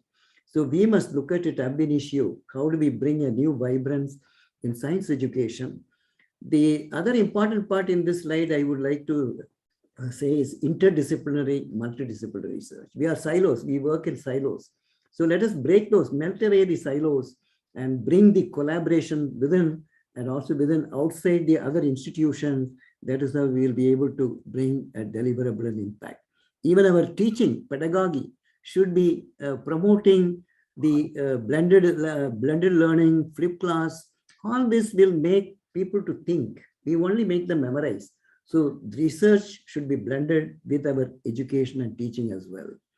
Now the DARPA is one model where the top down, that it is really, they go to the universities and say that this is what we want. So this is what now DRDO, Atomic Energy, Space should be doing, that they should create a body which will go to the university, do the talent mapping, and then give the program to them and make an impact. This is some of the models. When I go to Colorado State University, you find 60 industries sitting inside the university.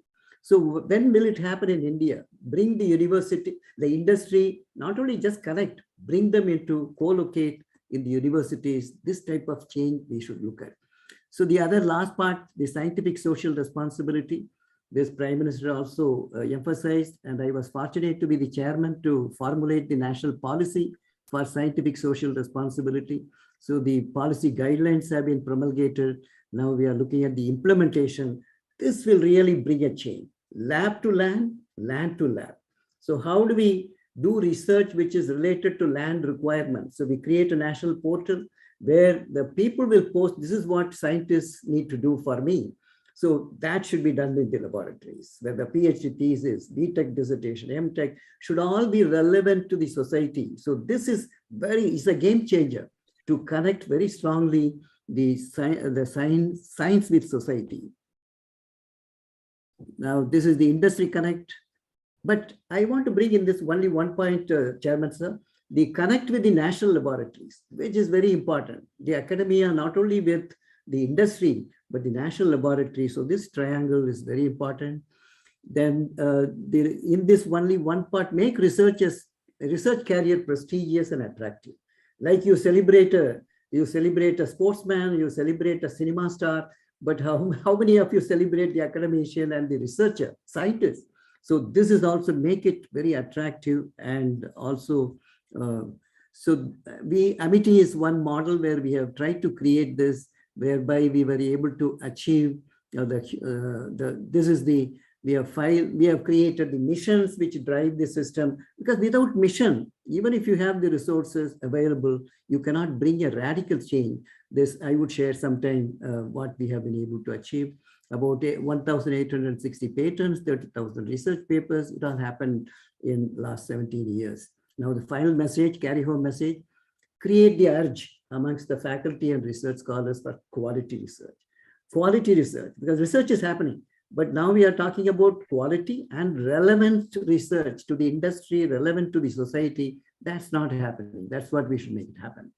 The other one is enhance the research and its outcome, what impact it has made on the society and on the quality of life. Goal-oriented research. And finally, the motivation will be the key. So how do you inspire, motivate the youngsters to transform himself or herself as a great scientist? Thank you so much. And Thank final you. message is from again Prime Minister that by 2030, India would be among the top 3 countries in science and technology. Thank you so much. Thank you. Thank you very much, Professor Selvamurthy. Very important and useful suggestions. I'm sorry that I'm pushy about time, but it's not in my hand, so do forgive me for that. Dinesh ji, I understand. Thank you so much. I have now the great delight of introducing Professor K. Raja Reddy, Vice Chancellor Sri Venkateshwar University, Tirupati. Professor Raja Reddy, may we have your presence, please?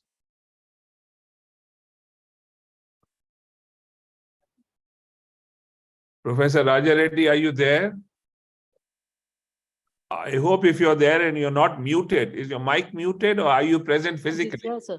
Oh, he's there. Okay, Yeah, great. yeah. I'm here. Okay. You're not playing hide and seek, are you?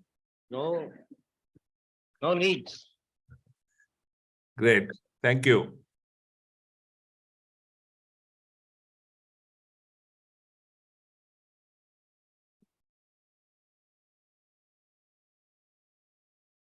Honorable Chairman.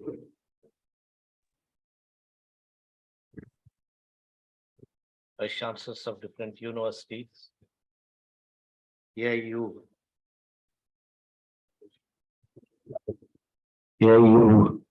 staff and also staff of Andhra University. When I was asked to speak on promoting quality research, I've taken my own university as a model. Well, something about this quality research. Ours is a 70-year-old university. We have been through a lot of research work in our university. When we were the students, we have seen wonderful teachers who were committed to research. And that kind of commitment is diluted nowadays. It's a fact. So in spite of that, our university has seen some good research works, which is model to other universities in the state. Right now, with regard to Alpha Target Scientific Index, our university stands 162nd rank in the Asian universities of 3,616 universities. Our SV University is in the top 5% of the universities in India, top 8.73% universities in Asia, top 15% universities in the world. And with regard to Asia's university rankings, SVU secured 351,400 ranks, times higher 351,400 rank, and all these things are there.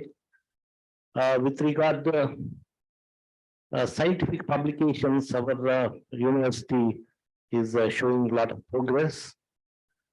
and overall research performance. No? Slides are not here.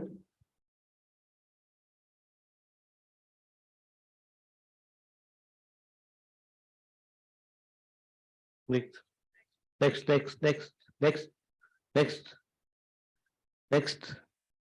Yeah, this is the overall research performance of our university, Sri Venkateswara University.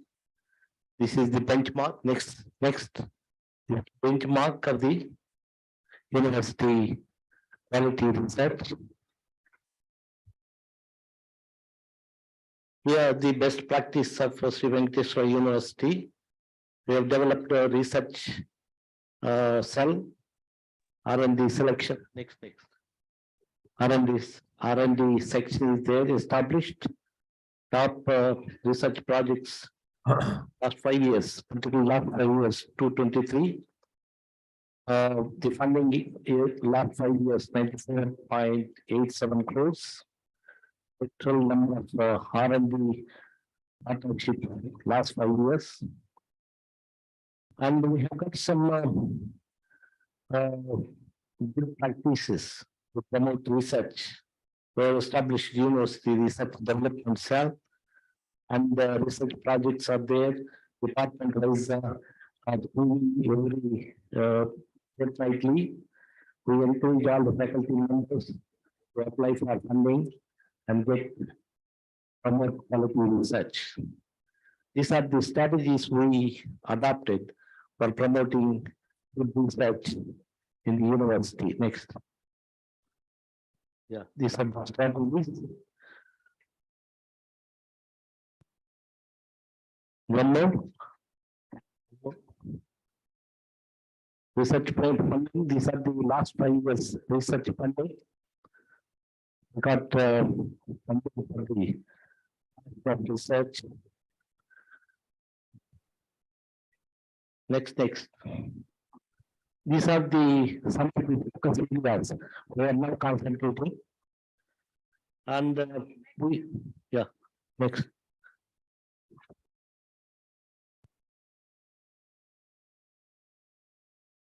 These are the achievements. Next one. We have the achievements. We got a number of projects like Erasmus Mundus, Greece Marie Curie programs, International European Commission, and all these things are there. And we have got special funding from the India, AIU SZVC Meet, AIMS, ICT, Agriculture. We encourage our faculty members to apply for these projects. Such. The research is the major thrust areas are physical sciences, biological sciences, engineering sciences, and humanities. And next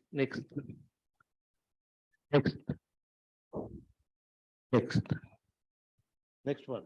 Oh yeah, there are about these are all the some of the labs we have established. LMS optimization lab, LMS test lab, labs like these, 15 labs are established. In the research labs, which are facilities available in our university. Next. We have established specialized research centers like DST Pulse Center, MST Radar Center, Bioinformatic Infrastructure Facility, and like that. Number of research centers are there in the university. Next. These are the facilities in our university.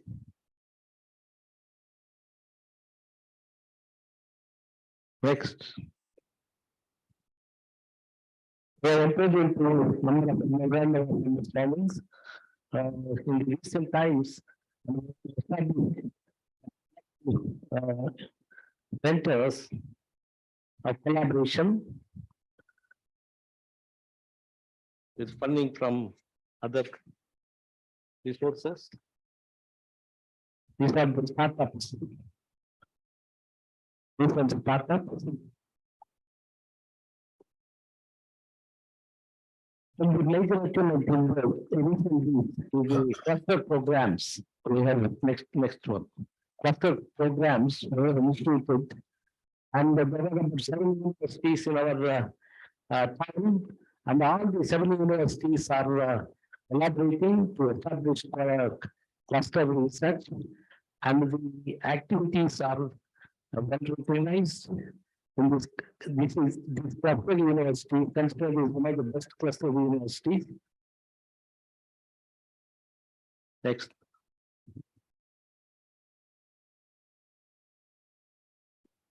Recently, when we have conducted one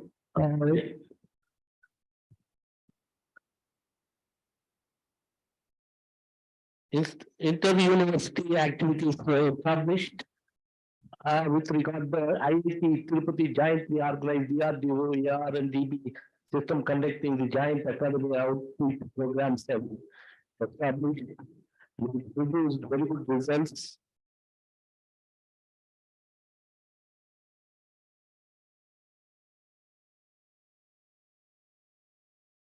And the socially relevant programs are also organized.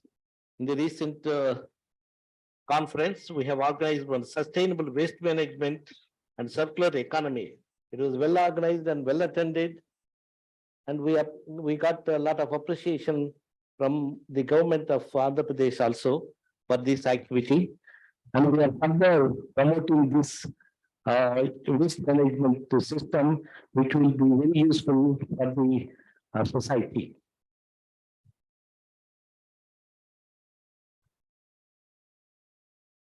And we are also taking up a lot of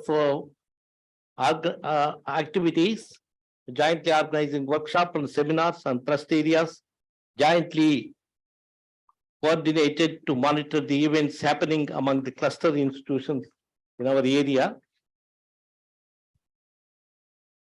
And we have made certain programs for the future ready activities, research and innovation activities. Proposed activities are we wanted to develop health sciences, contemporary literature, culture and architecture, space technology, remote sensing, etc. And these are also on the pipeline to establish further research, promote research in the areas. Thank you very much.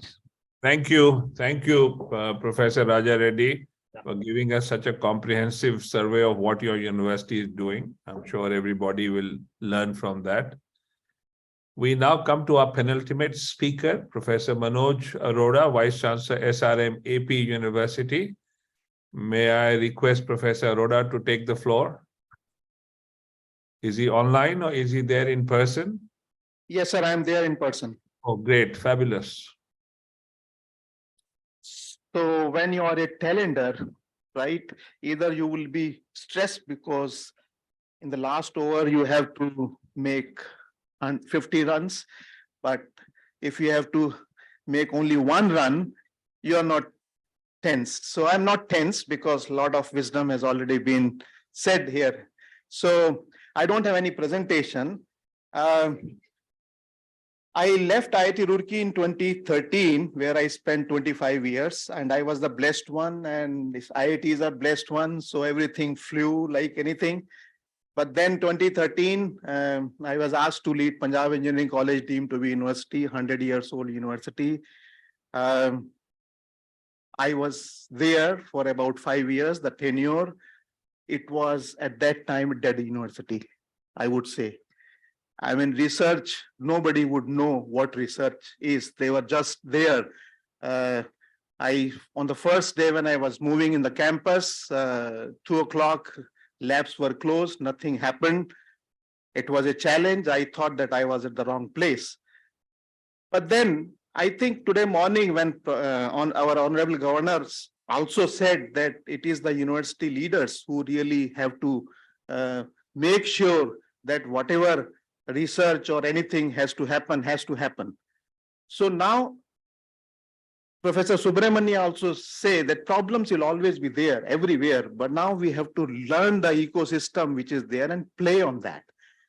So I spent 5 years there at Punjab Engineering College, deemed to be university, and then I spent 4 years at BML Munjal University, a private university in the state, and now I am here at SRM University AP, which is 4.5 months. I mean, I have spent 4.5 months only. So I'm going to share my experiences because some professor said that how did you change the culture?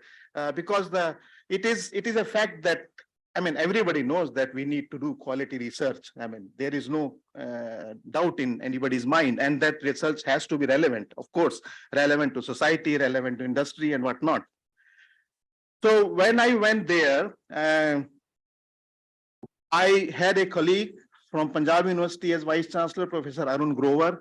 We started thinking, how can we really shake Chandigarh as a region? So we started creating what we call Chandigarh Region Innovation Knowledge Cluster. That was the first point where we started doing that, where there were 25 25 together institutes, research organizations, public universities, private universities, industries, Infosys and Anand Mahindra, these people were there. We all sat together and created that cluster. That made a change in the whole Chandigarh region. And as at the institute, Punjab Engineering College, which was a kind of UT Chandigarh supported institute, I thought that why should we not play on the strength of the government funding? So we discussed with the then leadership over there. Fortunately, those were all engineers. They really understood the role of research and innovation, and suddenly they started helping the institute in creating the right kind of infrastructure at that institute. And that created a buzz. And then I picked, as somebody said, that 20% of the people would really, we would require to do research. I handpicked 20 people there in Punjab Engineering College, and I set them in a room. 3-4 hours we discussed, and we really set 2-3 themes where I think we could focus as a region in Chandigarh, where we could do something for that. And the next day, I talked to one of the Padam Shri of Punjab Engineering College. He was a DRDO scientist, and he said that, yes, I'm going to support you. So I invited directors of 4 or 5 DRDO labs on campus there, and I exposed my faculty to those directors. They shared their ideas, and suddenly they could map each other, and suddenly the funding started coming. And that is how the Punjab Engineering College now, if I see, lot of infrastructure has been created. Industries are getting into the institute, and that's how I started working. Then I moved to BML Munjal University, a Hero Group initiative. Now that was a completely different setup. So that was an university set up by Industry House. Now there were industry sponsored laboratories. Siemens Center of Excellence was there. Shell Learning Center was there. Hero themselves, they had established a center. So it was a different kind of setup. Now I said, now I have to play on a different, I have to play a different game now. So then what I did, I worked on the curricula, that now here there is a scope of involving industry people, and industry people getting into the classrooms. And there I worked on the curricula, where I,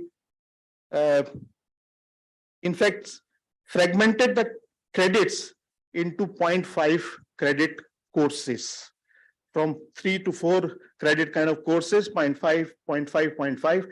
I said, okay, now since I have a lot of industry people there with me, I said, okay, why not industry people get into the classrooms and teach that 1 credit or 1.5 credit of that course. And that created a different kind of atmosphere in the on the campus. The students started, oh, this is another industry fellow whom we will be talking to. And when these industry people came to the campus, our faculty started interacting with them. And when they started interacting with them, suddenly they started talking on different kinds of projects. So now, with a simple thing, industry people were there on the campus, faculty was there, they started shaking hands and they started conceiving projects. And as a result, a lot of industry projects now are there.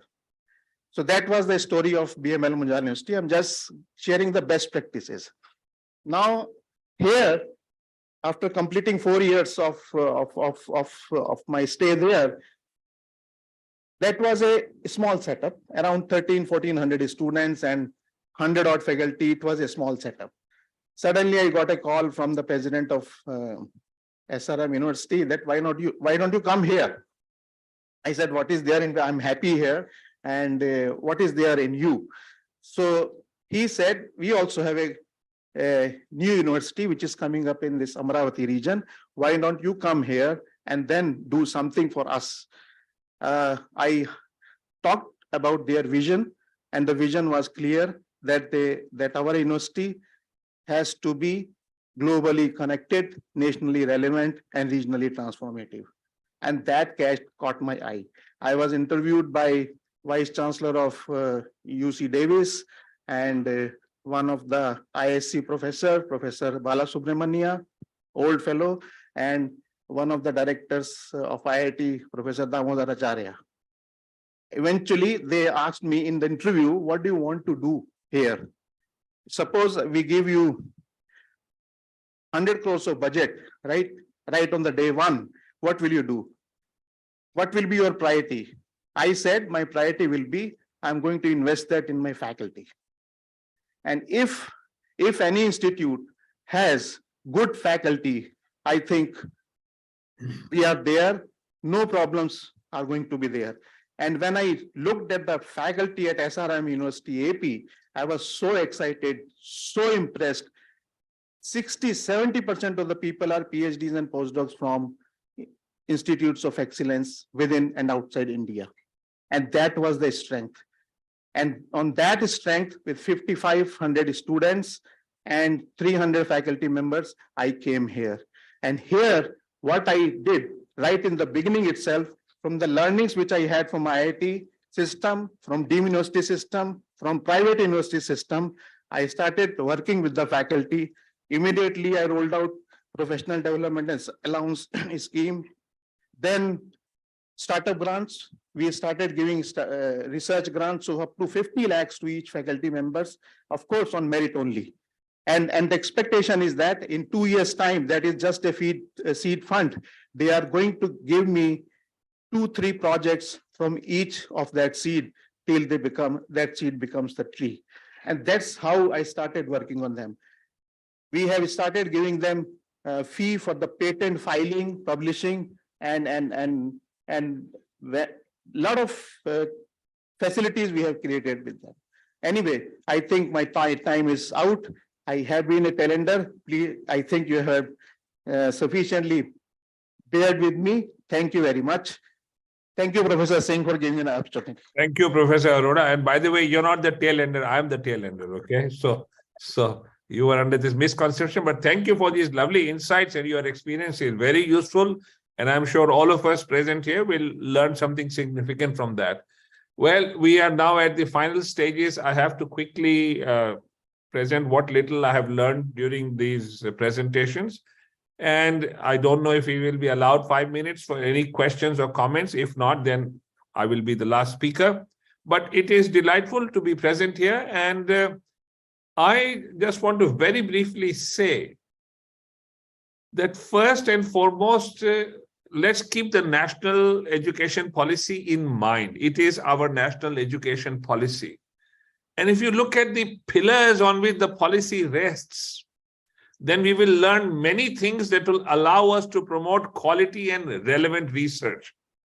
And what are the pillars as I understand it? That we all have our own versions of what we could understand. But to my mind, there is a need for transdisciplinarity. There is a need to identify the needs and challenges of society and consequently build your curriculum around those needs and challenges. The pedagogy has to change so that it becomes project-based, problem-solving, hands-on, connected to the real world.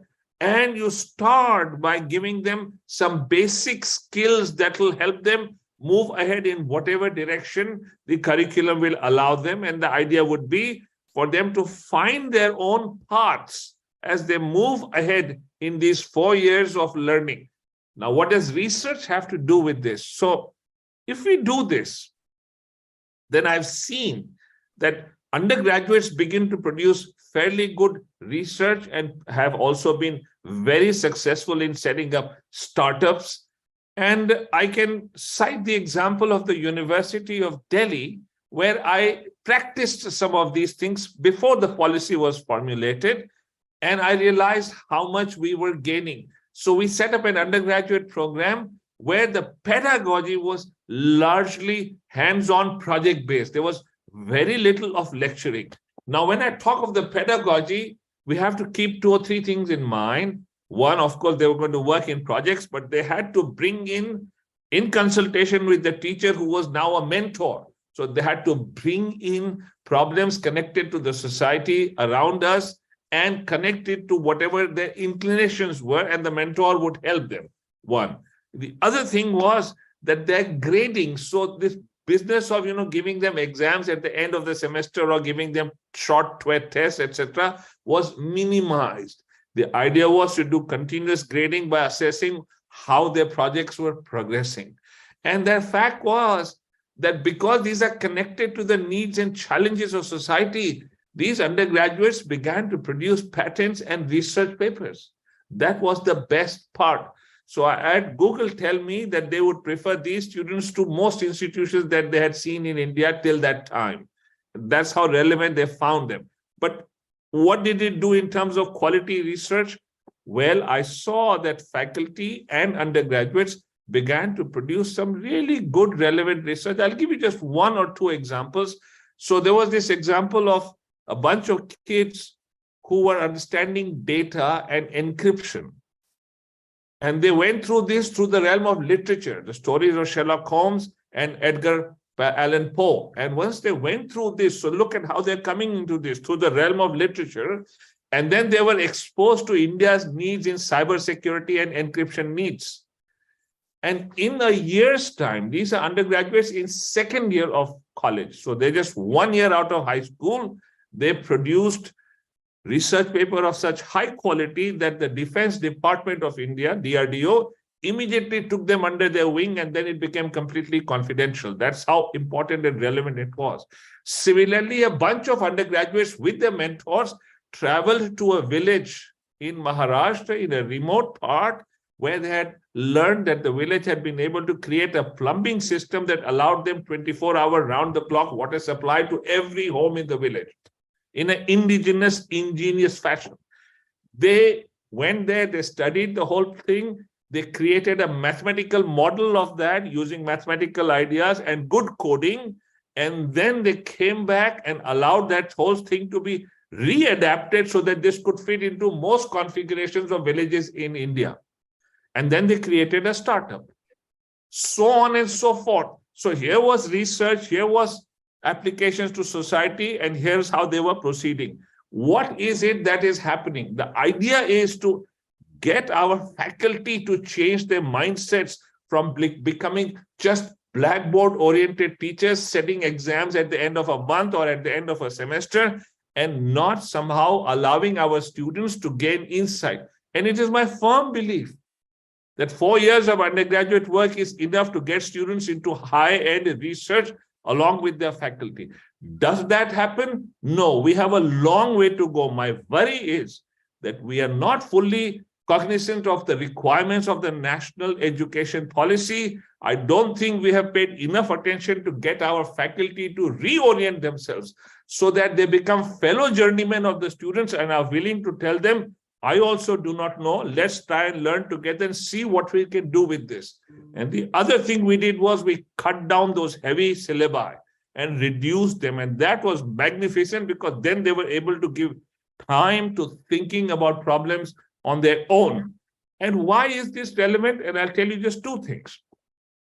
You know, in my university at Delhi, when I was at Delhi University, for years, they teach a subject called fluid dynamics to all students of mathematics. And I tried this as an experiment. It's not a very popular subject for some reason. It's an important subject, make no mistake. So I tried this as an experiment. I was speaking to about 80 students who had studied fluid dynamics the semester before. And I asked them, how many of you are willing to work with me on a hands-on project of fluid dynamics? And hardly anyone took any interest. Then I said, how many of you would like to help me design a fighter jet? And every hand went up. The thing is, those students had no idea that this is one of the principal applications of fluid dynamics. So we need to somehow reorient our faculty to understand, and you don't have to do all the time blue sky research. That will happen in its own good and fairly quick time. The important time is to get the groundwork working and get people to reorient themselves by looking at these things. And that is my worry, because at the University of Delhi, I noticed, much as there was so much talent, we had about 5,000-6,000 undergraduates studying Sanskrit honors. And then when I began to acquaint myself with the university and its programs, that was my biggest worry, that students in thousands come to study a subject, and then they have no idea how that subject connects to society or to other disciplines, or how they could really gain and find their destiny through those disciplines. So as an example, I gave them some good coding, some introduction to linguistics, and what Chomsky had done using Panini's idea to create his revolution. And they used some good computing techniques and began to gain good insights as undergraduates into linguistics, even though they were coming really from a mathematics background. Those are the things that lead to good research. Otherwise, let me tell you, this is my final comment, that there is a lot of so-called good research happening in India. And let's take my own subject, so-called. Very many people proudly call it pure mathematics. Yeah, it's important.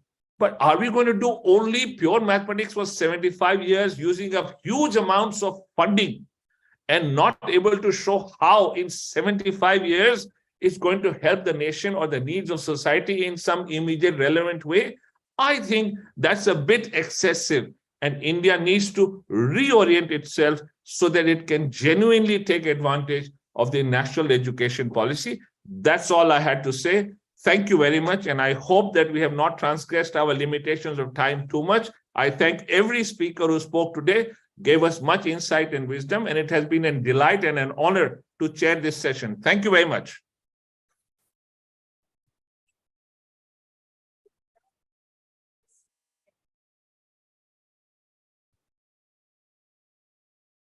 Is anyone here to take the baton?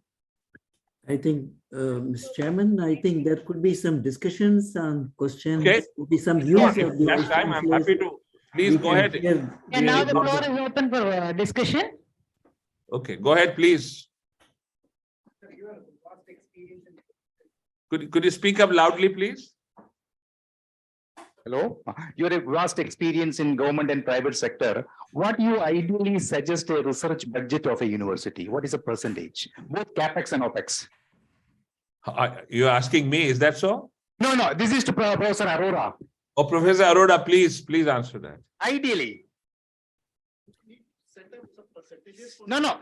See, we have some.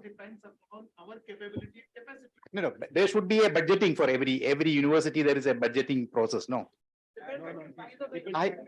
It all depends upon you, right? How do you want to use that budget? Okay. Then what should be ideally the expenditure in research? No. Again, it depends on the size of the university. I mean, yeah. What's your priority? No, ideally. There is no such thumb rule that, okay, this much budget should be kept on. It all depends upon, as I said, what is the objective of that university? If that university is focusing. I'm talking about a teaching university, no, a academic institution, those who are having research. Depending upon the availability of the financial resources. Sir, Subramania. Is it any fundamental rule or any? I don't think that's thumb rule for this.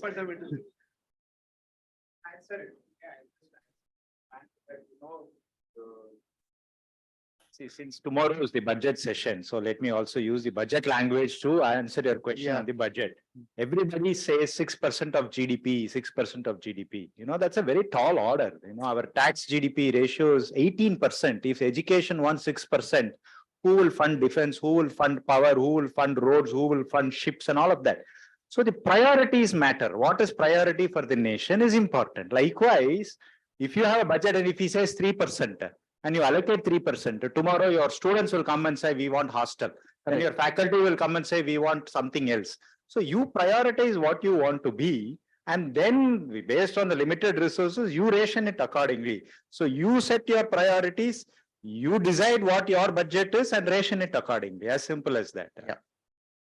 Thank you. Thank you. Thank you. Any other comments, please? Sir, I have only one comment here. I'm Dr. Chetty from Siddhartha University here. Now, as per the relevance of research, that is a question here. Now, only thing what we see is we collect a lot of data, like as Indians with 130 crore population, we collect data, we organize the data and we submit that data. And most of the times these accreditation bodies want foreign journals in the universities. I just don't know why you are insisting like 20% of your journals in the university should be foreign journals, number one.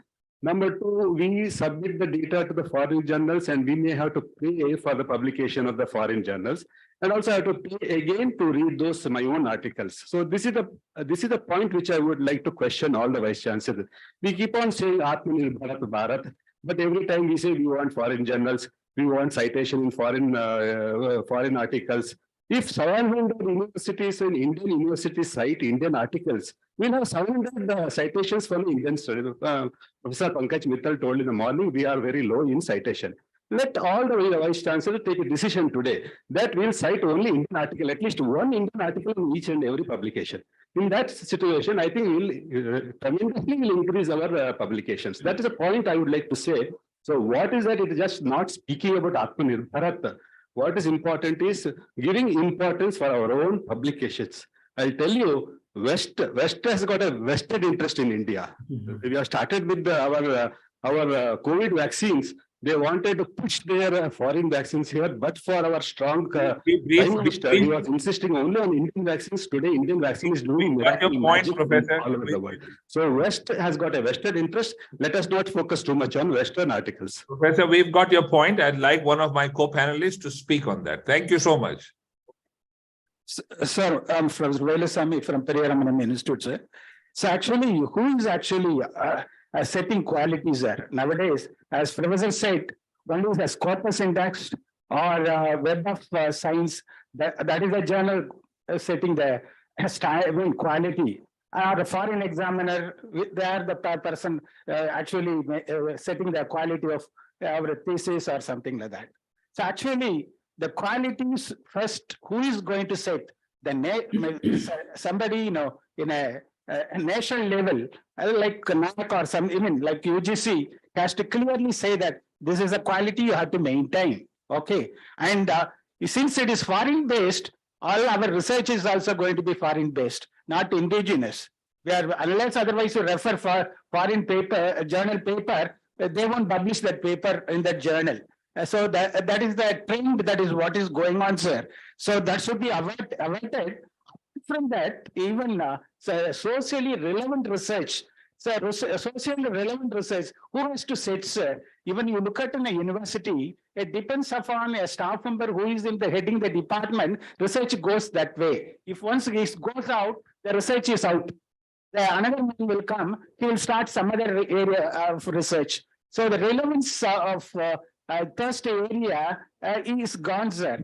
Is actually, if you look at it, the Indian development point of view, those days on a nuclear power, Homi Baba was there, Satish Dhawan for space research there, even for IT, a trend, the TCS CEO, Kohli was there. That is one of the reason we are in IT, we are top. So we have to maintain a number one certain specific field, or to make our nation big in a particular field. You have to set a goal, sir. Accordingly, you have to direct the institute or organization. You have to fund accordingly. You have to fund long-term way. So definitely we will flourish, sir. We will definitely, we people have, and nowadays for youngsters, a dedication, sacrifice, the values are degrading. Those days, what our guide says, we obey, sir. Nowadays, the students are dictating within 3 years.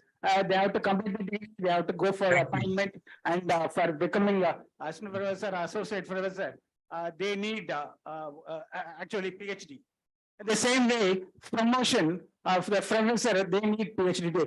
How many PhD you guided, all that. So only for number's sake, they are doing it. Professor, I think we've got your point. I think you made your point very strongly and very pertinently. A very relevant point.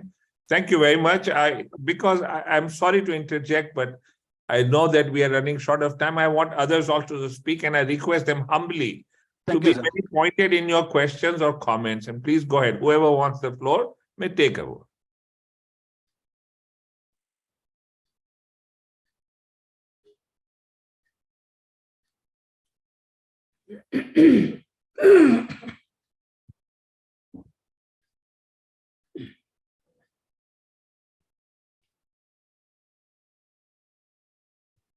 Mr. Chairman, after the floor, then I may like to respond to 1 or 2 questions if it is okay with you. Looks like there's no one there right now. Good evening, everyone. Good evening. I have one comment here. It's not a question, actually.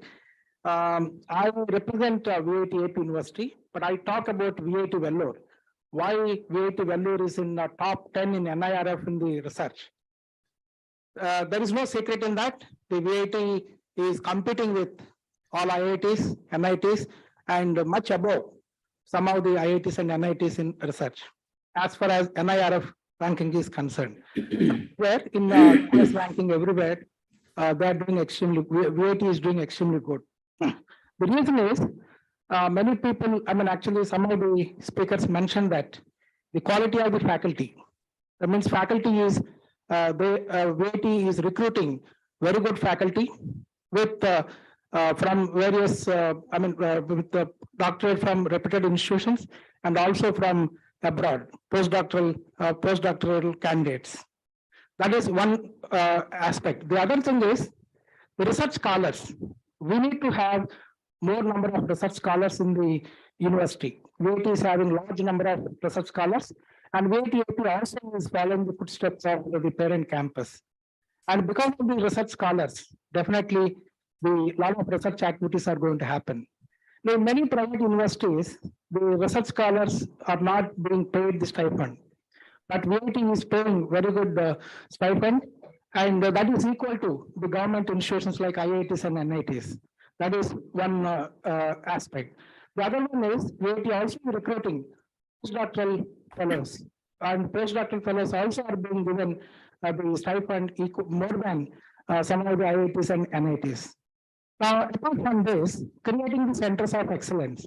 Now, there are several centers of excellence in VIT, as well as VIT also we are following now. Now, with all these efforts,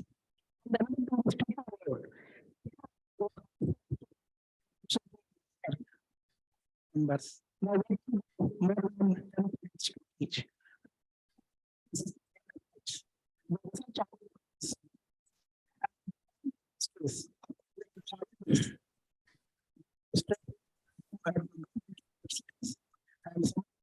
Mr. Chairman, we are unable to hear him. Yeah, I'm sorry, we've lost his voice, but no control on that. There is a voice. Something is wrong with your microphone, sir. Oh, are you able to hear me now? Yes, what were you up to? Yeah.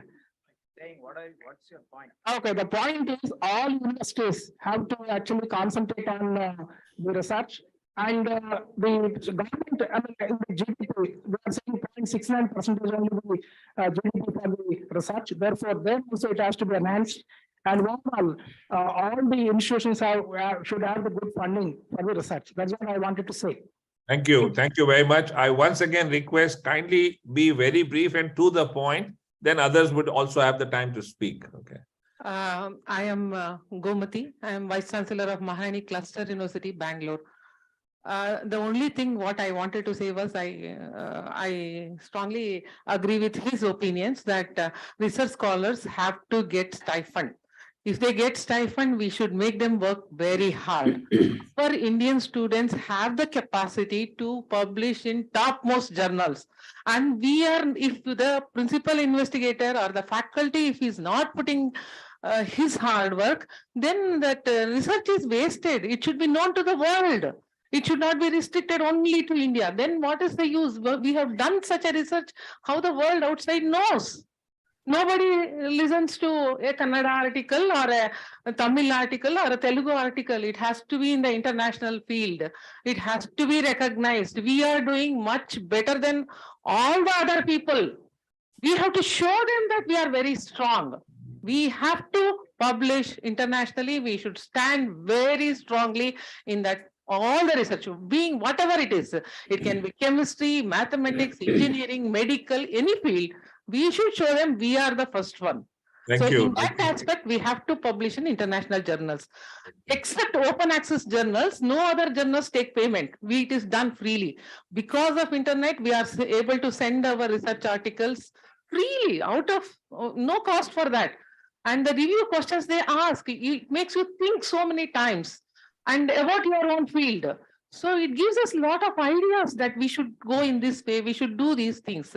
So if we have to stand internationally, we should publish in international journals.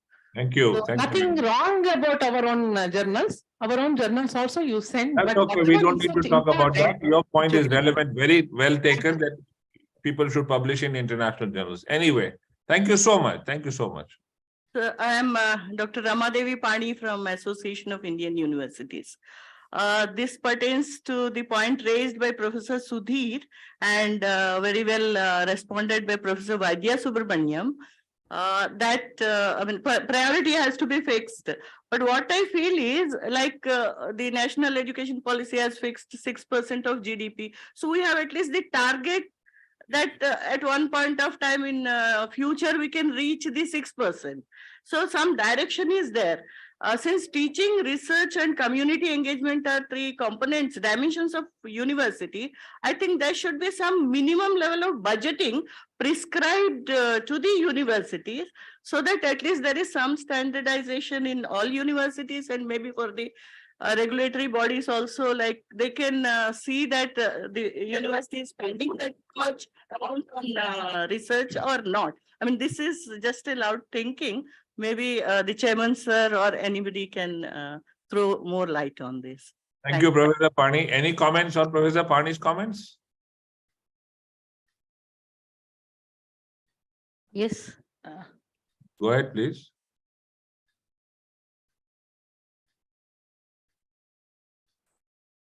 Anyone, please? You can conclude. Is Professor Vaidya Subramaniam around? You can answer, I think. Yeah. No comments. No comments. No comments, okay. No, I had a request from AIU that always funding is given to higher research institutes. They give plenty of money for them, but when university apply for some same kind of projects, universities are looked down upon. Even the quarter amount also is not given to the universities. So that is one thing we want you people to take it and make something for universities. Otherwise, universities will die. Okay. I think Chairman, may I respond? Change which is going to happen probably. I think there all the university will be taking a part. I think that would be a good thing. Okay. I'm Dr. Pankaj Mittal. See, what I mean, I have been in UGC for a long time, and we have seen that there's a lot of disparity in the funding amongst universities, and that too, like central universities were getting a lot of funds, state universities were not getting funds, but that doesn't apply to UGC or the granting organizations only. It also applies on the philanthropic organizations. So when you think of philanthropic organization, maybe Melinda Gates Foundation and all, or even Indian philanthropies, they are funding the foreign universities. They are giving funds to the best institutions, not to the ones who are really needing them. So that also we should be discussing, that why the philanthropists are funding only the best institutions rather than the institutions who have the potential, but they are not able to come up to that level because of the reduced funding they have. So, Dr. Mittal, I would quickly respond to your question. Am I audible? Can you hear me? Yes, sir, we can. Okay. So, just when COVID was beginning to break out in many parts of the world and was about to reach the shores of India, I did a quick survey, and I'm not going to name any university, but I looked at our leading life sciences and medical universities and institutions. Most of them, I can't say I looked at every, but I did a fairly random but recognized institutions. And I saw no mention of COVID. And this is at the time when Oxford University had already begun to work on the vaccine. Imperial College was working on 2 models and had also begun to work on the vaccine. Cambridge was trying to produce its own vaccine, and there were institutions in other parts of the world also struggling to research and teaching institutions working on issues related to COVID. What do I find on their websites? I was looking because we were not allowed to travel. Already the first experimental lockdown had taken place. I saw one of our most prominent medical institutions. I saw on the front page of the website, very important notice. And I thought, yeah, now there must be something about COVID. And I clicked on it and it said, the tender for that building will be opened on this day, etc., but nothing about COVID. What is my point? My point is that we need to be quick on our feet and recognize the needs and challenges of society that happen around us. Then institutions will be happy to fund us. If you want to do relevant research, then you have to be aware of what's happening around us. Our institutions of learning were very slow to react to the needs of COVID. And that is an issue we need to think about. And it's not just about COVID. This is about other issues. Unless your curriculum is geared around the needs and challenges of society, you're going to find it hard. And remember, I reiterate, it's the undergraduates you need to focus on. And in a few years, they will start producing the kind of things that we really need. That's my take on the situation. Well, thank you, So, sir. Mr. Chairman, if you permit, let me also respond, supplement. Yeah, please. I have been listening to these conversations, which are very, very fruitful, thought-provoking. I would like to reflect on 2 issues. The first is the budget, whether the university should have some percentage of the total budget for research. The second part is whether we should publish in international journals, how do we improve our citations. The first part is we should not limit a university, because each one, if you look at central universities, the whole funding comes from the government. Similarly, state universities, if you see the budget allocations to state universities, is not as good as the central universities. When you look at private universities, then you have a different model there. So I think there is, it will be very difficult to put that 25% of your budget has to be for research minimum, because it depends on the dimension. Some could be a medical university, some could be a multidisciplinary university, some could be an engineering based, or some could be humanity based primarily. So I think the research, we need not, let us leave it very flexible, but maybe some guidelines we can issue that this percentage of the total budget could be allocated for research. Because it depends on, suppose you are doing a DRDO project, they can give you 100 crores, but then, or even a more. But then it all depends on what type of research. Then the funding will come accordingly, as the chairman also mentioned. The second part is publication. See, now India is looking for a global position. So let us not confine ourselves. We should publish only in Indian journals, and science is global. And then we are now looking at a global superpower in knowledge and also in terms of innovation. So I think we should go global, and we should look at publishing in top journals. And it is possible. We are doing it already. We are already doing it. That's how we are third in publication in terms of number, as well as the Nature Index. We are number 7 or 8, which indicates the quality. So I think we should sustain this. But otherwise, the research focus, I would emphasize on translational research, which is not happening. As he was telling, the goal-oriented research, societally relevant, industry relevant, this is not happening in our university. This is where all our vice chancellors, if we bring that paradigm of translational research, we are doing well in publication, patents, but where are the products, technologies, processes coming out from our laboratories? Because if you go to Caltech or MIT or UCLA, those universities are doing the research which are oriented towards what is needed for the country as well as globally. So this is what is the change which I would like to emphasize, Mr. Chairman, that let us take I think, a concerted effort to bring that dimension in our universities. Thank you. Thank you. Thank you very much. Any other brief comments or points or questions? Nothing, so you may conclude now. Okay, well, I think we are going to self-conclude because whatever had to be said, it looks like it has been said, and it has been said emphatically. And there are wise persons who participated in the discussion and the debate. I believe good will come out of it. And I think we need to thank the Association of Indian Universities and whosoever has helped us organize such events, particularly those who took the trouble of traveling or even participating online. I really believe that these discussions will eventually lead to some good things on the ground. With that kind of optimism, it is my honor to bring the session to a conclusion. Thank you very much. Yes, thank you, sir. With your permission, I would like to specify a vote of thanks on behalf of AIU and Andhra University. As all of us have witnessed, we had a very fruitful deliberations and sessions, these two sessions on research funding and research and all. And the ideas and the observations from all the speakers and the chairperson are worth noting and practicing. So with these few words, I wholeheartedly thank all the AIU officials and all the vice chancellors who are present online and offline, and our Andhra University team who has made these two sessions successful. And tomorrow we will start the session by 10 a.m., the same venue. And there is a small announcement. Those who are interested to visit aquarium or submarine, you can give your opinions to Professor Ramji. Sir, now I give the...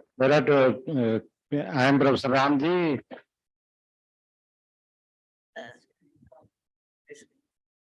I am Professor Dinesh. Sir, we wholeheartedly thank our session chair, Professor Dinesh Singh also, sir.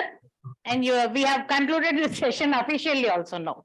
Thank you. Thank you very much. Sir, there are two, three quick announcements. There is a... Yes. One thing is we are now 8 o'clock is our dinner that when you Taj Deccan, our recording every stopped. Vice Chancellor is allotted one wall